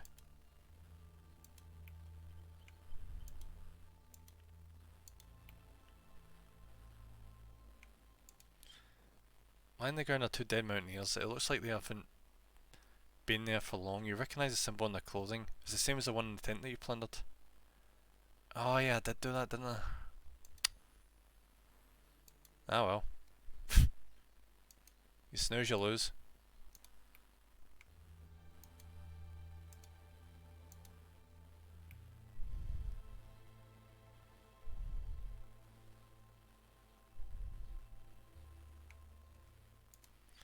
Carefully open the door of a shack. Inside there are books and other documents piled to the ceiling. Just as you are about to enter, a tall woman with long white hair suddenly appears in front of you.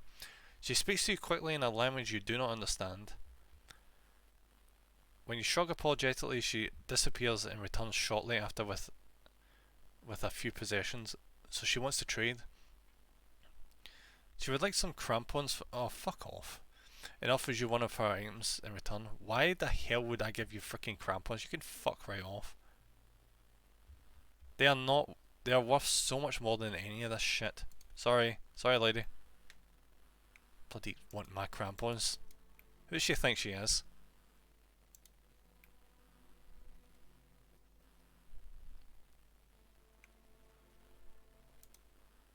Unlikes what's saying. There we go. Nice wee level up. Get another controlled breathing. Right. So that's the summit up there.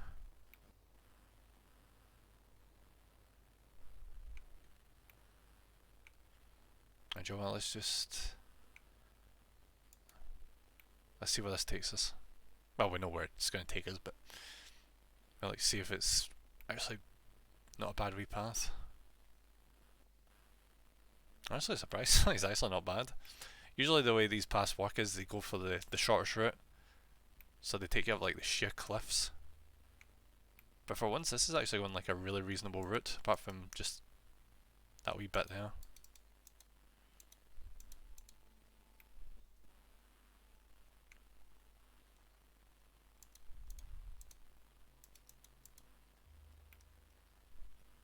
Right, go down here.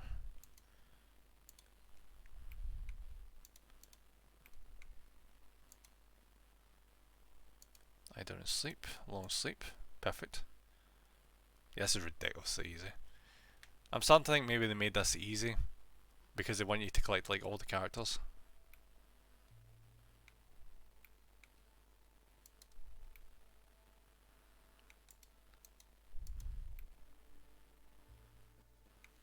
Oh shit, shit, shit, shit, shit.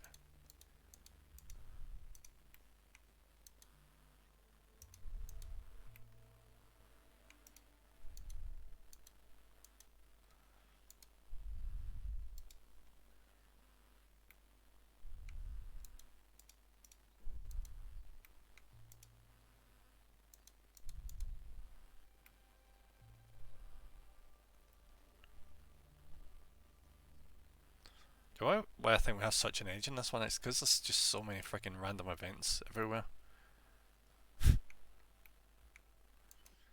Alright, give us energy, thank you very much. I'm starting to think the thing that these ones do is they give you like stat restoration. Yeah, that's exactly what they're designed for. This whole time I've just been randomly going up to each one I find, but yeah, so that's what that one does. Whenever you spot that one, it's going to restore like one of these. That's good. That's really good to know for the future run, especially when I bump the difficulty.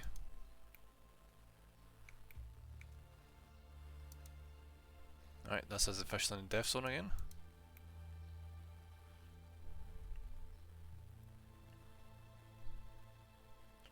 So even if there's still a lot more to go down, it'll be no issue.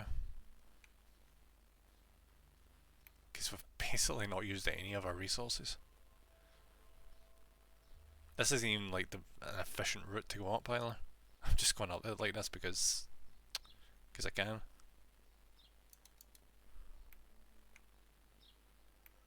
Alright.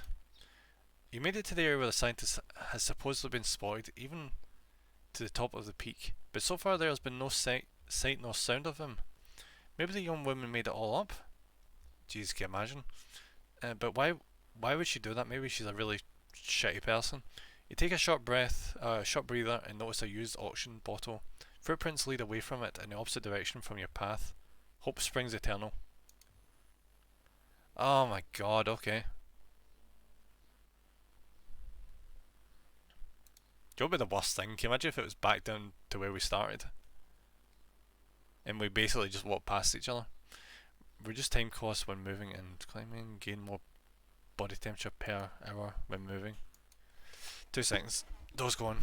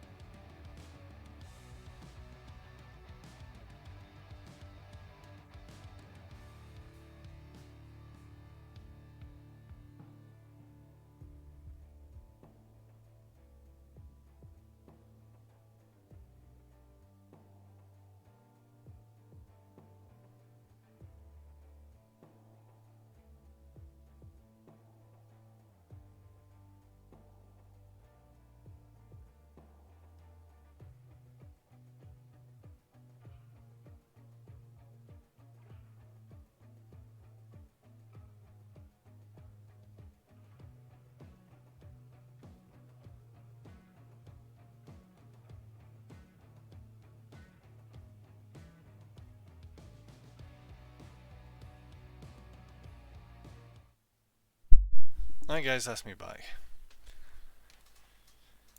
Alright, how are we looking?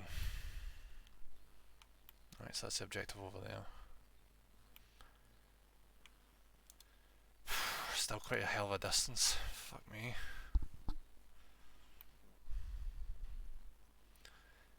I should be thinking about this as tactically as possible and like checking like each step we take here, but I'm honestly just wanting to get to this objective.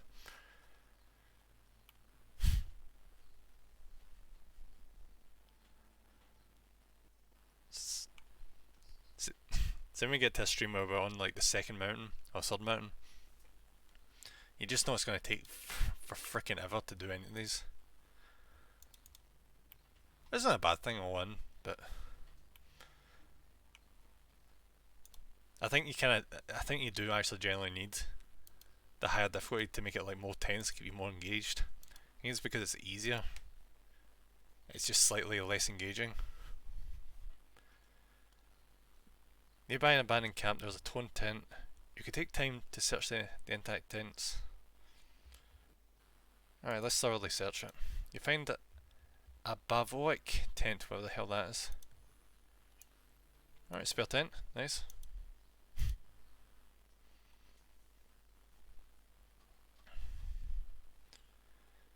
Gain significantly more body temperature per hour when moving. Okay. Alright, so where is this? Alright, so that's over there. How far would that get us? Would that basically get us there? Almost get us there. Do you know what? Let's just keep walking. If we run out of energy, we'll just rest in the tents. Which each have 3 charges each, so yeah. We're so going to manage this.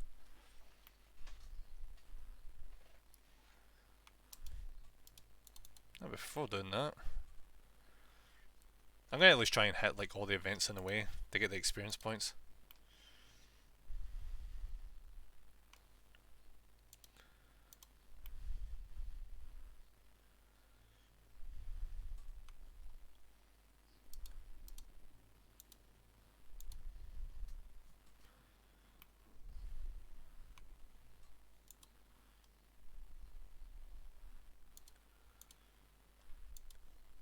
Oh fuck yes. Climbing rope, reduce the energy cost. See, this is when I have issues with the camera. When I want to look in a specific direction and we're covered from behind.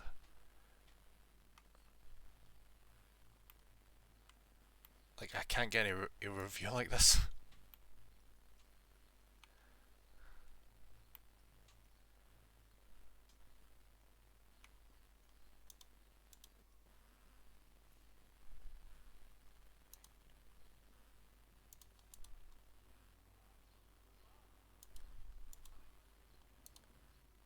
Oh, my energy's fucked. Did I take a debuff there? I don't seem to. That's strange.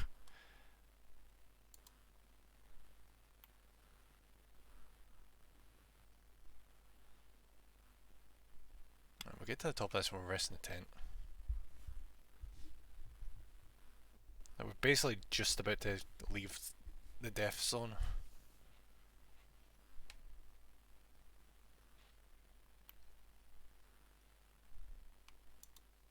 Can you play off in the shack? Oh, it's the shack event again. What the hell is this? Oh, boots. Body temperature ones. Don't really need them, but sure.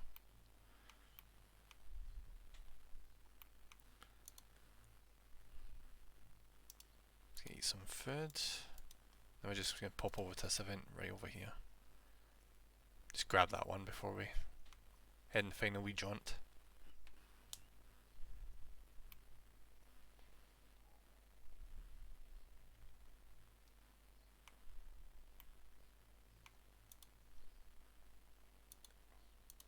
Stranger opens his eyes and gives you a stern look. Looks like he's alive. I leave him some food and I leave him a piece. It's unfortunate that I just used my last bit of food. He asks if he needs help. The stranger mutters in a few words in a foreign language you don't understand, but by the sound of it, he's not too happy about your attempt to make contact with him. Then he jumps up and disappears behind a rock. Why would you lose sanity because of that? It's bizarre. Oh, the foreigner doesn't want to talk to me. Oh, that's such a shame. My sanity can't take. Why have I lost a tent? Fine.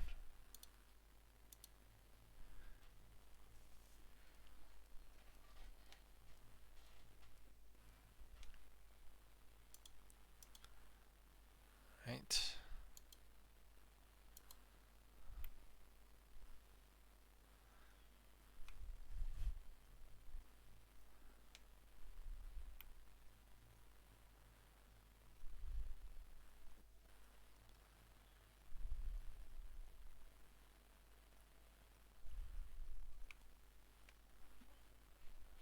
Just imagine how long this would take if it didn't have us in fast forward. You'd just be watching a sprite just constantly well, doing this. Just very, very slowly just climbing. Yeah, do you know what, going forward, I think I might just keep this game to like just like 2 hour stints or something. It's like a wee short game. I don't. I think 4 hours is a wee bit much of this. It does get a teeny bit repetitive. I say a teeny bit. It does get quite repetitive. Probably why I should have it in a hard difficulty. You know. And there we go.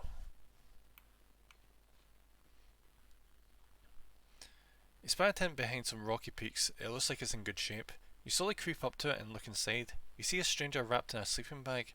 Next to him is a clipboard containing notes on radiation levels. This must be the scientist. You cough quietly and the stranger invites you in. As people do. You know? That makes a lot of sense. You get the guy huddling up in a sleeping bag trying to survive. Just hear somebody coughing and be like, oh, come on in. Without beating about the bush, you tell him about the time loop and your adventures. To your surprise, he lets you finish talking. He doesn't call you crazy when you ask if he wants to come with you. When you mention that his notebook seems to say something about electromagnetic nodes, he gives you a knowing smile. Just as you are about to leave, you hear a shrill siren. The green stone in your charm starts to vibrate, and glaring light swallows both of you. So I'm guessing how this works is, the reason only one of them can get sent out at a time is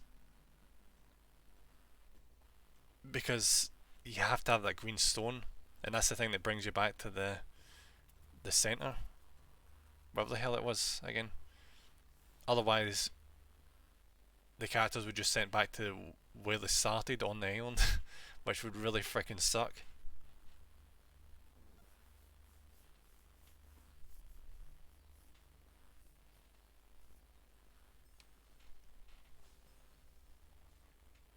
Holy fuck, we got another bit of capacity. Awesome.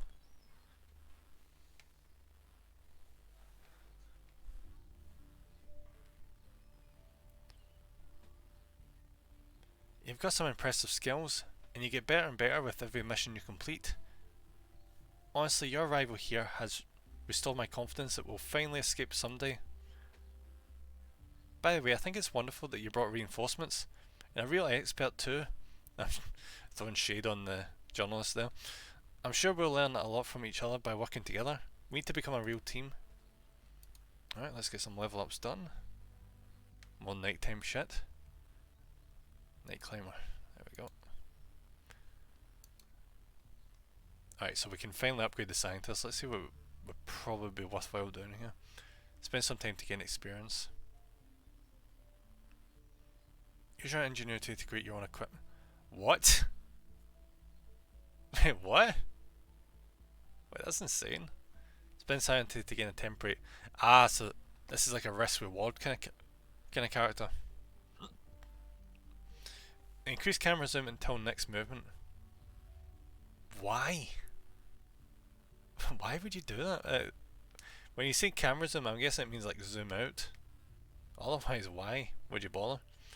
Whenever you suffer a dangerous terrain event, gain some energy.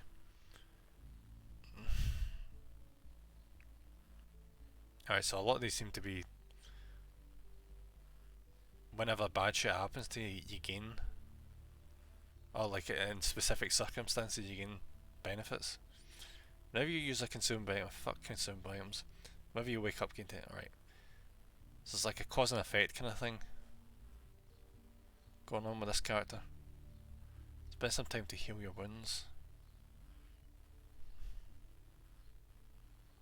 I kinda wanna have a look at the the whole thing with creating your own equipment, like what the hell? That is just next level. And let's just bump some into this. Whenever you suffer dangers, alright. +2 oxygen when moving in snow. Gain sanity while moving on ice. Like, how does that even work? Shouldn't it be the other way around? You know, because the whole thing when you like walk over lakes and things, I can imagine a lot of people would be stressed at the idea of maybe falling through the ice. But no, apparently this game's like, nah. Here's some sanity when you're next to the ice. Alright, we'll take the body temperature one, then that one. We're probably going to be moving over snow more often. Whenever you suffer a dangerous terrain event, gain 350 experience. Alright, so that's that done, Then what was I doing with him again? Whenever you reach a point of interest, gain 12. Yeah, there we go. Alright, so that's then pretty much wrapped up for the minute. Inventory, 10 more capacity. What are we going to be doing with that? I could bring some more food, maybe. Maybe I can chuck the hot tea and get like the flashlight, maybe. Maybe some. Actually, no, that wouldn't be a terrible idea. Get the gloves. Then temperature wouldn't be nearly a concern.